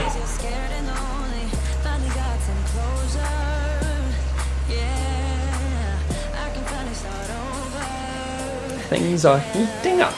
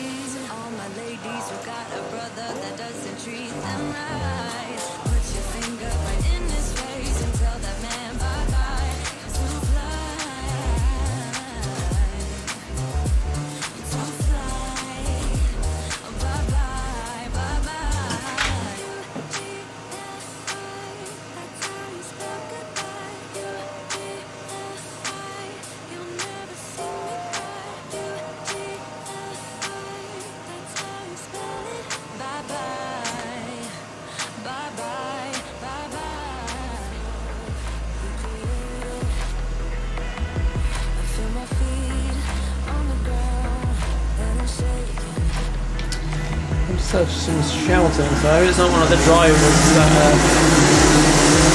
got a bit of an adrenaline and getting really angry. Obviously it won't end up well if you do that.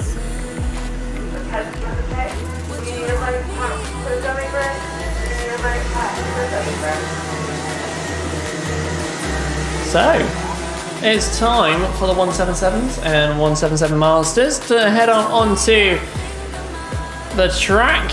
And let's see how this one goes for these drivers. And place your bets who's going to be winning this one, because Kart 11's been pretty dominant for this heat.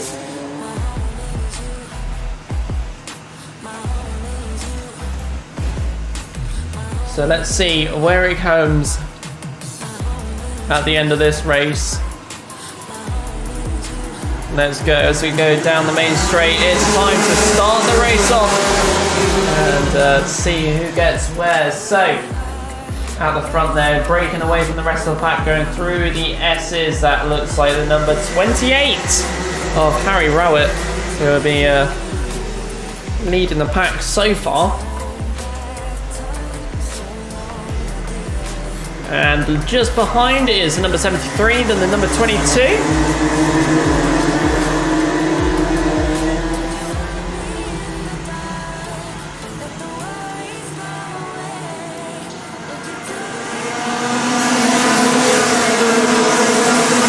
So your update of the order is Harry Rowett, Darren Whaley, then Reese Ellis, yellow flags down at Billy's. I can't see what has occurred though, unfortunately. As we go around the rest of the track, around the hairpin towards the horseshoe.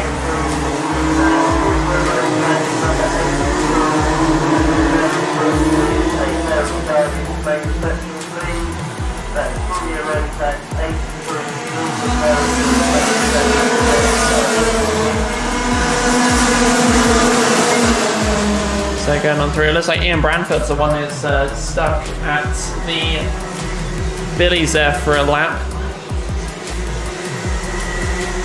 So let's keep the order going. Harry Rowett still in front by the looks of it.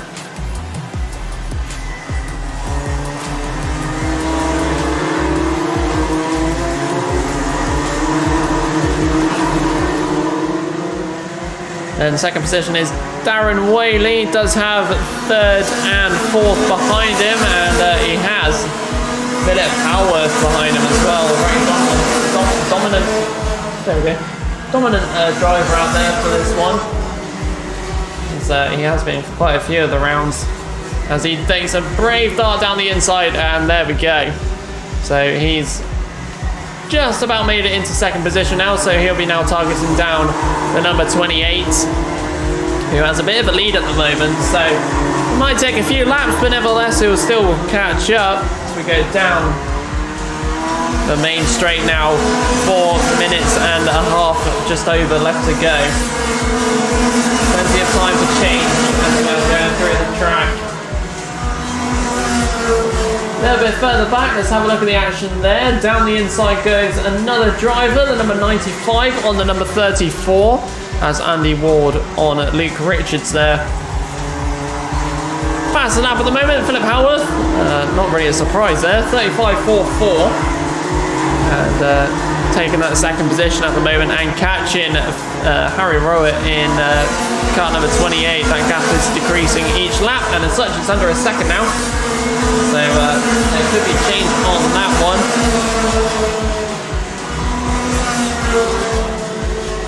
As the number 11, Philip Howarth, does a little bit of a grind on the sausage curve coming out of the S's.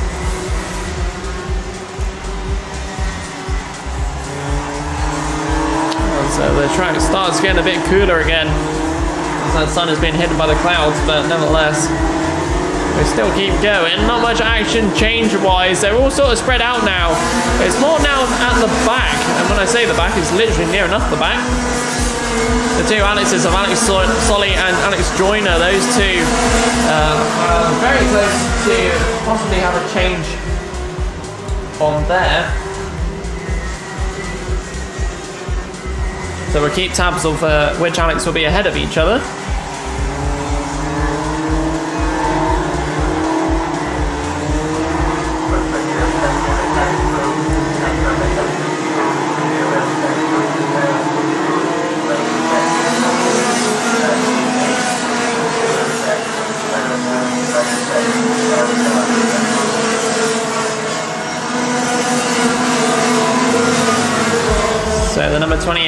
of Harry Rowett. Still out ahead, but just having a look, Philip Howarth is very close and is closing down still. 2 minutes 26 seconds left on the clock, and as such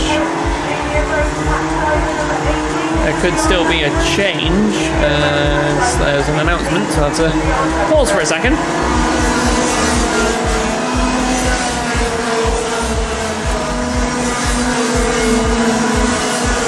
So as everybody goes for their 8th lap, apart from me and Bramford, obviously it's a lap down unfortunately.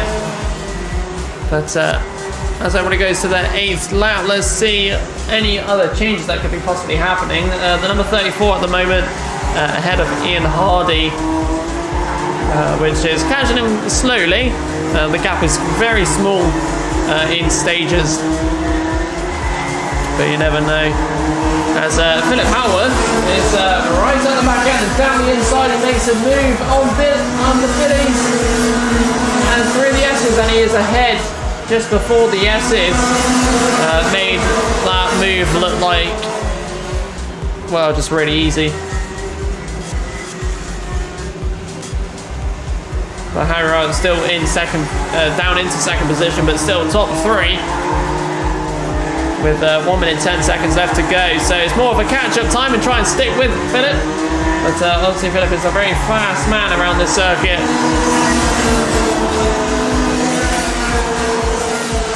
So you've got to bear that in mind when you're going around. Who has the fastest lap time? Obviously it is Philip Howarth with a 35. 35 is the fastest lap time for this one.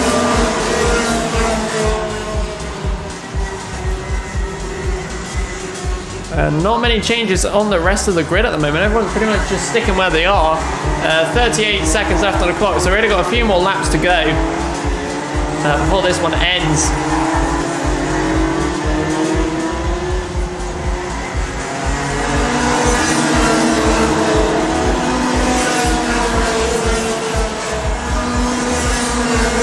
So it's Philip Howarth, Harry Rowett, Darren Whaley, Reese L, and then Ben Johnson in car number 61.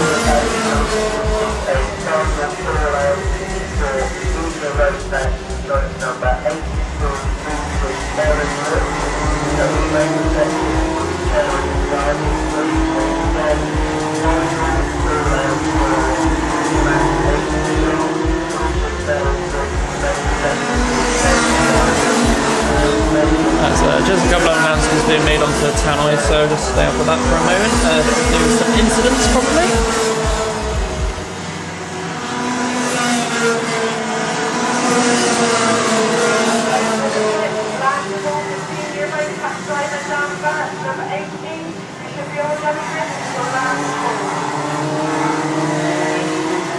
So here we go, ladies and gentlemen, just with a couple of announcements being made, but last lap is all much and pretty much done with, and it is Philip Howarth taking the checkered flag, Harry Rowett taking second, Darren Whaley for third, and then Reese L in car number 22 taking fourth. And that will end out the 177 and 177 Masters for that one.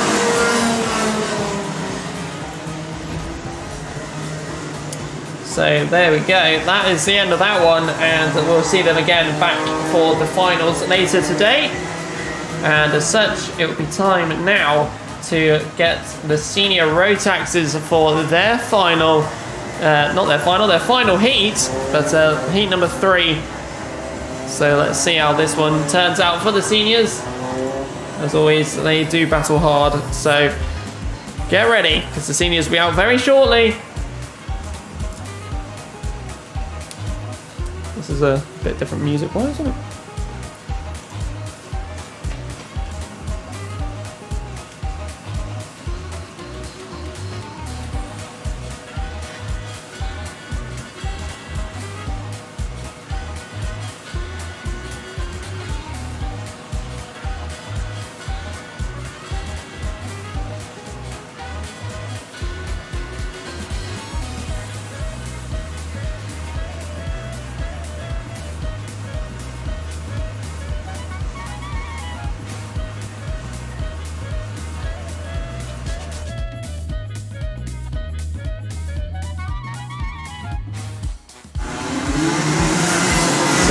here we go, ladies and gentlemen. It's time to begin the senior road tax now for their final heat. There we go, I keep saying final. For their heat number 3. 11 drivers out there on the circuit currently. So let's see how this one turns out. Let's see who is at the front there. And it looks like it's the number 69 and number 15. So we've got Bradley Watson, Jack Goring.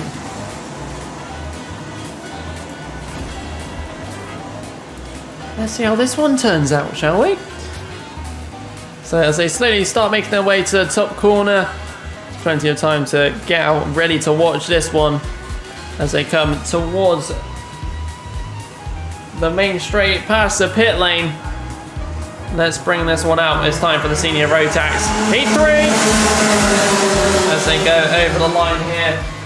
Around through Billy's. One of the drivers being a bit drifty going through there. Down through the S's. Who will be the one out in front? And it is the number 72, followed by number 15. Jack Gorin sticking out there in second, but down the inside go 2 drivers. Will he be able to try and get ahead of those 2? And he managed to recover back one of the places. The number 69 of Bradley Watts is making his drive back up.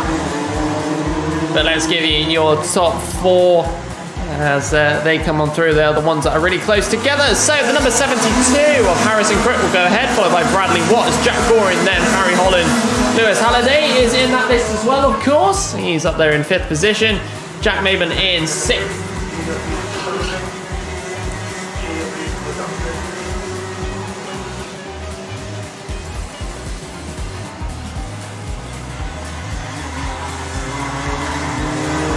Number 56 of Lewis Halliday is catching close as we keep moving along through.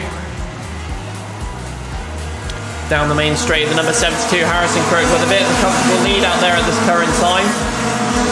As we go through for more laps. 2 of them have gone into the pits though, so we now have a total of 9 drivers out on track. Tom Rotherham has gone in and so has Jordan Morris.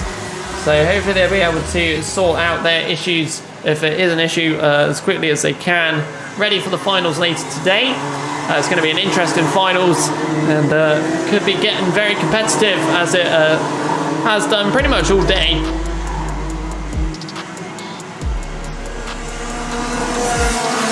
So Harrison Crook with a 1.23 second gap between him and Bradley Watts, but Harry Holland is still up there very close behind, and it looks like Jack Gorin is just waiting out for that 3rd position as he is currently down in 4th position. And that could all change with a matter of time as we flow through for more of the laps. But not much change between the drivers because he's now down to 9 of them.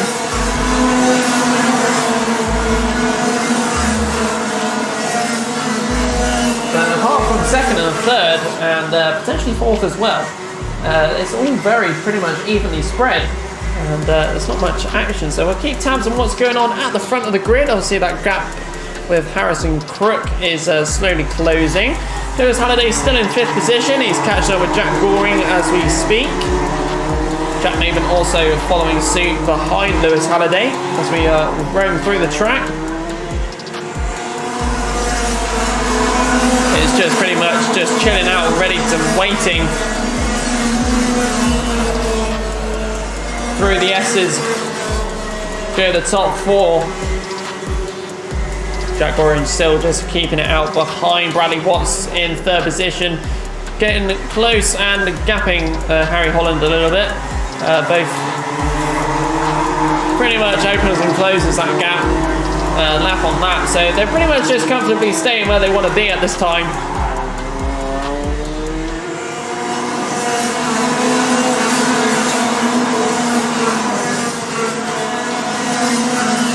Watch them all go through. Harry Holland with the fastest lap time at the moment for 34.84. So his pace is picking up to try and catch up with the man who is in front of Harrison Crook with 3 minutes, well, just over 3 minutes to go.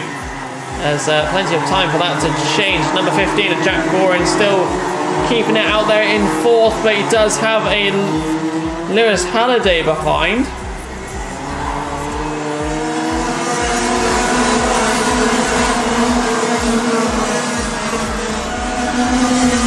Goes around Billy's and through towards the S's. So we'll keep a tab on Lewis Halliday here. Back down the back straight. And then towards the hairpin. Taking it nice and smoothly there. And then going towards the horseshoe. And round he goes. Keeping that tight line inwards. Through buttons and then to the top bend. Is literally a stalemate for overtakes at the moment. But it's more of that gap. Harry Holland. Very consistent lap times. Fastest lap time of 34.84 on the previous one and 34.85 this lap. So he's not lost much time, but he's catching. And he's will slowly be doing that throughout this one. 1 minute 56 to go. Under 2 minutes on this one. Senior's just keeping it nice and chill for now and saving probably most of it for the end of the lap, end of the race, sorry.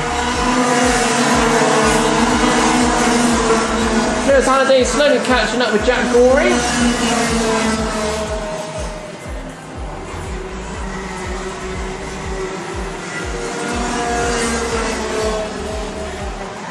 And, oh no. We're not sure what's going on there, but there is no longer a Lewis Halliday behind Jack Goring. So not sure what happened to his kart there. Lewis Halliday now dropped back a few positions and still trying to go forward, but at the front, side by side, two of the drivers, the 71 and 72, touching wheels and managing to keep it going. With no effectiveness much, but Harrison Crook is out ahead, followed by Harry Holland. Which also, Bradley Watts is going to be joining that party very soon as well.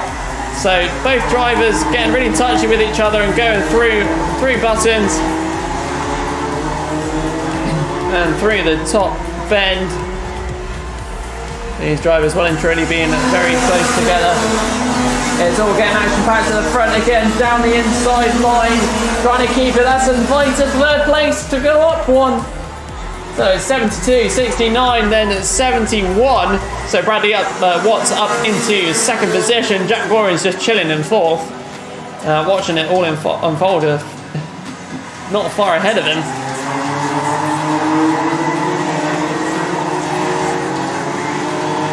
Lewis Halliday still out there.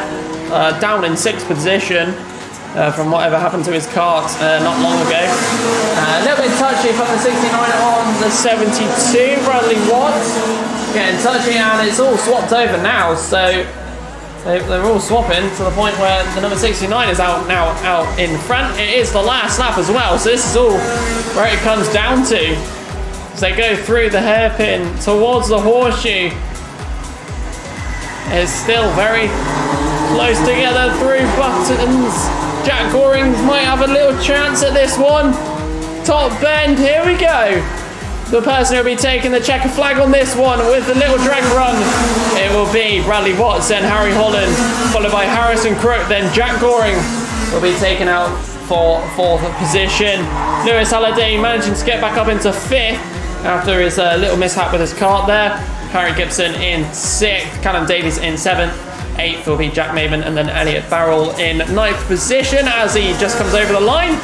And unfortunately losing Tom Rotherham and Jordan Morris in this one. And it looks like also Jack Maven as well. I'm not sure where he's disappeared to.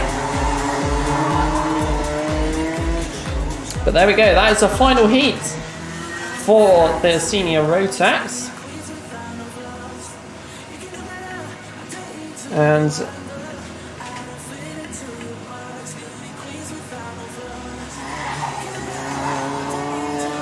so that's all the Rotax classes and cadets done for their heats, but we still have a return for the Junior Blues and Senior Blues for some more heats as well. So let's see what occurs with this one.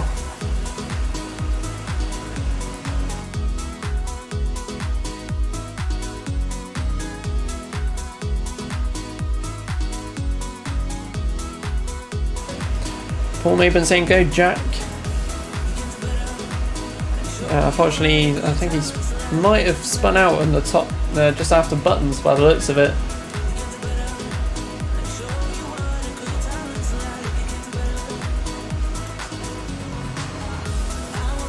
He did well though. I don't know where he disappeared to.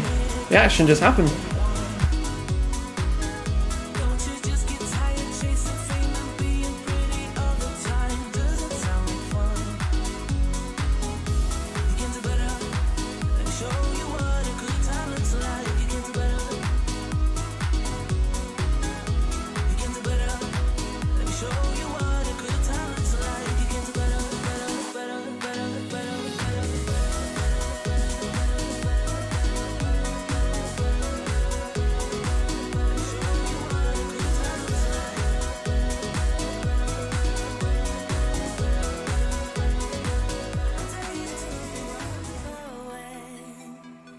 Told me you believe in something and you said you're done pretending that fate is patient.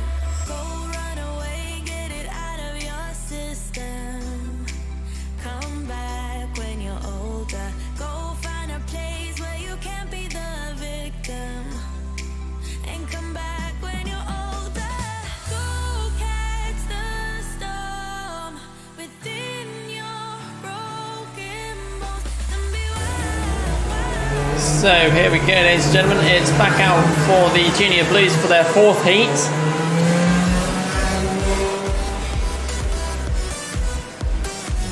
So let's see how this one turns out for the fourth and final one for them.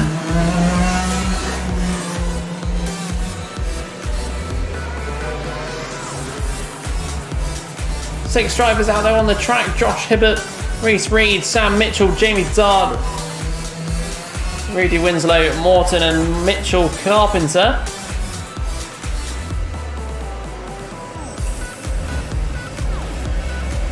Let's see what sort of action they'll bring us for their last heat of this one, and who will be winning this one, and will Rudy be getting that third position again, as it's been very consistent.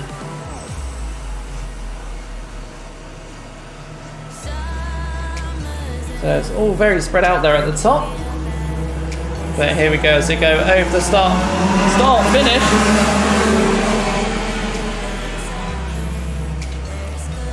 Let's begin this one off and see how evenly spread these guys will be, and girls obviously.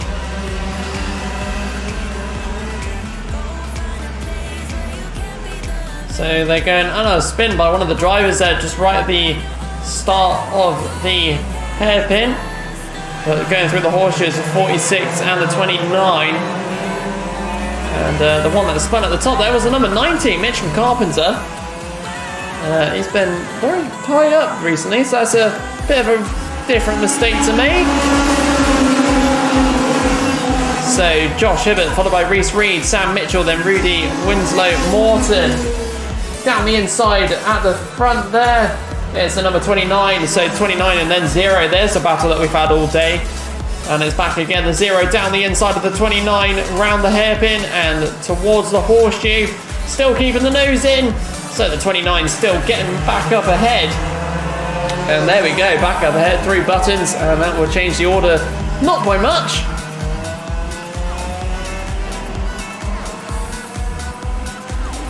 So coming down the main straight, 29-0, then the 46, 81, then the 63, and then Mitchell Carpenter just coming over the line there.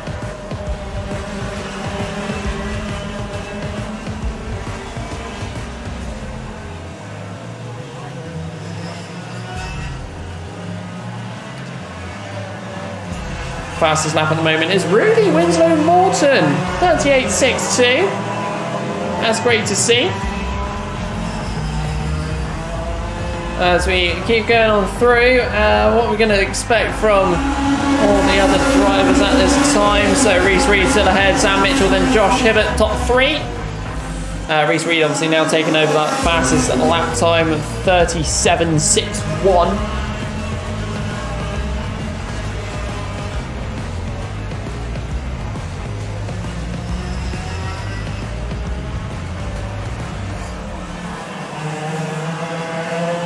There's really not a lot of changes within the Junior Blues. They're actually just doing what they did last time and just stayed spread.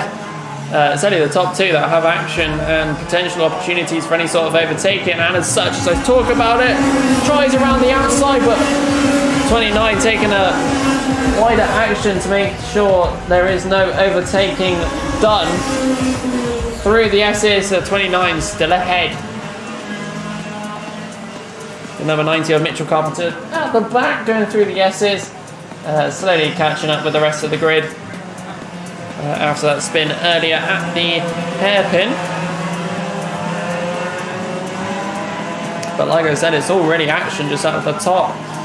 With first and second place of Reese Reed and Sam Mitchell side by side coming down the hair, to the biddies. There we go. It is Sam Mitchell that'll be ahead now, but that can still change again.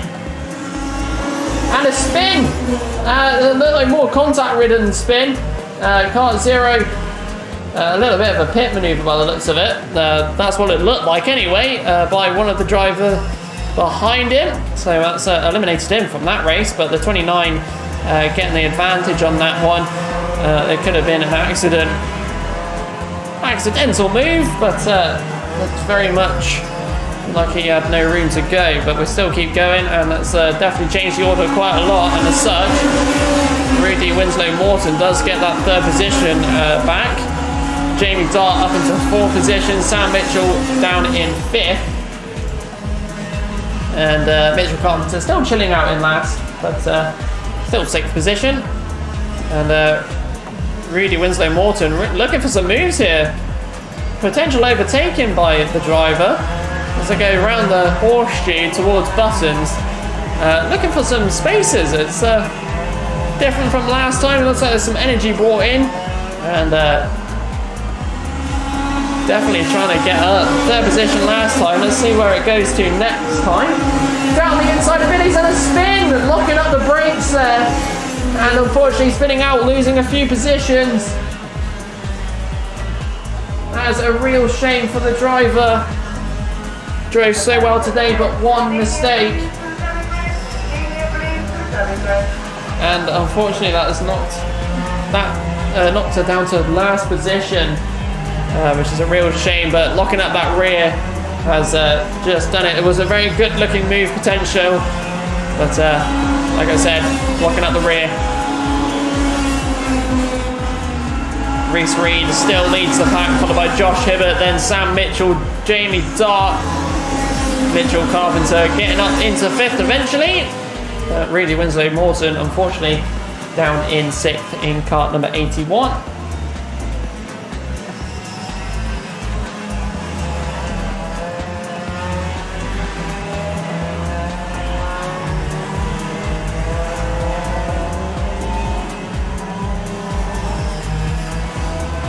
So coming over the line is your leader at the moment with 1 minute 18 left on the clock. Plenty of time to sit back and relax really, because just looking out the window of the commentary box, they're all spread out very quite evenly. 3 second, 2 second gap, 1 second gap, 3 second gap, 2 second gap. So plenty of gaps out there. No one's really closing at the moment. We'll keep tabs on it all though. Sam Mitchell still has the fastest lap time out there with 36.84. And that's really it. Does look like third place is catching up with second, so Sam Mitchell getting some pace to get back up towards Reese Reed. A very good recovery drive on that side of things, and as such that gap is closing really quickly. 36.84 was the his last lap, and as such it was actually his fastest lap time a few laps ago, so matching his fastest, but not by much.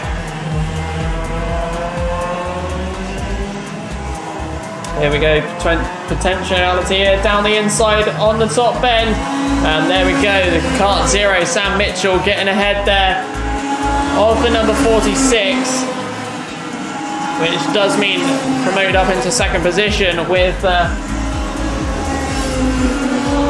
not many laps to go, obviously being the fourth and final heat for the Junior Blues.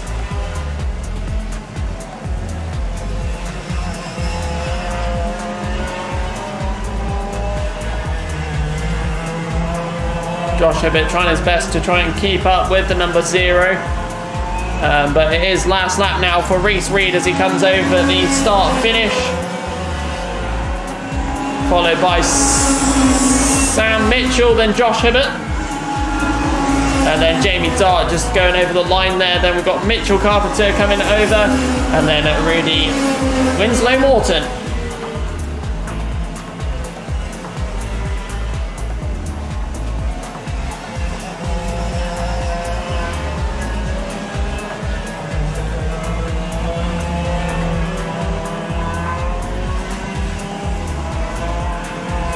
So, ladies and gentlemen, coming over the line there, checkered flag.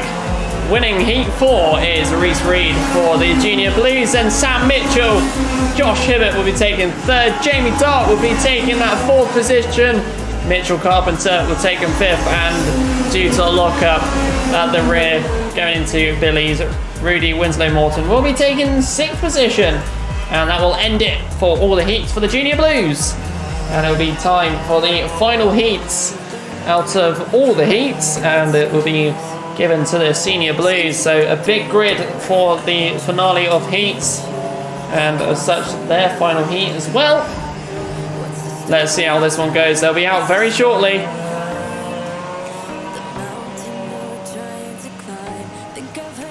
Bit of an old message, but Karen Bell on YouTube saying, I hope all the Blues have their carts sorted and ready for Heat 4. Good luck, boys.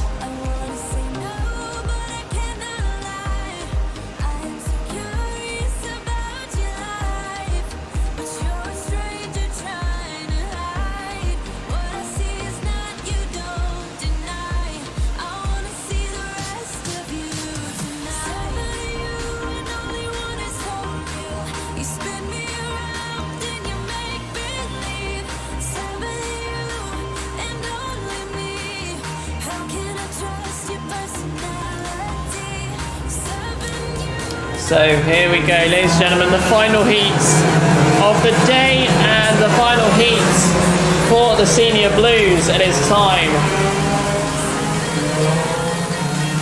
for Heat 4.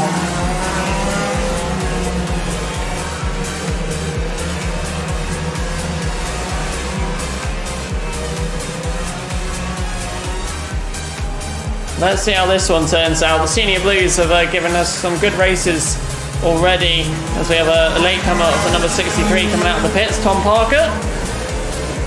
But let's see how this one goes. Senior Blues have been very competitive today. So let's bring it out, the final heats of the day and what's going to occur on this one.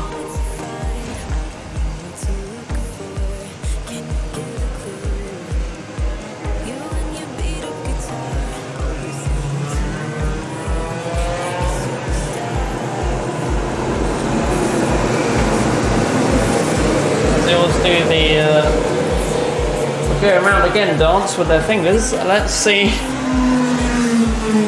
what we're gonna get. So the formation lap, who's the 2 at the front? It's the number 90 and number 4. So John Hartshorn and Michael Bell. They're the 2 at the front of this one.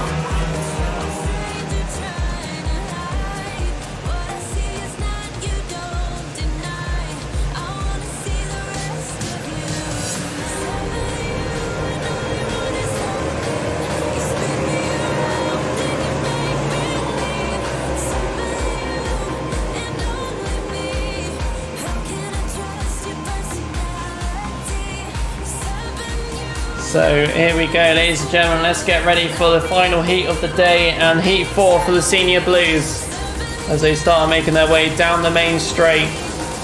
What's going to occur as they take over? Ready to go. Around Billy Seiko.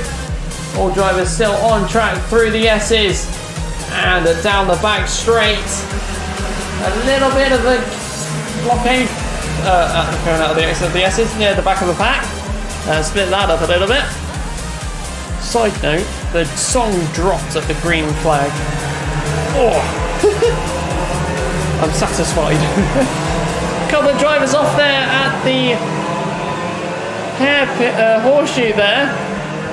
Not sure what occurred on that one as I was looking down at the timing screen.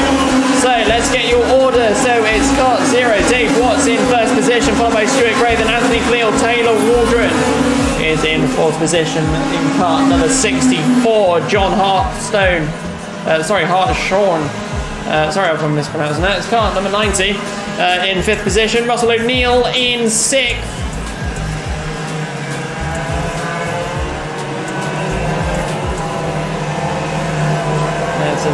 Very all over the place near the back for all of those drivers there. Number 24 at the back of that pack, Richard Puddle. He got up earlier today, so I'm not sure where his performance has dropped off a little bit. Fastest lap was going to Anthony Cleal after that one with a 37.09 as the fastest lap time. He's in the top three, so that is going to be a potential for that second place or that potentially first place. See how he goes. Just looking to my left, and there was a move down the inside by the number 24 on the number 9. So Richard Puddle making a move on David Goody as we go towards the top bend and down towards the main straight. Let's see our order again. Dave Watts still ahead by over half a second. Car 8, Stuart Gray, followed by Anthony Cleal. Stuart Gray, by the way, 36.91 for the fastest lap time at the moment. Down the inside goes one of the drivers into the entrance of Billy's through the S's and then back down the back straight. The 87 there. 67. I don't even know what numbers I'm saying anymore. 3 buttons is going your leaders and the top 4 and then through the top bend. So just keeping tabs on who goes where for this one. Stuart Gray is speeding along, improving his lap time per time. 36.64 is the fastest lap time for himself, and as such, that is shown in his pace. Stuart Gray is in kart 8 in second position. Anthony Cleal is in kart 1 in third, very close behind, trying to get his nose down the inside, and just about tries to stick it, but unfortunately being on the outside to go through buttons, so has to concede himself down into third yet again. 3 minutes 56 left on the clock. Plenty of time to go on this one. Russell O'Neill in fifth position at the moment. Let's have a look. Nigel Vickery just into the top 10 here. Down the inside of the S's is kart number 6 on the number 67. A very nice move there, Paul Alexander. And Nigel Vickery on that one.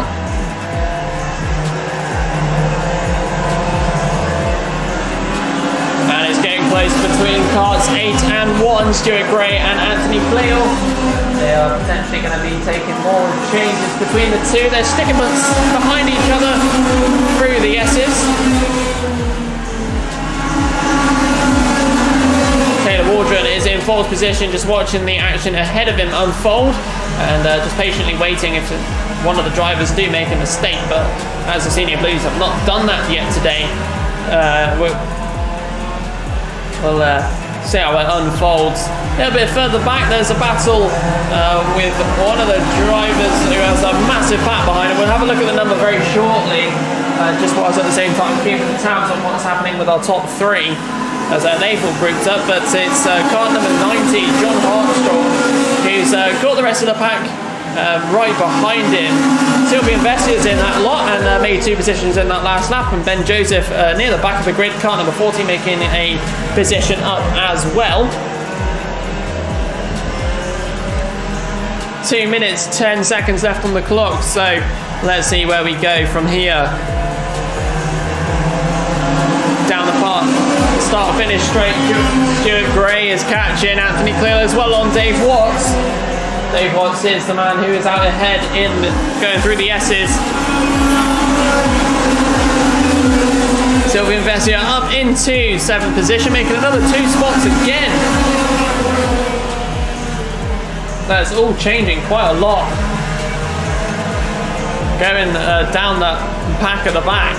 Down the inside, another driver as well into the hairpin towards the horseshoe now. That looked like it was number 24. making a few spots there, but it's Dave Watson still ahead at the end of the day. With this one, Stuart Gray still has the fastest lap. It's not been beaten just yet, so the pace has gone off a little bit by some of the drivers. None of them being able to improve on any sector times just yet. I'll keep tabs on who potentially could nick that one. Again, more moves down at the S's, getting around and seeing the 6th followed by looks like number 67 potentially. We'll have a relook at that in the later. Down the main straight though with here we go, the move down the inside of the kink is car number 8, Stuart Gray, just over the line, putting his nose down the inside of the other driver of Dave Watts, and just sticking out ahead, but Dave Watts is already back for another attack mode to make this one stick, so keeping on through the horseshoe. Anthony Cleel's there, Taylor Waldron's just camping out for that 4th position, and Russell O'Neill's comfortable in this 3rd. Michael Bell has Sylvia Vessio's been gaining positions all day in this one. Right behind him on there. So 8 seconds left. We have a few. This is 2 laps to go. We'll be ready for more action with eating and drinking.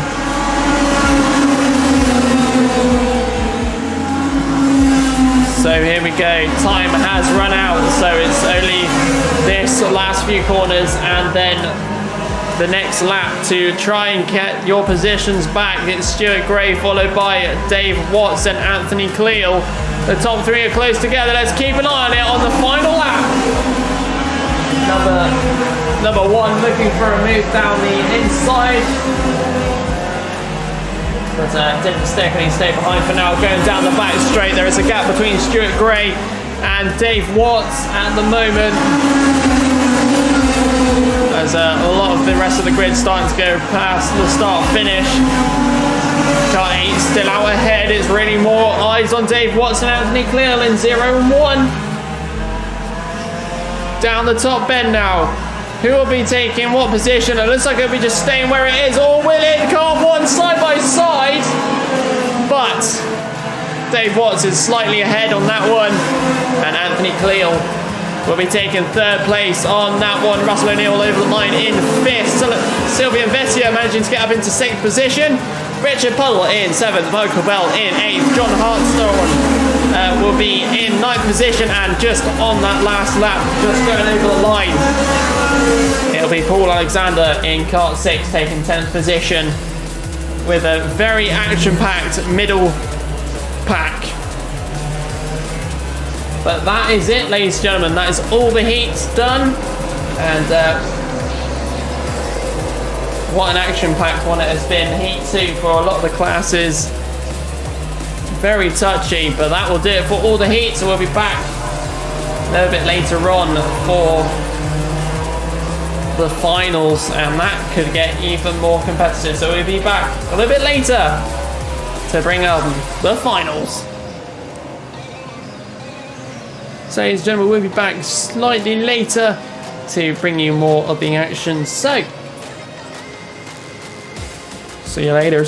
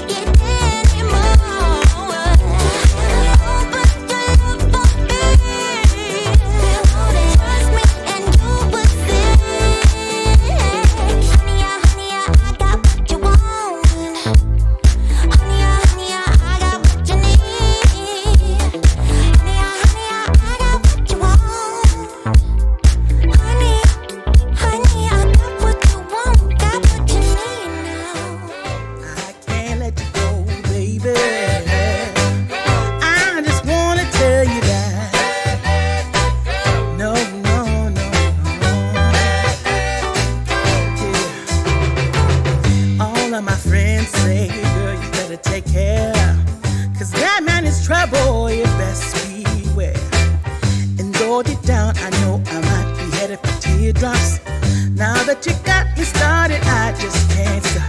No, no. 'Cause I love you, baby. I can't let you go, baby. I gotta tell you that I won't. I've been looking for love so true. When I was down and out, along came you.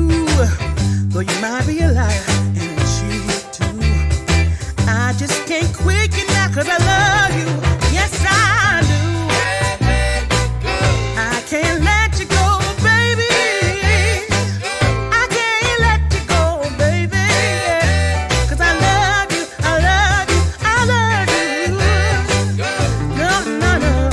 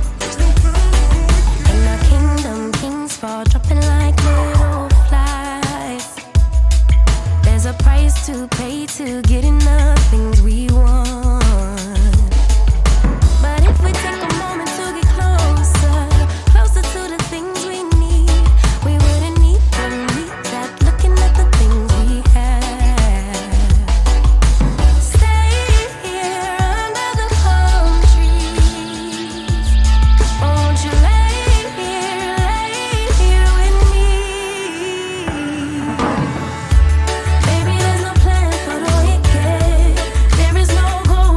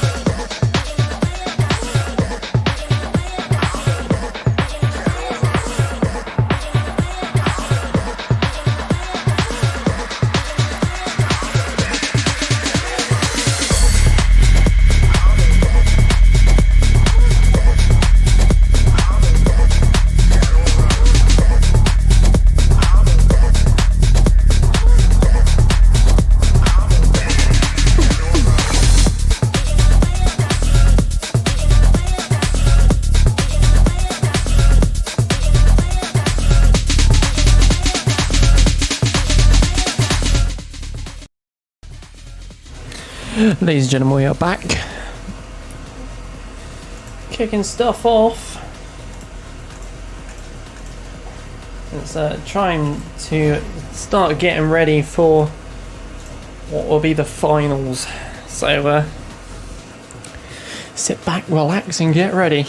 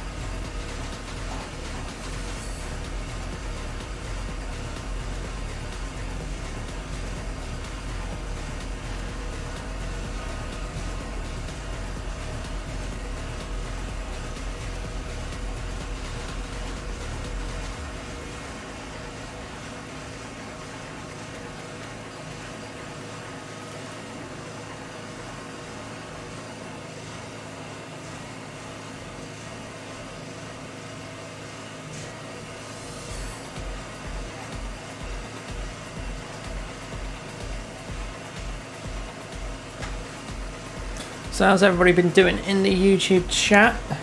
Forgot I've actually got the microphone on the what.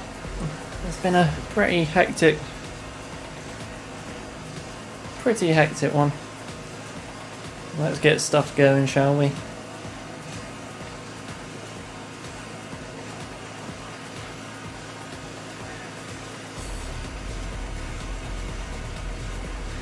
My voice is somewhat back, ready to go.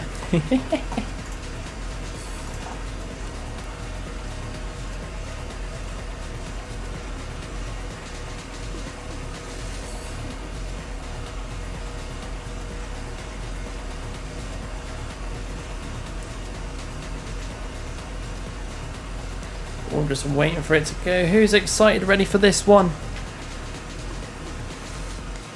We're still live constantly throughout this one. I know there's been a few hiccups, but we'll get that sorted for next month. Literally, the stream history is stream is healthy, error. Stream is healthy, error. So, we'll get stuff sorted for next time, don't you worry.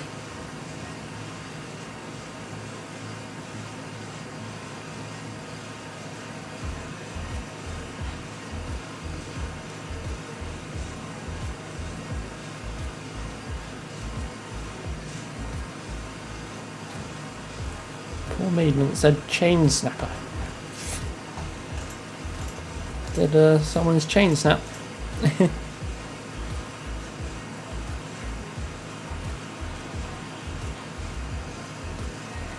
Oh, Jack Maven. Oh dear.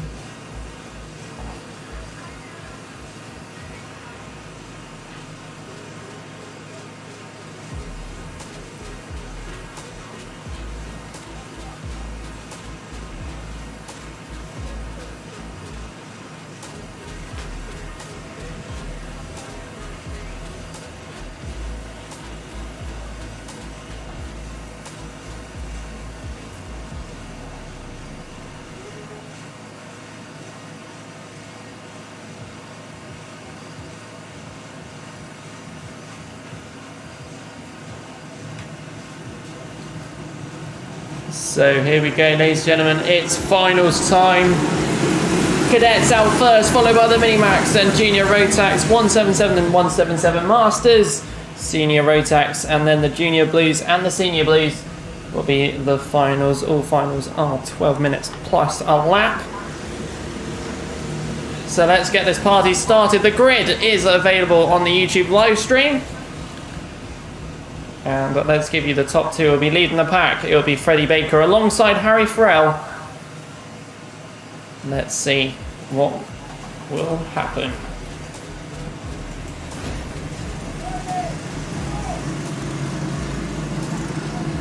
So the cadets have been very competitive all day today and produced some really lovely races for us during their heats. But what is it going to come with the finals?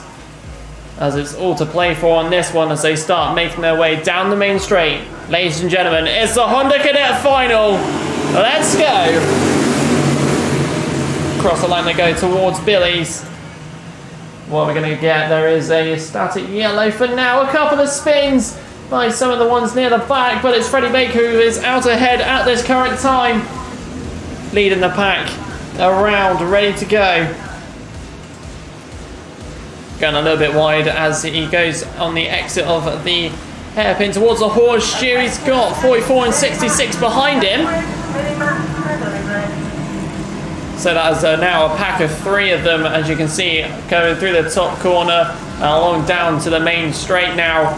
So it's sort of changed, but let's give you your order. It's Freddie Baker, then Cameron Nelson, Harrison Whittaker, Harry Farrell. There's your top 4, and it's going to change because third position's alongside second going into the S's. So that's now the number 66 of Harrison Whittaker up into second. As it all starts bunching up again, and look down the inside by one of the other drivers that looked like 6th position at the time. As we go on round, that number is the number 91 of Ethan Griffiths. He's been very competitive today, and he's been very brave on some of his moves. And as such, it still follows as we continue round for yet another lap. So here we go. Freddie Baker's still out ahead. He has a train of them behind as they go through Billy's and the nose down the inside of second place. So in the S's, he's done this move before, and as such, he's repeated it the lap later. It's the number 66, Harrison Whittaker, currently taking the lead of this cadet final. Still going around, they are all trained together. It's 1, 2, 3, 4, and nearly 5 interlock with each other pretty much. Freddie Baker still leading the pack, was leading the pack, sorry, it's Harrison Whittaker leading the pack. 41.47 is the fastest lap time by kart number 84, Harry Farrell, as they go around for their next lap. Ethan Griffiths with the fastest lap time of 41 seconds dead lap time. But here we go, there's the train that I've been waiting for all day, going down the back straight and towards around the hairpin and towards the horseshoe. Going a little bit wide goes the man in first, and 3 wide to the entrance there, going through the horseshoe, which has changed those positions massively. But it's top bend time as we go back round the top down the main straight. Who is it out in front? And it's the 66 that still managed to keep it. 84, 18, then 44. All very close together, and it's still switching now as one of the drivers has been pushed to the outside line. And a few drivers sneaking down the inside of the S's. No cross countries made yet. And hopefully not at all. But here we go. Keep on going down the inside. That looks like the number 91 going round and sneaking on up. And lots of inside moves made by a lot of them. And it was the number 71, sorry, not 90. But still, these are all very close together. The first place position is breaking a wave ever so slightly. Freddie Baker also on the verge of trying to catch up. Cameron Nelson in 3rd position. Harry Farrell down into 4th. And there's the cross country by the number 84. Had no room to go. So the only place he could go was on the grass. And that is a very bumpy location to be in. But that gap now from the number 66 and the number 18 of Freddie Baker can change really quickly as we're going through buttons. He has Cameron Nelson right behind him. That could change when going up to the top bend and down the main straight. Let's have a look. 4th place also has a train as well behind as he has a quick check. Number 71 of Jack Price has the 91 of Ethan Griffiths behind him. Through the S's. There you go, Harrison Whittaker with under a second, well, just under a second gap between themselves, and a move down the inside on that group of 4 through the hairpin towards the horseshoe. One driver keeping themselves down the inside line to make sure he can try and keep his nose in to get a position up through these corners, but unfortunately does have the outside line into buttons, so will have to concede a place or hopefully try and battle out to keep the place. Going down the main straight now, your leader is still Harrison Whittaker. Freddie Baker does have Cameron Nelson right behind him, as such that is a joint lap time of 41 dead. They are both catching up with Harrison Whitcomb very quickly.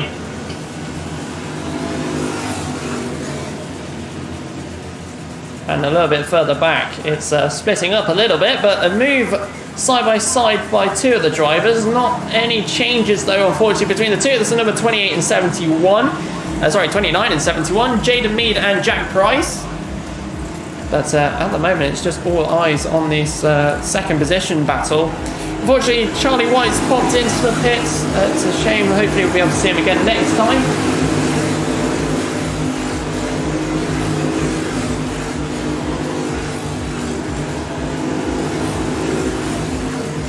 But down the back straight, it's still second on third. They are very pretty much matched out there, all by just a little bit.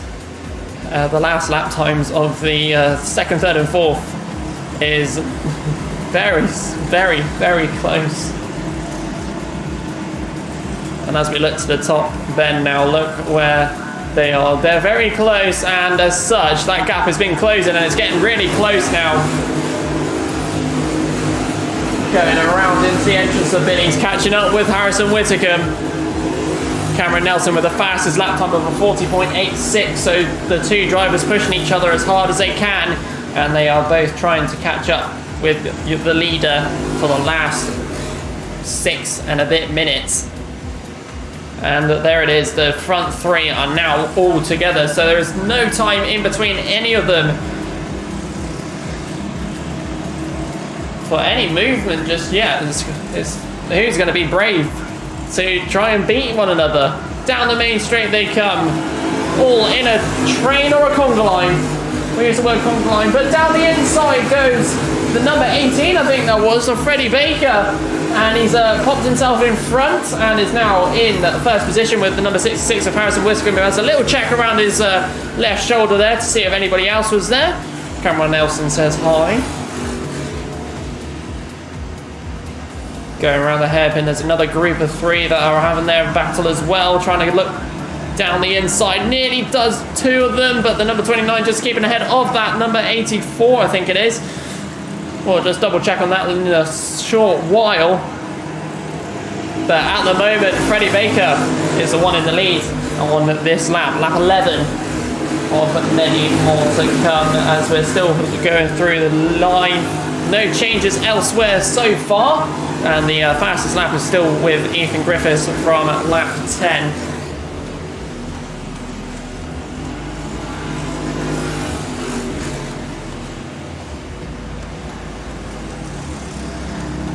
The number 91 of Ethan Griffiths as well. He's just got a nice eye line to what's happening in front of him. The gap is 1.16 seconds from the previous lap when they went over the line, so this could change at any point, because at the moment the number 66 is almost pushing Freddie Baker along the track. Puts his nose down the inside and claims back that first position as they go back round down the back straight. Will there be another change between the two? We shall find out as they go around the hairpin and towards the horseshoe. Being pushed slightly off the track there, and just clipping the grass slightly. A little bit further back, I could just see out my eye line is also that pack of 5 going into the horseshoe there. The number 84 and 71, that's Harry Farrell, Jack Price. I think Jaden Mead's in that lot as well. I think Bella Farclough is in that lot as well, the number 63.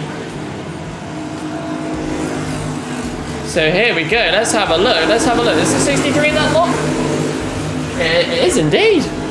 Very well done there. Getting right into the mix of things near the back. Let's have a look back at the front though. Our leaders, the top 3, and also Ethan Griffiths. Might join later on. And it still looks like it's number 66 ahead, side by side going into the horseshoe there. The number 63. Bella doing so well to try and keep up ahead. The sister, on the other hand, down in 15th position. But we'll still keep going and see what occurs from this one. Number 63 doing as best as she can to keep ahead of the rest of the pack. But let's have a look at that front 3. And let's include Ethan Griffiths in this on the top 4, as he's got a good view of what is going on. It's the number 66 followed by 18 and 44. So Cameron Nelson is patiently waiting to try and overtake Freddie. But it's all going to take a while for that to happen. There's just under 2 minutes to go. So a lot more changes to be made in the potential near future. Lucas Howell has a comfortable 5th position at the moment. Harry Frell and Jack Price are only just under 2 seconds behind.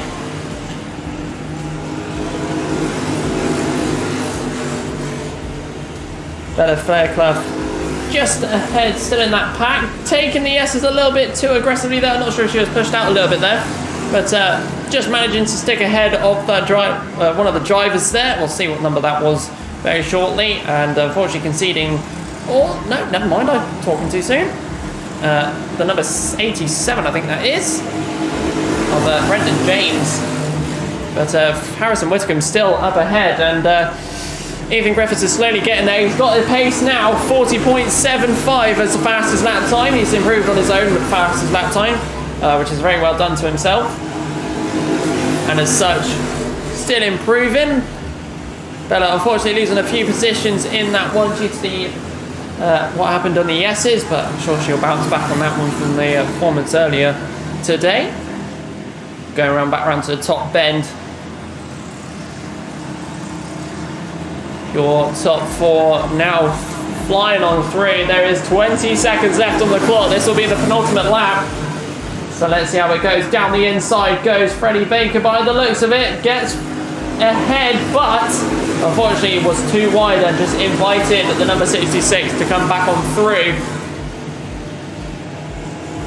As it goes too wide going into the entrance of the hairpin. One of the drivers getting pushed out a little bit, and that's inviting Ethan Griffiths to the party.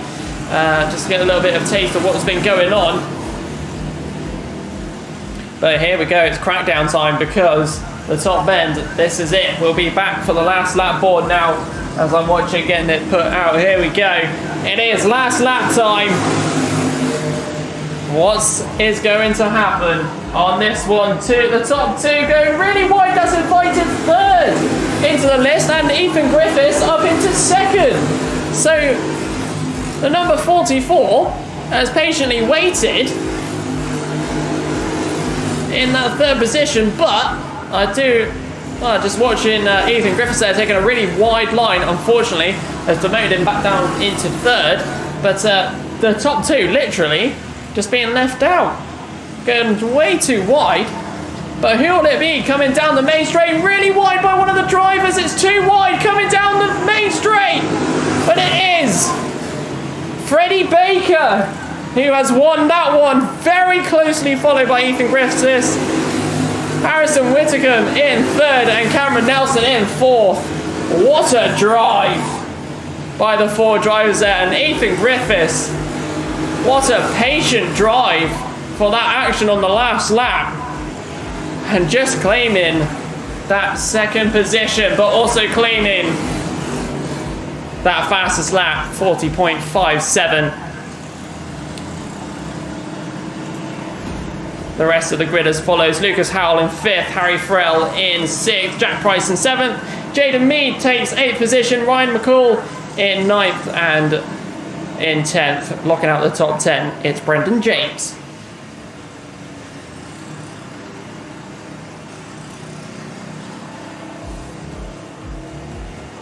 So what a competitive grid that was indeed. But it's time for the mini-maxes. The grid is on the YouTube live stream, but also available to yourselves in the main reception as well, when it soon pops up onto there.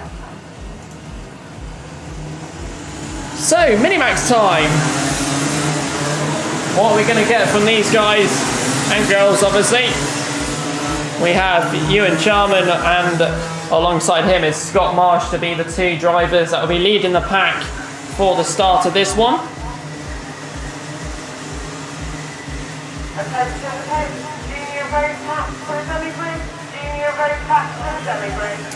And the GP plate of Blake Tysers will be starting down in 5th position for this one. So let's see where it turns out for this one and who will get where because it's time for the Minimax for their final. This one could get very competitive as it was with the cadets, but let's have a look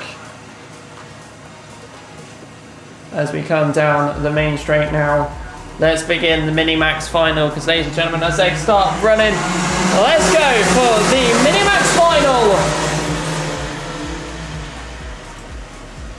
So going round Billy's, who will be the one that will get out in front? It's going to be that number 42 by the looks of it, of Ewan Charman, who started at the front of the grid and just managing to keep himself at the front. And a spin there for one of the drivers that's caused a massive pile-up. Pretty much. Unfortunately, a lot of the drivers there getting caught out on that one and getting stashed together. Luckily, it's all more taps than anything. Evasive manoeuvres as it was. But that will stop them from getting anywhere higher up. Hopefully some of those can get back. I'm not sure what drivers were affected in that one. Looks like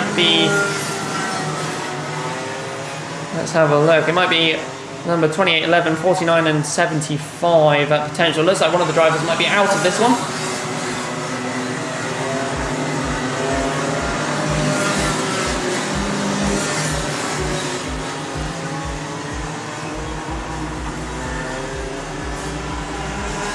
So here we go, let's give you an update on who is where. Ewan Charman in first, Benjamin Bartlett in second, the GP plate of Blake Titus in third position. Ewan Charman with the fastest lap time of 37.06.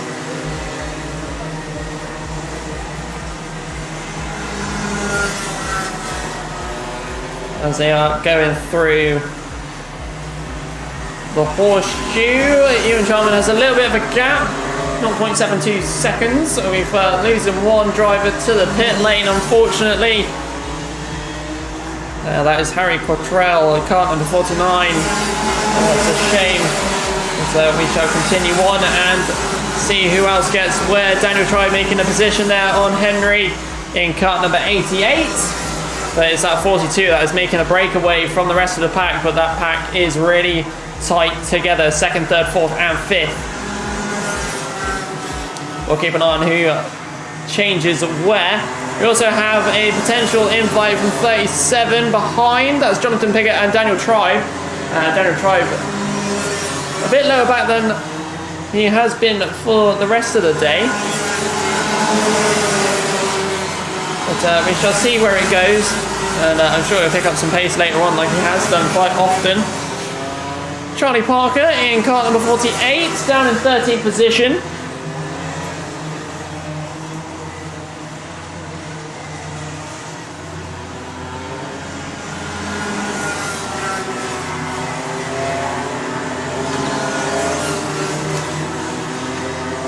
But that second place is all very close together.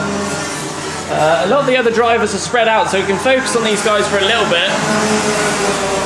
So Scott Marsh is now ahead in second position. As I was looking at the timing screen, Benjamin Bartlett in third. GP plate of Blake Titus is in that mix as well. The 47 breaking away from them as we go around the hairpin towards the horseshoe. It's still all to change for on this one. The 51 of Hugh Moulton very close behind that GP plate of Blake Titus. So we shall see how it goes as we're going along down towards the entrance of Billings. There's been no changes here, but a catch up there towards the man in green. When I say green, the green helmet, the number 44. So catching back up with third, sorry.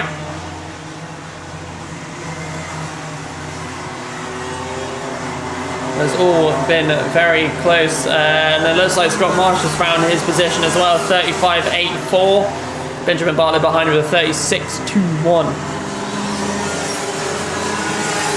So Scott Marsh really picking up the pace here, and as such has gone faster again at 35.77. So the pace to catch up and get that number 42. It's really digging into him, and he's driving as best as he can as they go around, as the back marker slowly gets out of the way. taking the inside line, which has affected an overtake there by the 51 and GP, but there's nothing you could do on that situation.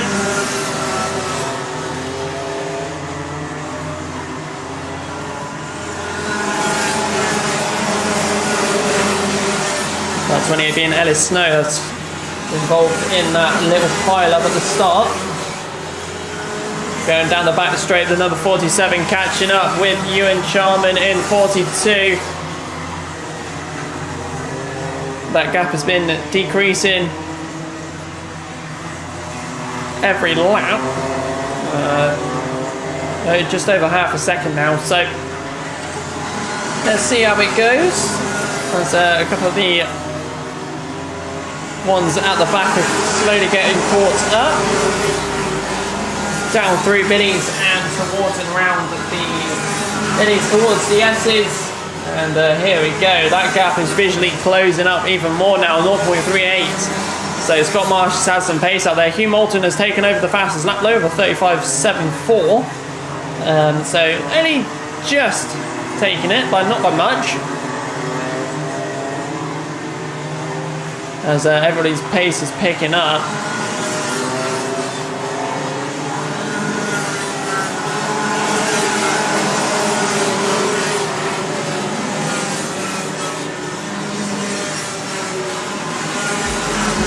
Going through the S's. Your leader is being very much caught up. And as we approach some more back markers here, let's see where we go. So that is the number 48, Charlie Parker, who was the front of the grid behind him. And as such, they go down the inside, first and second place. And third place as well, just being able to sneak by last minute. But there we go, it's a battle between 42 and 47, Ewan and Scott. Through the S's they go, down the back straight. Still no movements between each other as they go on round. There's still 5 minutes left on the clock, so there's plenty of time.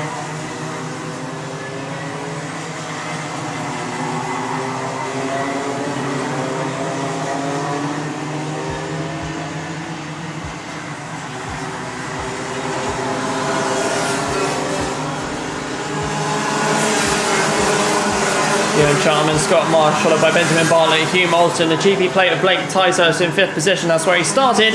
Daniel Tribe in 6th position, Jonathan Piggott in kart 37 in 7th. 8th position is kart number 16, kart 88 in 9th, and then Joshua Withcombe taking 10th for this one so far. Obviously all subject to change from this next lap, but first and second are really tight together. And it looks like someone else is also joining that queue. And that's the number 44, Benjamin Bartlett. It looks like the two drivers at the front are holding each other up. Or someone has pace. And I'm going to go over the second one because Benjamin Bartlett with a 35.64. He can see second and first in his sight. So is more than likely going to try and attempt to claim it. Obviously making sure he doesn't ruin his position at the same time. Hugh Moulton is in the list as well. Very close, number 47. Looks like he wants to go down the inside at Billy's and just manages last minute to do it, which definitely caught Ewan Charman off guard and slowed him up a bit, which also invites Benjamin Bartlett into the list as well, who is very quick at the moment, a 35.63, so he's improving his lap time quite often. As we keep going down the inside goes the number 47 of Scott Marsh, the back marker of Amelie Ackerts in kart 11, who's in that list as well, just being lapped by a couple of the other drivers.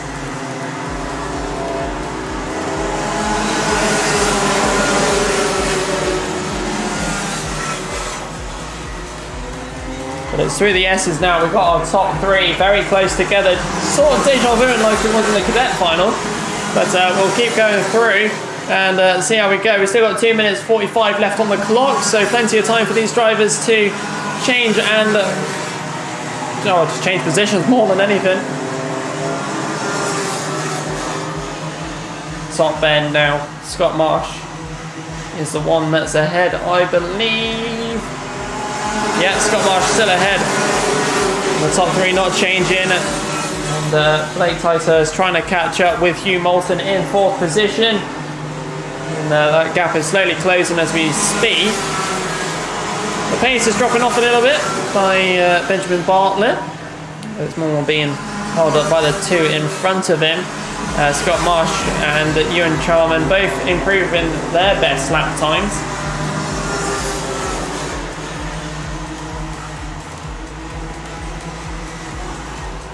Car number 16 given a contact warning out there as well. So not sure what's happening between him. We'll keep our tabs, but it looks like down the inside there's that the GP plate. And that is indeed Blake Ticehurst going up into 4th position. And now it's crunch time for him to catch up with some of the other drivers. Let's also keep an eye on Charlie Parker, given a mechanical flag, number 48. Right at the back anyway.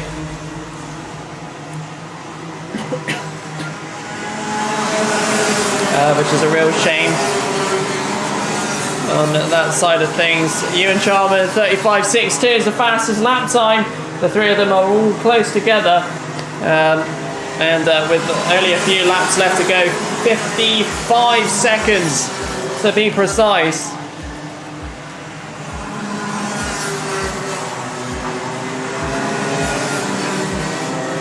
As Charlie Parker's popped into the pits, but we will keep going. Let's have a look. There comes our top 3 for 36 seconds left on the clock. We're going to squeeze out another lap before we put out the last lap board in this race. Going through the S's and down the back straight. It's the number 47, 42 and 44s. It's a battle for the 40s.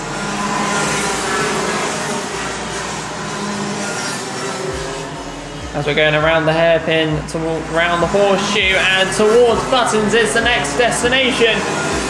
Top bend, and then it's eyes on the prize of that last lap board. Scott Marsh really wanting this to come, and it's here. So one last lap to try and defend it off. Well, what 40 will it be? Will it be 47, 42 or 44? Let's find out. Down the back straight they go.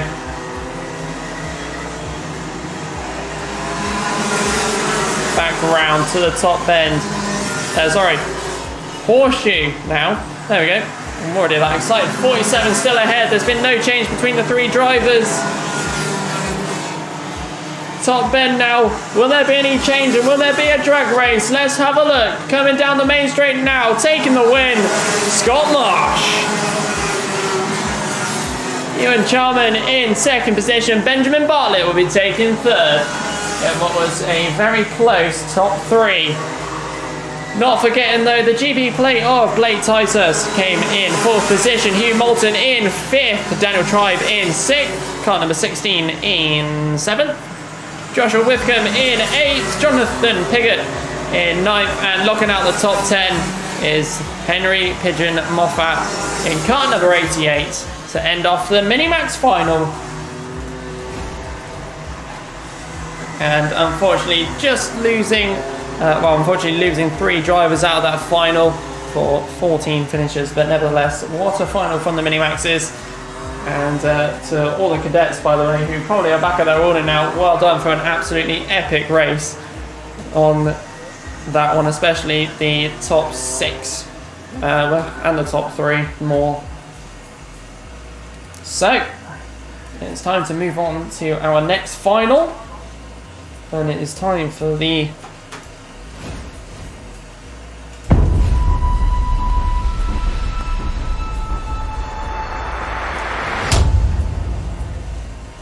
I didn't mean to play that.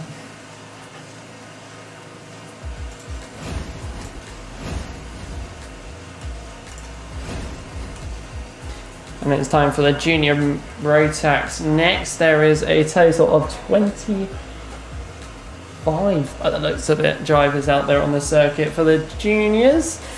It will be Jez Williams alongside Daniel Sawyer for the start of this one. So let's go.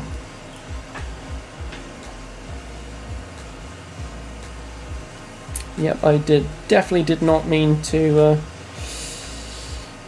play the Total Guide Zero overlay. I forgot I actually had that in there.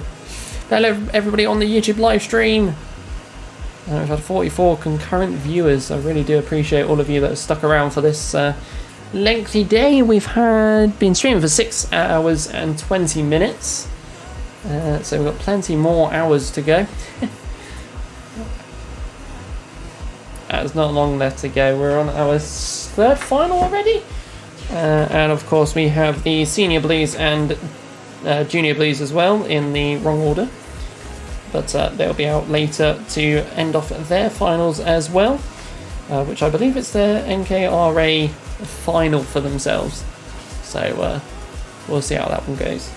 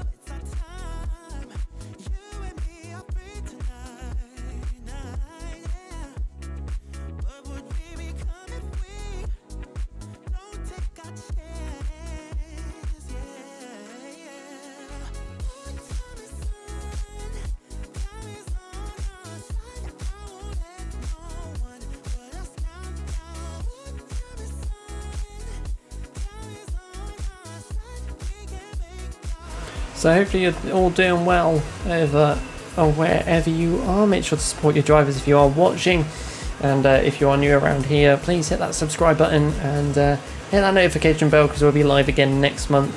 And also any extra little bits that we do end up uploading during the month as well. So we've just had our biggest peak of current viewers on the stream, 45. I really do appreciate all those who have stopped by and watched this one.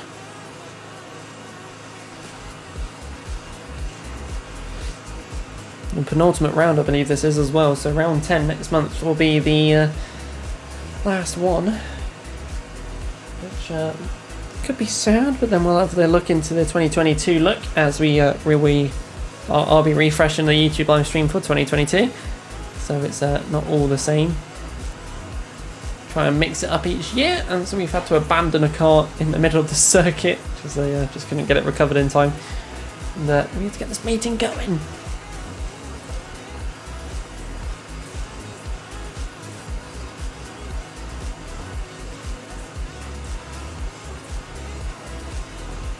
And again, as always, music from Epidemic Sounds. Most of the songs you can find by Shazamming them, but also they'll be available on iTunes and Spotify. But let's go. So, ladies and gentlemen, it's crackdown time for the next one. What we got out here? It's the Junior Road Tax. Jez Williams will be alongside Daniel Sawyer to let the grid go for the Junior Road Tax final. It's been a very competitive Junior Road Tax grid today, and as such we'll continue it on throughout the rest of this next 12 or so minutes. The grids will be showing up on the YouTube live stream if you're not watching it already, but you probably want to actually watch it on the track because it's going to be a lot more exciting to watch. This one's going to definitely change. Here's the one who's going to be out in the head. Here's the question. So as they start making their way to the top bend, let's see who goes where. A total of 24 drivers currently. Let's go for their final. So as they go around Billy's, through the S's and down the back straight. Let's see who your leader is, and when I say your leader, it's going to be Jez Williams as the leader, as he's currently out ahead of car number 12, Daniel Sawyer, and I believe that is Finn Smith in third position, so that's going to get competitive between all of those.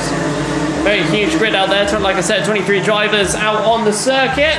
Let's see if we can end with 23 as we go around for lap 1. So Jez Williams, Daniel Sawyer, Finn Smith, Alfie Davies, Jamie Burt, Ashton French, Harry Maynard, and then Billy Edgecombe. And we also have Cameron Crockett and Lucas Hayden. That's your top 10 as quickly as possible. As we have a few changes, possibilities here, as a lot of the drivers are trying to go down the inside lines, pushing them wide. But most of them looks like they'll be keeping their positions at the moment. It's more now near the back to have the changes on that first lap. Jez Williams has just flown away from the start at the moment. As we keep going along. Daniel Sawyer in second position. Jez Williams with a 35.67 as the fastest lap time at the moment. Down the inside go two drivers on one to push him back, and a spin there by one of the cars, and can't see the number unfortunately. Let's have a look who that was. As we go on around, it looks like one of the Team Clay carts. It's number 88 by the looks of it, Cameron Crockett, who's spun it. He was currently resting in around about the 9th position mark. So that's going to leave us sore thumb a little bit. So we'll keep going. As Finn Smith has changed position with Daniel Sawyer, so Finn up into second position. As we go on around the hairpin towards the horseshoe. There's no changes by that top 3 or 4. The number 41 of Jamie Burt is keeping in there as well. But it's all at the back here. Just look at that grid. Number 82 trying to go around the outside of the grid there. And slotting back into that single slot as they're coming down the main straight themselves. Lincoln Bailey Anderson getting a contact warning, just given out there, number 75. Daniel Sebler in kart 90 up a position. Lucas Hayden up as well. Gregory Akers unfortunately losing 4 positions on that lap. As that backpack is really all just changing constantly. But just looking at the top, it's Jez Williams just blown away at the moment. There's 9 minutes left on the clock, and there's crackdown time. Alfie Davies is in third position with the fastest lap time of the 35.03. Both Jez Williams and Finn Smith have a fast lap time as well. They both did a 35.11. Can't tell who did it first. Well, it's obviously going to be Jez Williams who did it first. But both matching their fastest and best lap time between each other as they come down the main straight now. Past the start finish. Finn Smith slightly faster that lap. So the gap's going to be slowly closing at the same time. As the rest of the grid come on through. Another contact warning dished out to Lucas Hayden in kart 46. Down in 12th position as Daniel Sebler and Arthur Thacker in front and behind respectively.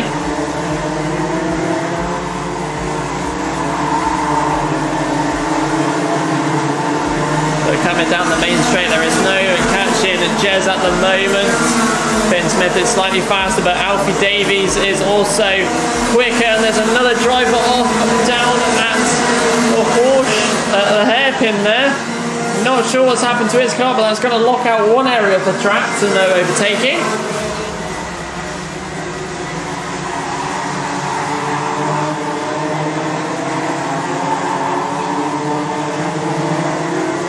Unfortunately, a little breakdown by the looks of it, or either another issue with the car that we cannot see from here. Jez Williams and Finn Smith both matching their lap times yet again. They are both driving roughly the same around here. 7 minutes just over left on the clock. Alfie Davies almost nearly matching them as well with 34.95. So those three are really closing the gaps between each other as best they can. Daniel Sawyer is just at the back watching it unfold in front of him. Jez Williams with the fastest Sector 2 time than anyone else at the moment. Not getting the overall fastest, unfortunately. 34.94 by Alfie Davies. That's the fastest lap of this race. So Alfie in third position is really trying to catch up as best he can. Obviously everyone is really close together lap time wise. Third, second and first all really, like the lap times you can't even explain. Number 71, but let's I think that was the 71. I've forgotten. I couldn't see what number it was. We'll carry on. Two orange carts coming down the main straight now. That is the number 71 and 90.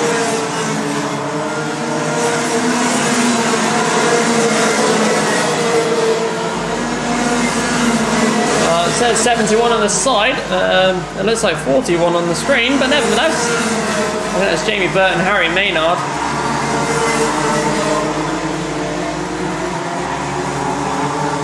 Yeah, Jamie Burt, 41, but 71 on the screen, on the cart. Never mind. We roll on. Jez Williams still ahead, followed by Finn Smith and Alfie Davis, Daniel Sawyer, then Jamie Burt, Harry Maynard, then Billy Edgecombe, then George Walker, Lincoln Bailey Arneson, and then Daniel Sebula, who will be knocking out your top 10. And looks like a couple of moves there by the number 41 of Jamie Burt, the number. Let's have a look. Hang on a second, actually. Let's see. 71, 93, 23. I think we've got a car out there with no transponder. That's going to be one for the...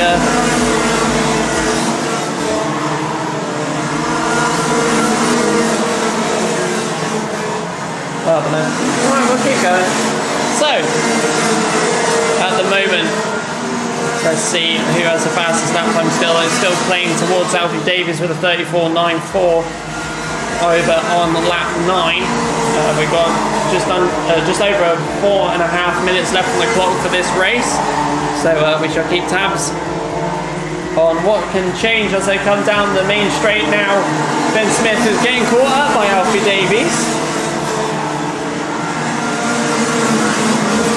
So it's Finn's pace coming off. We'll see very shortly as we go down the main, the back straight and towards the hairpin and horseshoe area.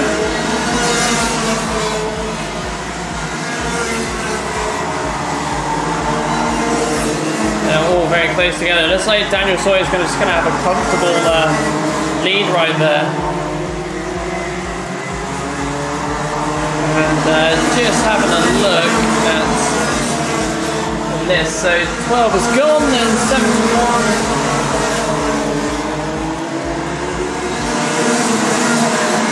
Yeah, so we are basically guy out there on the track, but 71 then 93. So the number 93 of Harry Maynard is 6th, if I am looking correctly.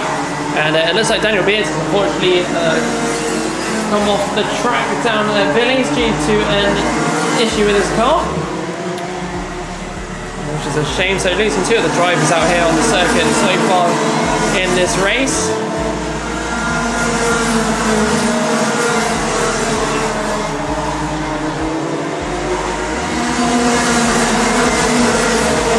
Still flying on through. We've got just under 3 minutes to go.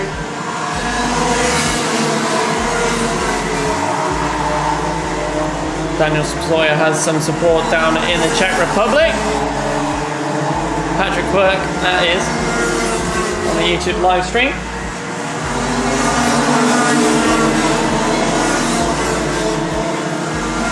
.71 still ahead of the 93 there. So looking at Finn Smith, there is potential opportunity for Alfie Davies to try to have a look on the inside line. So is this attack time for Alfie Davies? We shall find out as we go around the horseshoe towards Buttons. Let's see what else he will plan. There's a lot of bump stops there going down at the hairpin and horseshoe with the back lot. Now the 76 just really trying to find a move anywhere he can, but Finn Smith really placing that car in the position where he could. Just to defend it off. Daniel Sebula up into 9th position, making 2 places on that one. Lucas Hayden just staying in 10th. And Lincoln Bailey Arneson down 2 positions. Cameron Crockett is trying to make a recovery drive, 18th at the moment. from his spin at the S's earlier. But Jez Williams just staying out in front by a long while. Contact warning as well given to cart number 90.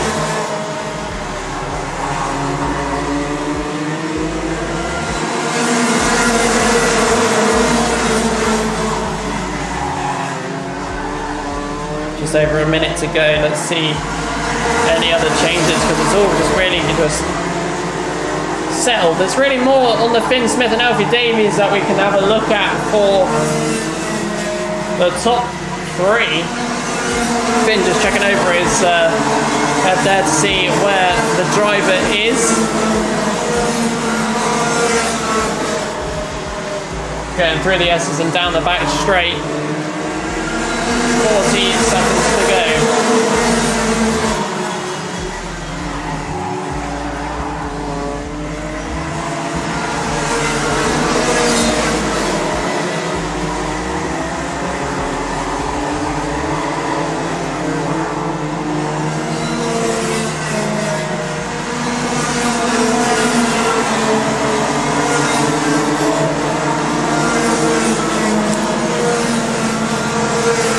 So we've got 10 seconds left on the clock, so this one's the penultimate lap. So the battle between Finn Smith and Alfie Davies is going to have to escalate or stay the same at some point. So who knows what will happen. So here we go, ladies and gentlemen. It's time for the last lap board as we get our leader come through, Jez Williams. Last lap is out. Let's see where we go. Going around Billy's. Down the inside it goes. The number 76.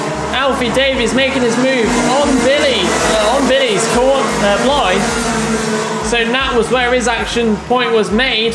Finn Smith desperately trying to get that position back again. So this could be a change in position on the last straight. Here we go. But let's give a round of applause. It's Jez Williams that will be winning the final for the Junior Rotax, and Alfie Davies will be getting second, followed by Finn Smith and Daniel Sawyer. Harry Maynard will be taking 5th position, Billy Edgecombe in 6th, George Walker will be taking 7th, and Jamie Burt in 8th, and then Daniel C will be taking 10th as Lucas Hayden beats him to the line for 9th.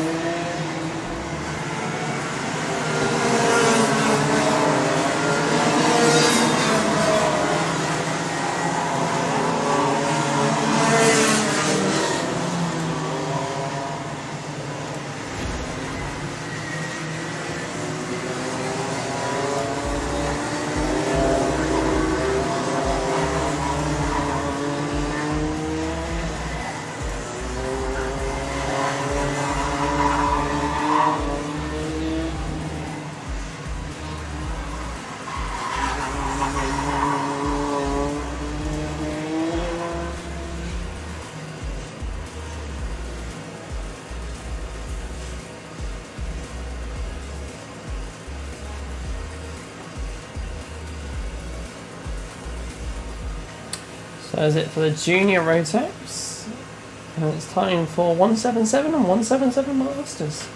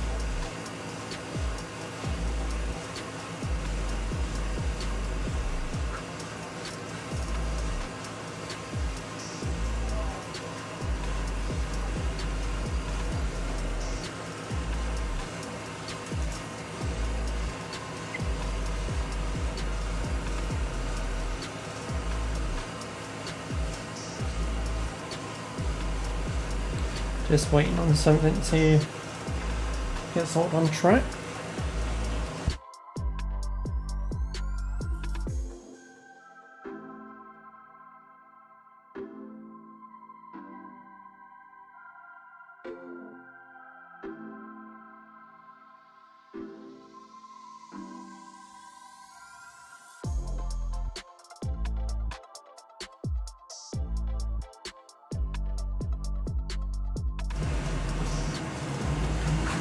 So here we go, ladies and gentlemen, it's our next final. It's the 177 and 177 Masters that will be taking themselves onto the track. So this one could get interesting. But Philip Howarth's on the front line in pole, with Darren Whaley that will be taking position alongside him. So if Philip Howarth has enough clean air, I think he will just disappear from this one from the get-go. But we shall see. We shall see.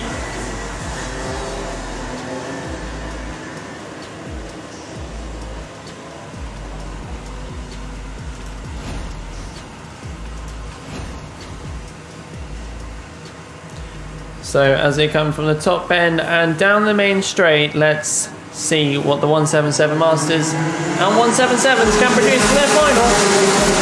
As they go over the start finish, and we shall see who will get ahead, and a nice rally outside there by one of the drivers. And like I said, car number 11 has gone ahead of the pack straight away. They need a road tax for the dummy grid.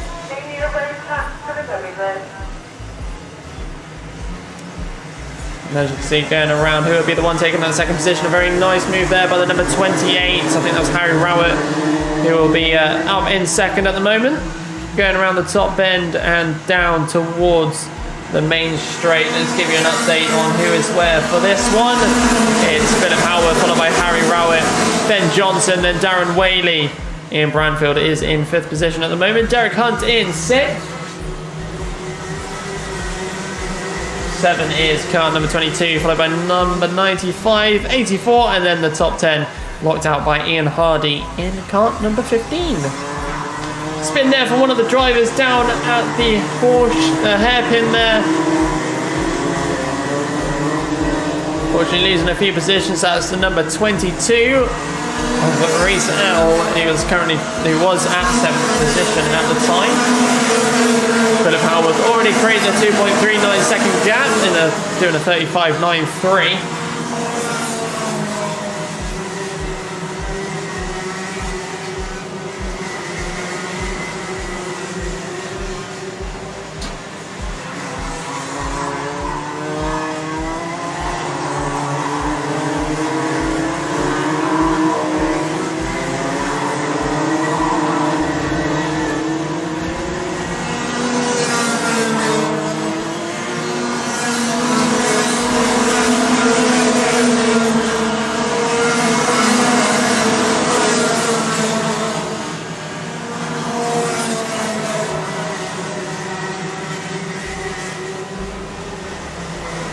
Most of the drivers out there spreading themselves out a little bit. There is a little bit of a chance near the back of the grid as there's 2 cars back there. Let's have a look at 2 of them. That was the 35 and 64, Alex Solly and Cameron Marston. 2 of the drivers who had a little bit of a tussle with each other, trying to get ahead and stick themselves somewhere.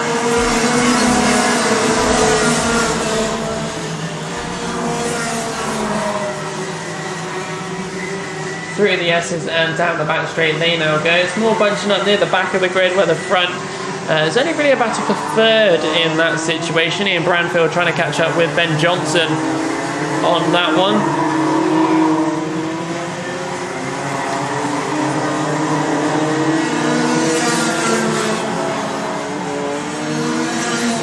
Going down the main street. One of the drivers letting through another one as polite in the manner. The number 61 of Ben Johnson giving up his 3rd position there to Ian Branfield. Not sure if he was it's a polite thing to do, but who knows? could have been something that he didn't feel right with the car, but nevertheless, going down the main straight, Philip Howarth, followed by Harry Rowett, then Ben Johnson, Ian Branfield, in third, and then Ben Johnson in fourth. Darren Whaley, Derek Hunt, Alex Joyner, and the rest of the grid has not changed since.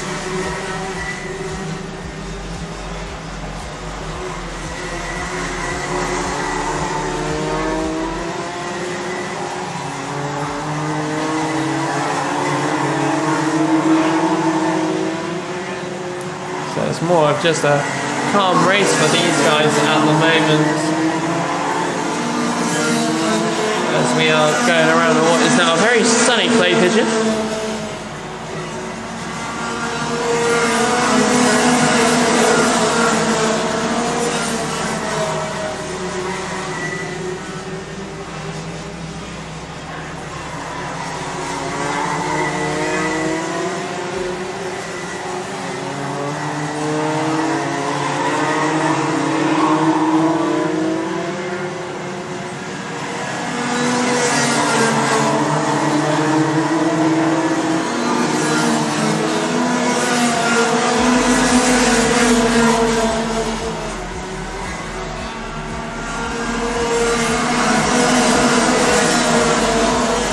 So not much happening in this race really.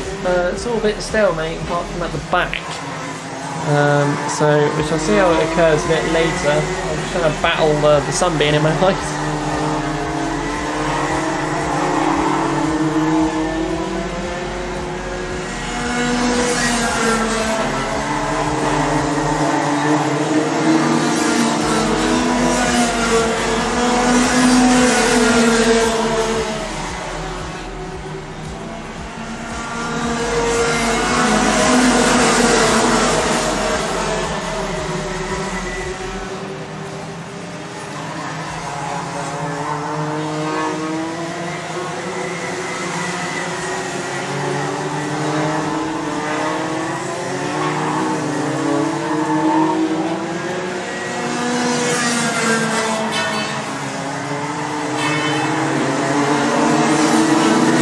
Packing up already.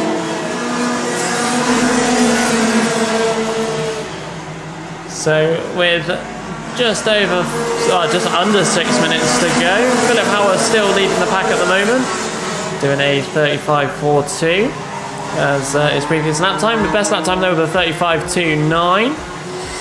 Harry Rowett out there is in second position, kart number 28. Fast lap time with a 35.6. Trying to catch up with Philip Howarth, but that gap is over 5 seconds now. Third position and not too far behind Harry Rowett is Ian Branfield as they go on to lap 11. 35.45 for the best lap time on himself.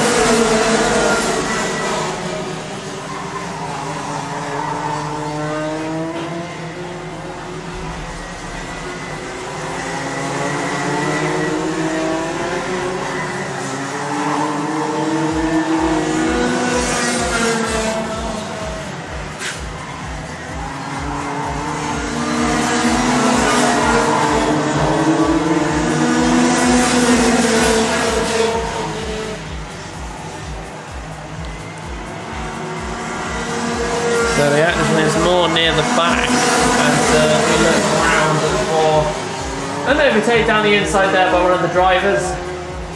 Near the back, let's give you that kart number very shortly. The number 35 making up a position there. That's Alex Solly out there.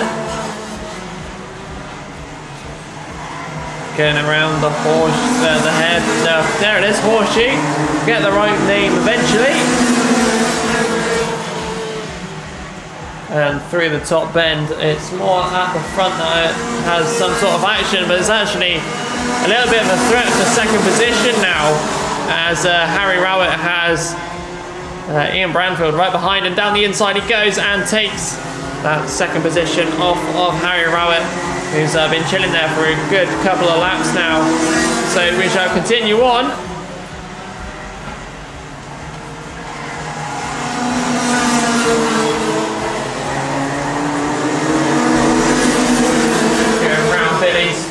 S's. And then going down at the back straight around the hairpin and towards around the horseshoe.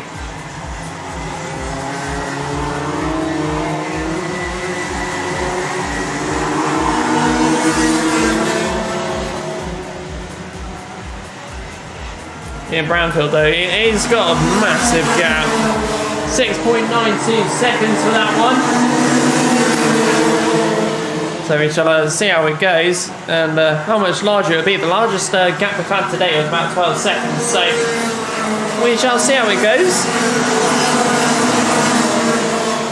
No changes near the back. It's a bit more quiet between those. They're doing a lot of overtaking, but they're more just switching and swapping back on that side of things.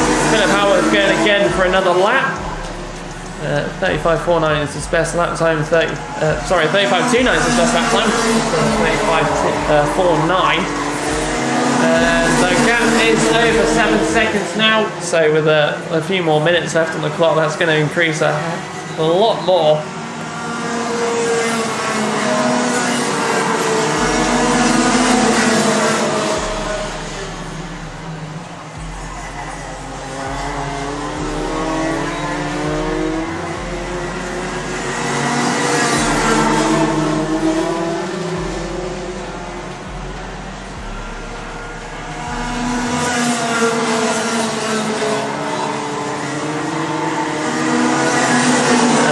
Lap 17 of this 12-minute final. 1 minute 40 left on the clock.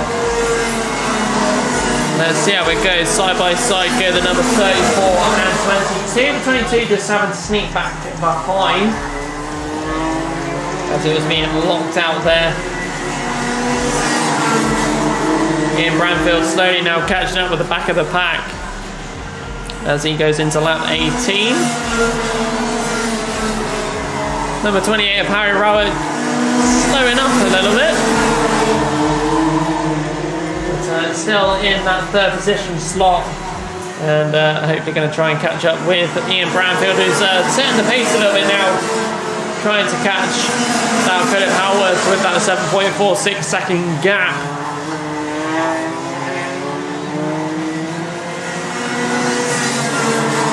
That will take a while, and that while is not enough in this race.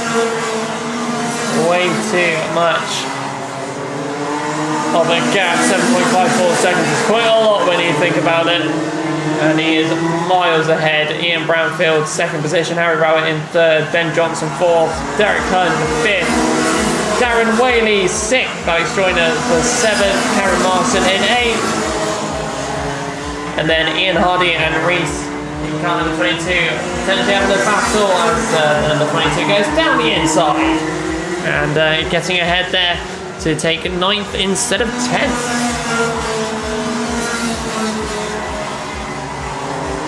So here we go, the clock has finished ticking. So that means it's the penultimate lap. And for Philip Howarth, it's just more of a cruise around to the next one. The top three have really spread themselves apart. 4 seconds between Harry Rowett and Ben Johnson.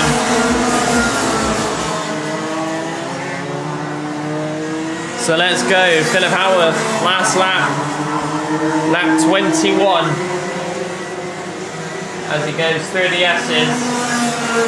Down the back straight. He has claimed this one since the beginning of the day, it feels like. He had so much pace all day pretty much.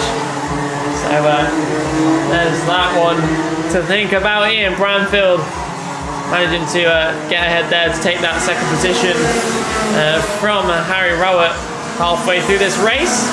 A little bit further back, a little bit of a potential change that didn't happen down at the back there, but there we go. Checker flag for Philip Howard, the winning the 177 and 177 Masters race. And that is that final sorted, done and dusted.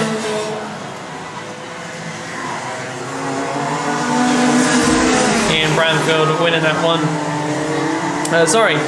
Philip Howard winning that one, and Ian Branfield slowly catching, but 8.2 seconds behind the eventual winner.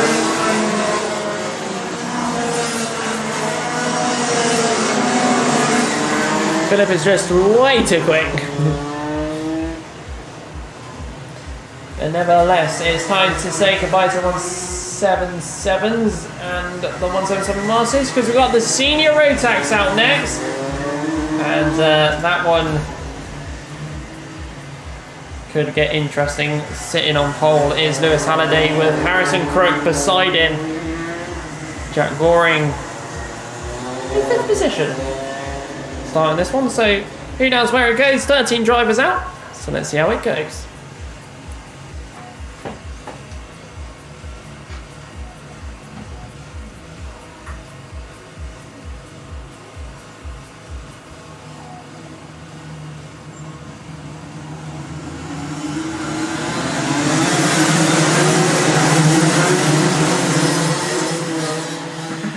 So here we go. So here we go, ladies and gentlemen. The Senior Rotax out for their final as we near the end of the day. Race 28 out of 30. Attention the pits. Junior blue to the dummy grid. Junior blue to the dummy grid. Let's see where this goes for the drivers. Lewis Halliday is out there in the front. So if he gets a clean start, he would fly away from the rest of the grid, but also Harry Gibson has the same sort of chance as well. But let's see how it goes. Top bend to go past the pit lane to begin the Senior Rotax final, ladies and gentlemen. Let's go and see where it goes. Round Billies they go. Looking down the inside goes one of the other drivers who will be out in front. It's the number 88. Like I said, Harry Gibson has the same chance as Lewis. And as such, he took that one. As Lewis got held up a little bit there as we go round in towards the horseshoe. Number 56 trying to hold off the rest of the grid as we go on through buttons and down round the top bend. And down the main straight to kick it off. Let's give you your order. So it's Harry Gibson, followed by Lewis Halliday, Harrison Crook, then Bradley Watts. Harry Holland down in 5th position. Tom Rotherham in 6th. Callum Davies in 7th. Jack Goring down in 8th position. Jordan Morris in 9th. Jack Maben in 10th. And at the back, last but not least, Elliot Barrell. Really 11 of them on the track.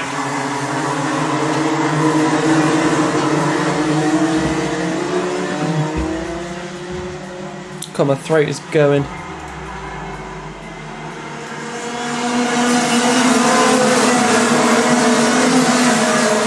just looking at the grid, 4th position is the one that is closest to getting an attack from behind,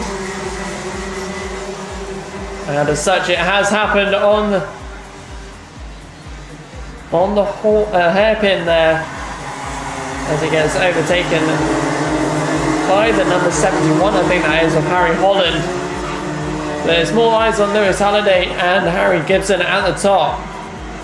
He would be the one to be claiming this one. Both been fairly competitive today, and as such, we'll see the same later on. But look at the gap, it's already closing on Lewis Halliday as he takes a bit of a smoother line through the S's. And going through the hairpin and horseshoe. It's all very much the same. Grid is starting to slowly mature itself and spread out just a little bit. Elliot Barrell at the back there, getting used to it all still.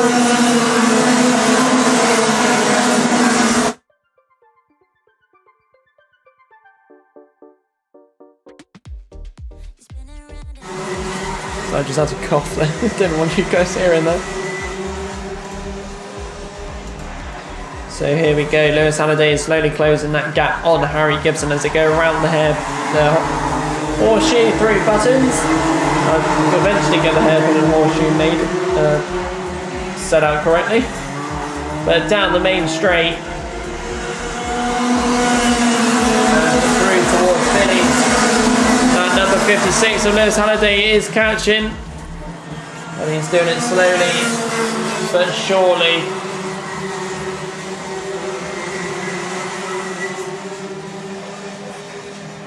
around the hairpin. Horseshoe now. Taking a much tighter line. Through buttons. There's Halliday now going through the top bend. Let's see how much closer he is. That gap is slow, getting even smaller. And such. That gap. They're almost bumper to bumper going through Billy's. Lewis patiently waiting to get his car down the inside of the other driver. And as such, he does it into the hairpin there. And does the move successfully. He's up into first position at the moment, followed by the number 88, then the 71 of Harry Holland, then Harrison Crook.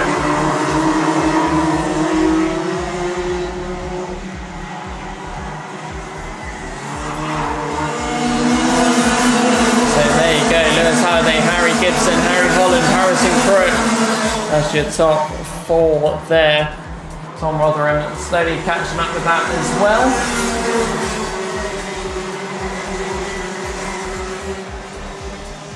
Jack Goring down in 8th position at the moment in this final. Chilling at near the back of this one. He's been higher up today. But we shall see if we can change that anytime soon. Lewis Halliday still out ahead, followed by Harry Gibson and Harry Holland. The top 3 not changing, and as such they are all spreading out as well. Lewis trying to get as much of a gap as he can behind him, away from the rest.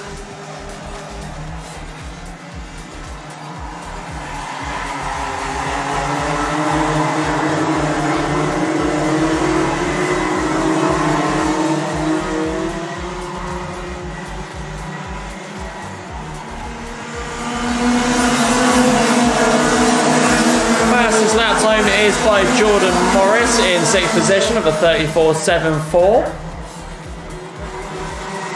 As we have an overtake nearly around the outside there, just couldn't finish it off. The number 95 trying to make a move on the 77. He trying to make a move, stick all the way around the outside of Billy's. But by the time we got to the S's, it just got locked out completely on that side of things.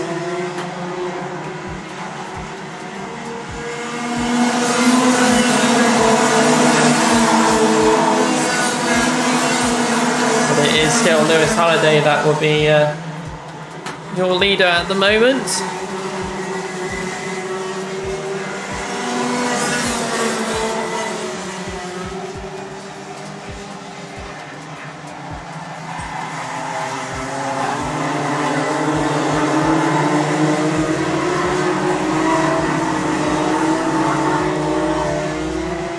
So going down the main straight yet again, we still have just over 5 minutes left on the clock. The 71 and 88 change of positions. So number 71 of Harry Holland ahead of Harry Gibson.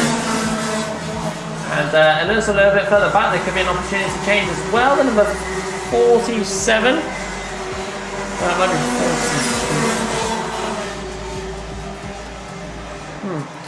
40. From a distance, so 47. It's the number 42 and 17.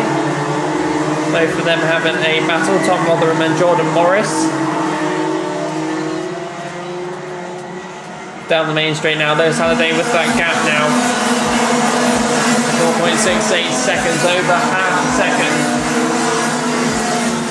And he's comfortably keeping that one. It is shrinking a little bit. Harry Holland trying to catch up. Harry Gibson also staying, or trying to stick with Harry Holland. Let's see, Triple H, so 2nd to 4th. Jack Maven, Callum Davies and Elliot Barrow all improving their lap times and getting their best lap times out in that previous lap. But currently at the moment there is no changes whatsoever between anyone. There's only one opportunity and it's the number 17 that has a look trying to go down the inside. Unfortunately could not stick it on that side of things and has to chill back a little bit. Going through the S's and sticks in the same position. So with 4 minutes to go and not many changes, who knows where it will go.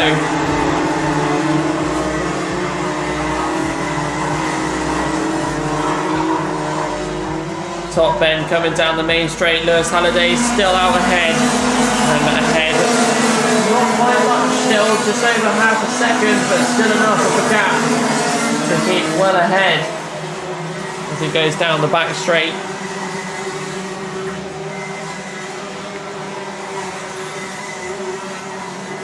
He's now going through the horseshoe. Barrel there just going over the line. 12 seconds behind the rest of the pack at the moment. 3 minutes 15 on the clock. Let's listen to the next couple of laps. Here we go.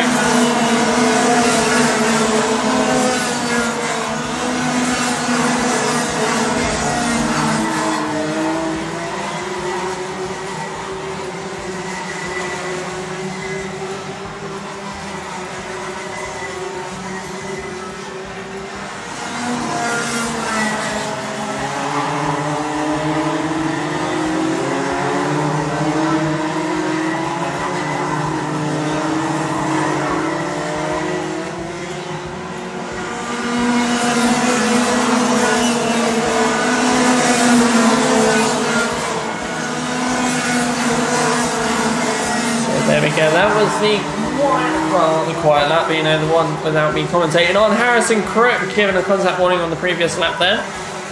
And our fastest lap time goes to Jordan Morris still with the 34.74. Did it on lap 7, so that was quite a while back. We're on lap 16 now, so nobody's actually managed to get anywhere close to that 34.74 over the last few minutes. Lewis Halliday is slowly being caught up though by Harry Holland, so there might have to be some defensive manoeuvres that are going to have to be done within the next couple of minutes, as there is just over a minute and 40 seconds on the clock. So in that time, he's got to be wary that there is someone behind him and potentially going to overtake and take that position off of Lewis Halliday, who's had it for the last couple of minutes. Obviously, Harry Gibson had it at the start. So Harry Holland wants it at the end. Down the inside goes to number 17 now, and has managed to sneak out ahead, going through Billy's a very great dive darting down there, and getting ahead of Harrison Crook. Jordan Morris, that was now up into 4th position.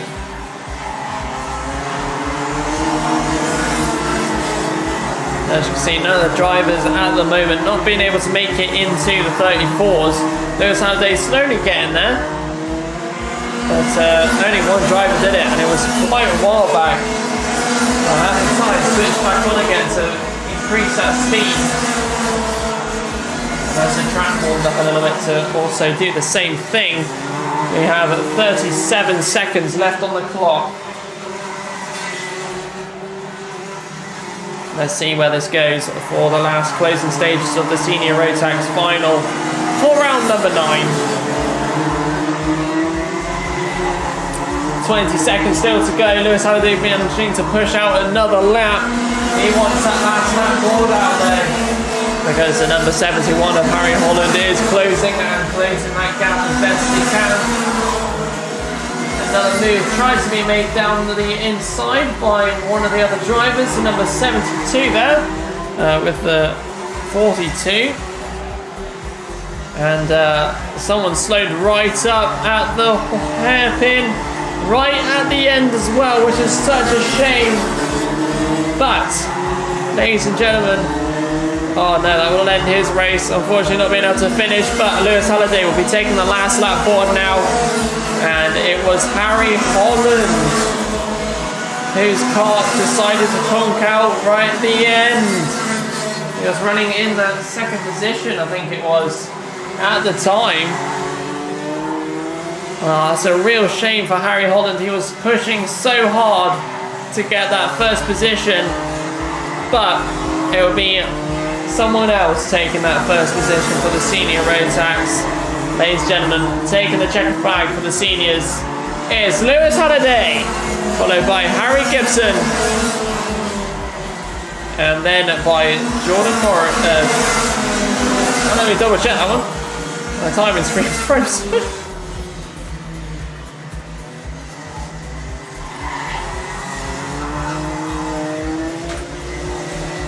There we go, a quick refresh. Lewis Halliday, Harry Gibson, and then Jordan Morris. That is your top 3 for the end of that one.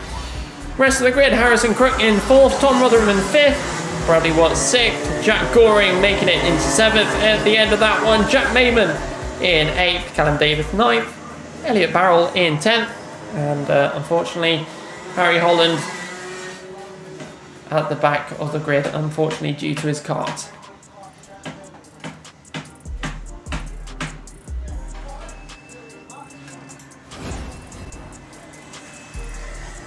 Nevertheless, it's time for the Junior Blues. That will be out next for their final. Let's see how that one goes. Sam Mitchell will be at the top, alongside Reese Reed.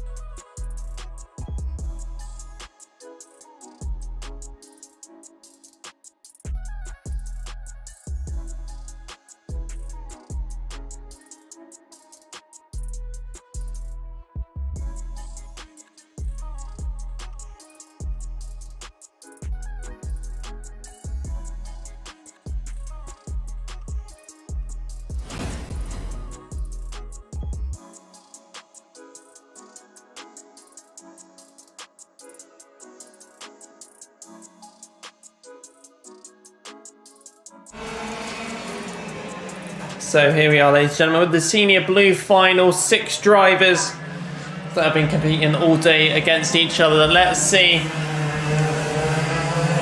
who will be the one taking the win of this final. So let's see who will be the one at the front at the end of this one. Don't forget that the kart 0 and 29 have had a battle all day. And it is the number 29 ahead, 46, Josh Hibbert, who's in 2nd position at the moment, with the kart 0, Sam Mitchell in 3rd. Rudy Winslow Morton in 4th position, kart number 81. Mitchell Carpenter in kart 90 in 5th, and Jamie Dart in 6th. That is your top 6, and that is the full grid. So let's see where these drivers will turn out to go for the end of this one. It's more looking at the number 29 and 0 throughout this day. But out of nowhere, Josh Hibbert is in that list as well. And a spin off there by one of the drivers. I couldn't see which number it was. Not sure if that was down to contact or if it's just a driver himself. But that was the number 29 again. That's happened 2 in a row. Hopefully, let's see if we can get a recovery drive. There's still 10 minutes to go, so plenty of time to try and catch up with the rest of the grid, but just saw him just dart off completely there as they went towards Billings. So around the Essence goes your leader at the moment, kart 0, Sam Mitchell, Josh Hibbert in 2nd, and then Rudy Winslow Morton in 3rd. That is your top 3 out of 6. 9 minutes 40 to go. Let's see where else it goes. Another spin or an issue down there at the back. A slow car, but nevertheless still managing to keep up and go. There's the number 63, Jamie Dart, who's stayed near the back most of the day. It was great to see a little bit further up earlier today as well, especially at the start of this race as well. But also an opportunity here, by the looks of it, for Rudy Winslow Morton, trying to look down the inside constantly. Mitchell Carpenter trying to have a look as well as they go around the hairpin and horseshoe, trying to keep that tighter line, but that gap for Sam Mitchell is going big distances at the moment. It was 2.7 seconds last lap, and this time he's managed to increase that to 3.9 seconds, so a bit of a gap. As the sun is starting to blind me in the commentary box, but nevertheless, we shall keep going and see what else I can sort of see.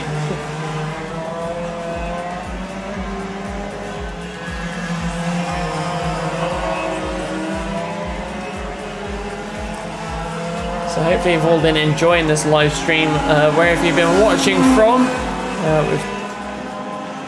Even though we've had a few of the hiccups happen during the stream, but I like to keep it going. Not much is really happening in this one anymore, which is a real shame.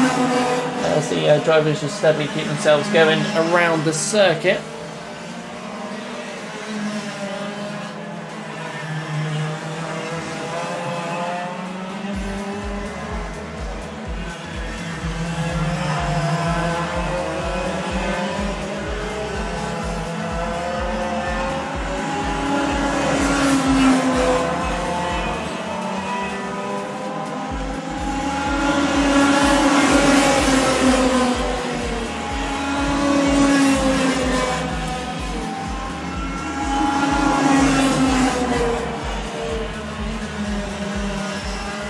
So let's get an update for all of you. It's been quite a quiet one so far in this race, as I've had my own personal pit stop for liquids.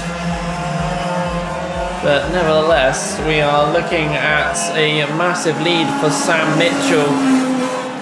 As I was more looking forward to a battle between the 0 and 29. But due to that issue down at Billy's, we are being denied that one. Fastest lap goes to Sam Mitchell, who set it at lap 6 of a 36.86. Josh Hibbett is still sitting in second position, with Rudy Winslow Morton in third. And it looks like there was a spin there from the number 90, is it? And yes, it is indeed a spin by the number 90 as he came out of the hairpin there, which is given Rudy Winslow Morton a bit more of a gap behind, as Reese Reed tries to get back up the order again and promoted up into fourth on this one now. Mitchell Carpenter down into fifth. Jamie Dart coming over the line now with 5 minutes and 55 seconds left on the clock, so plenty of time to go left in this one. And what a beautiful day this one turned out to be. It was quite cold to begin with, but the sun's come out, and as much as it's blinded me with these early nights slowly rolling themselves in.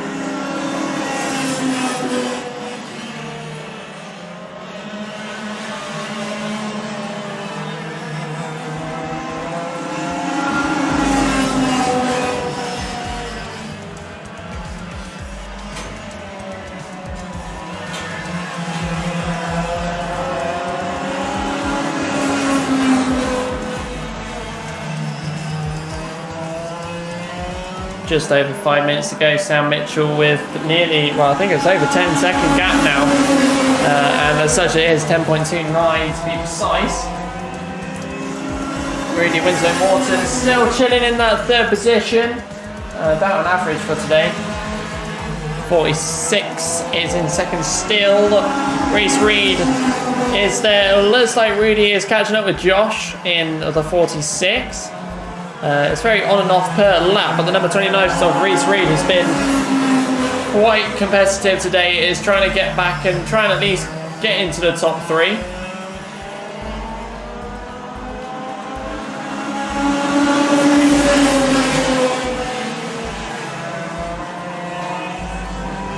But it is all very much quiet to a point, and another spin there by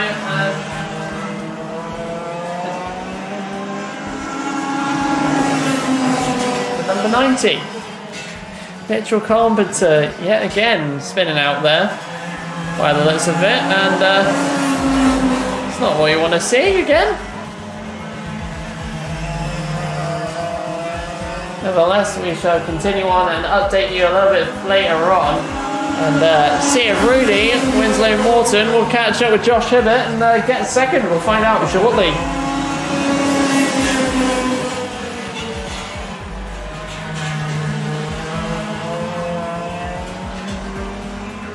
On the YouTube live stream, Sam says, "Come on, Senior Blue, Russell O'Neill, bring it home." Let's see how it goes. In other news, there's another driver unfortunately out there that looks like Jamie Dart, stopping there just at the entrance of the exit of the pit lane there, which is a shame for the driver. He was going so well, just chilling, even though it was at the back, still chilling, and that will end his race earlier than expected. So unfortunately, that is the end of Jamie Dart's race.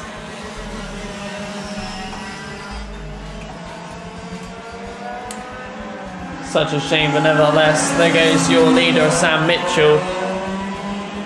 That gap is the biggest we've had today, 13 seconds.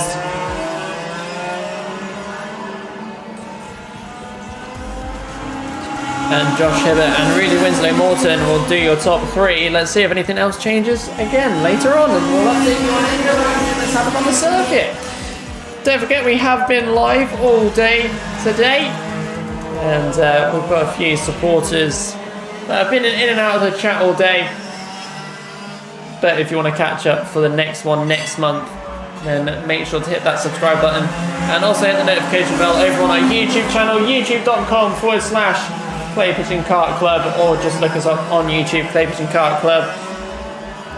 You'll be able to re-watch all the live action and also previous rounds as well, so feel free to check it out after today's racing. And also, it is live always as it is inside the main building and up inside the cafe as well.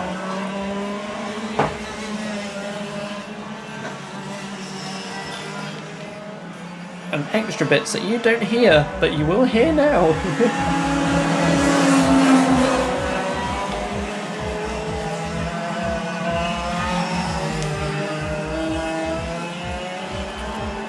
So down to 5 drivers.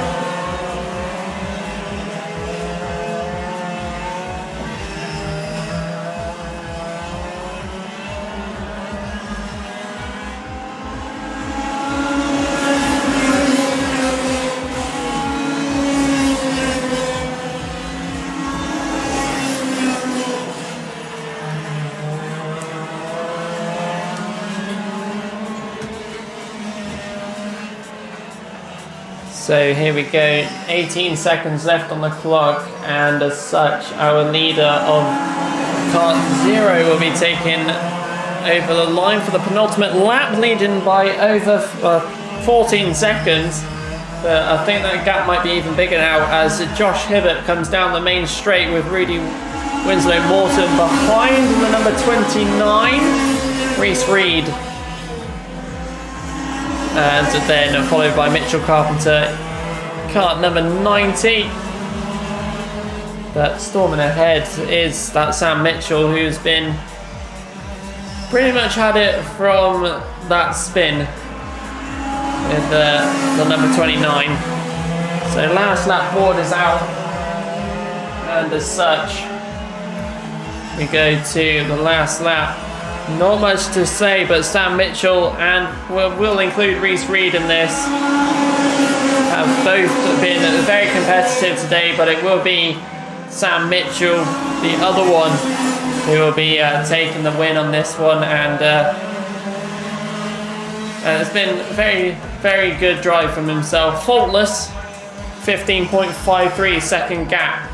But there we go, checker flag, your winner for the Junior Blues. The final, it's Sam Mitchell. And we've got to wait another 15 seconds before we even get our second place decider. So top bend down the main straight now.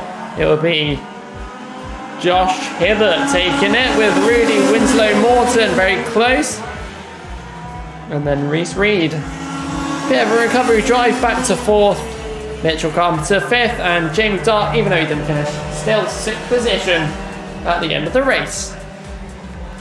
So that will do it for the Junior Blues, but as we have a look at the grid for the next one, we have a big grid. It's the Senior Blue final. Anthony Cleal will be alongside Dave Watts to begin this one. Let's see how it goes, because this one's going to be a very competitive race and action-packed indeed. 21 drivers. Let's see how it goes.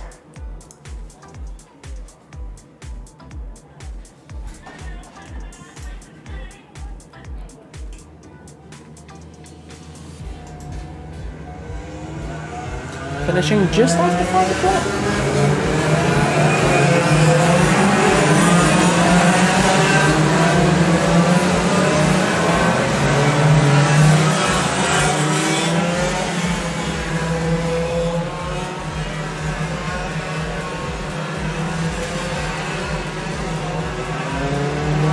So here we go, ladies and gentlemen, the Senior Blues out next. And well, when I say out next, I mean they're out now. But this one can and will be very competitive. Like I said earlier, Anthony Cleal is alongside Dave Watts to start this one, as they will take the grid around to start the final race of the day.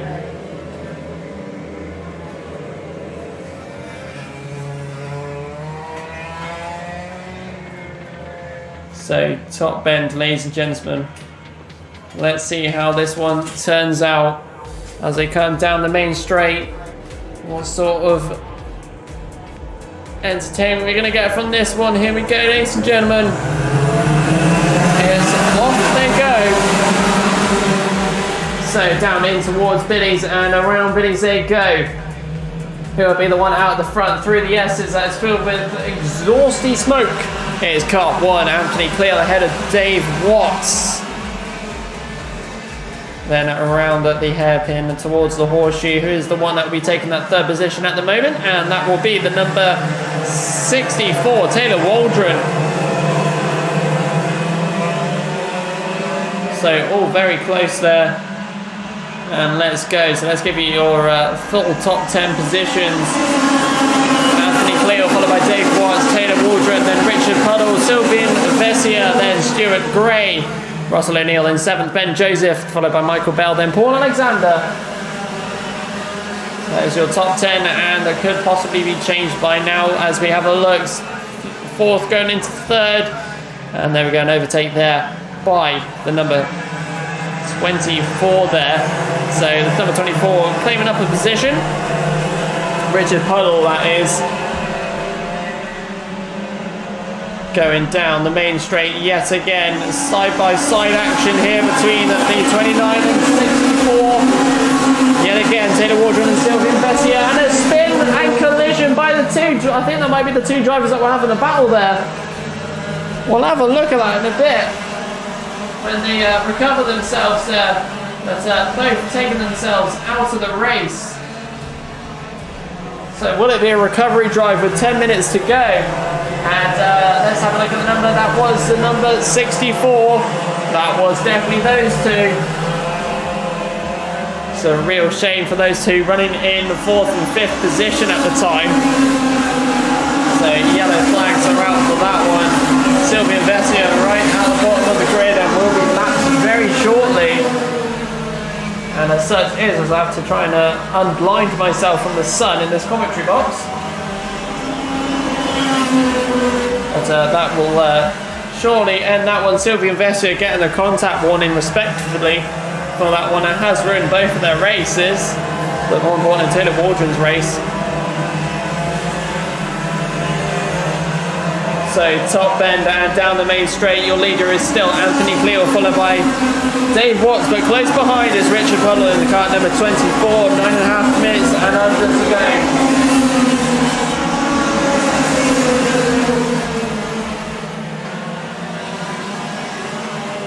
This one can get close for one another with the grid. Number 64 looking if he's got any issues there.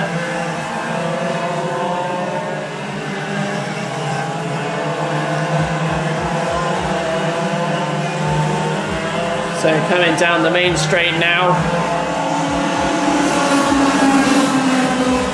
Anthony Cleo, Dave Watts, Richard Puddle. I think Sylvian Vessia has got into the pits on that one and possibly given up on that race. But with what the warning was given, no fault of his own, but we move on and see what the 24 and 0 will be battling out for each other.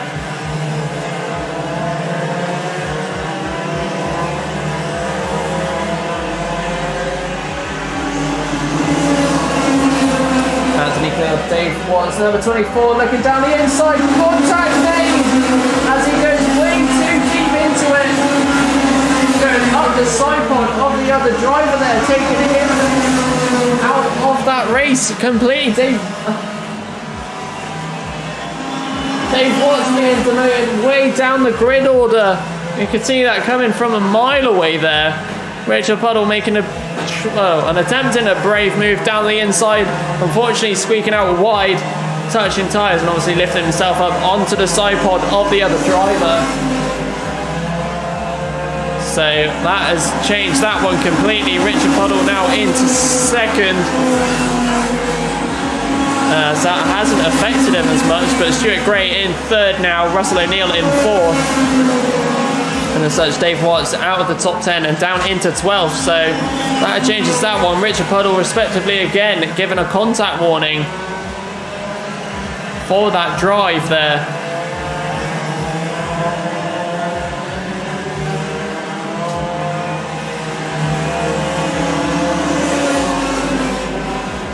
Seven minutes left to go. Anthony Cleo still leading.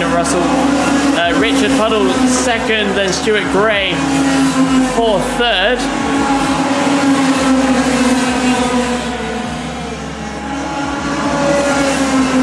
Fastest lap time goes to Richard Puddle as well at the moment, at 36.79. So fairly quick out there.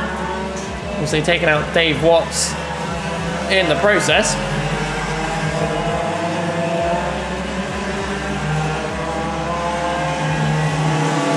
Let's see where Dave Watts goes for his recovery drive. Last lap, managing to get up a position again. So he'll try and recover as best as he can from the incident. Richard Puddle managing to match the fastest lap time. Just slightly.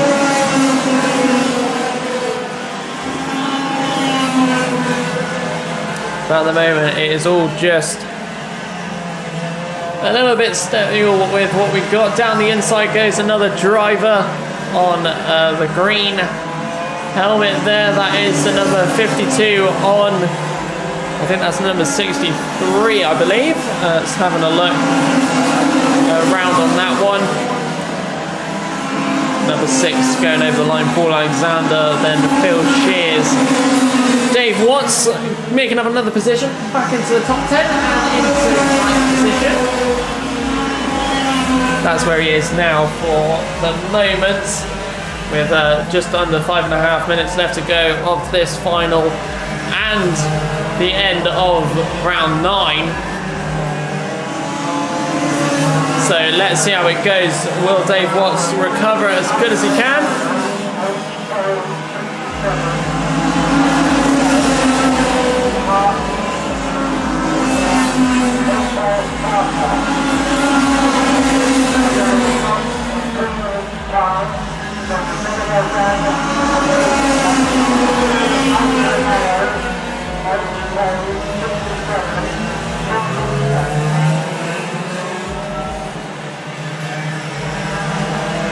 So whilst that announcement was going off, Dave Watts unfortunately backed down the order down to an issue he had with his car. He was just resting there at the exit of the pit lane, and unfortunately that will be the end of his recovery drive completely there, and as such he will be at the back of the grid, but I'm sure he can try and recover again.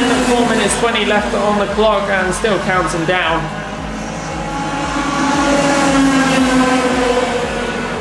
Anthony Cleal still out ahead by 3.95 seconds on Richard Puddle in that number 24. Nearly said the wrong number again. Top bend is where the third position is at the moment. Stuart Gray, he has a lot of the grid behind him. He has carts number 43 and 4. That's 3 carts, not 2. Kart 40, Kart 3, Kart 4. Paul Alexander is in 7th at the moment. Phil Shears in 8th.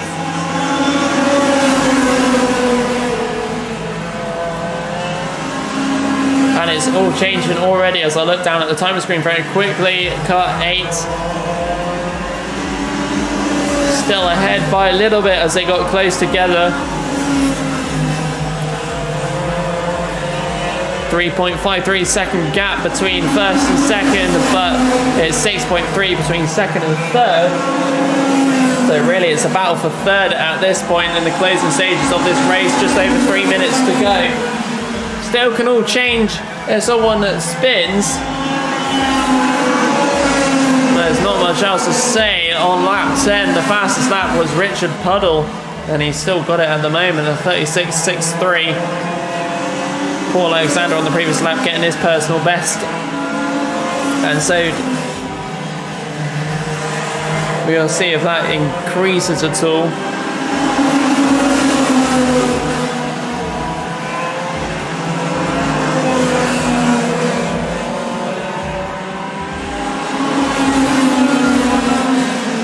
Two minutes 20, the time is ticking down. Tom Parker's popped into the pits,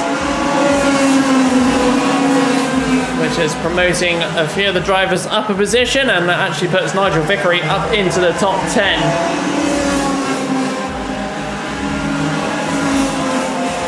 So not sure what sort of issue he had, but a shame nevertheless.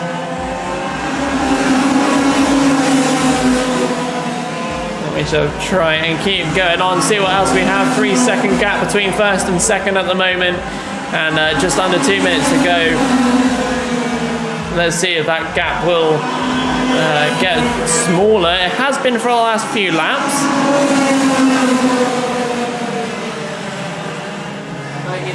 But you never know.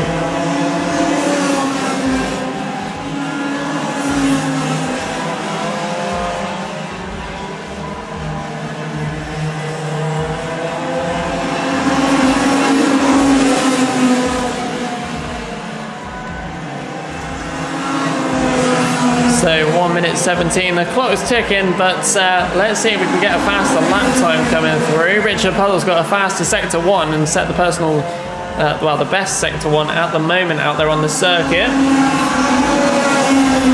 Not much on sector 2. Taylor Waldron's lost 4 positions on that lap as well.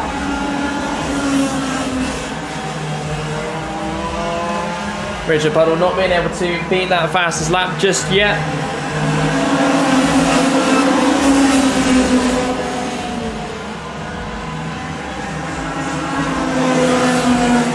But we are now here at the closing stages of this final, but not only that, at the closing stages of this round. Round 9 has been a very interesting one with a fair bit of contact, but we shall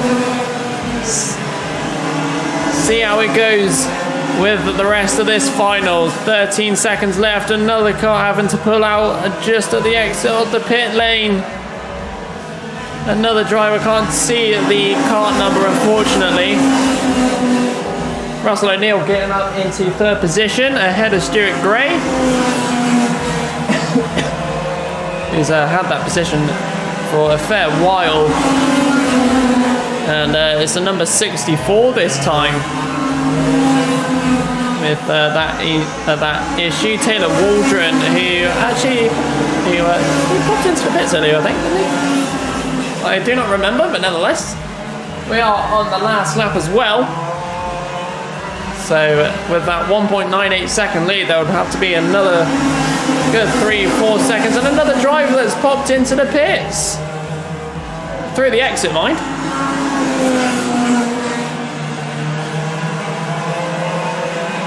I think that was Stuart Gray in car 8, so I haven't seen him go past yet, and as such he is going down the order here on the timing screen.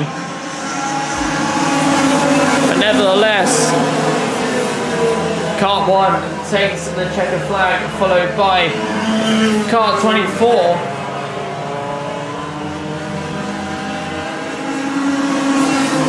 That'll be Russell O'Neill taking third.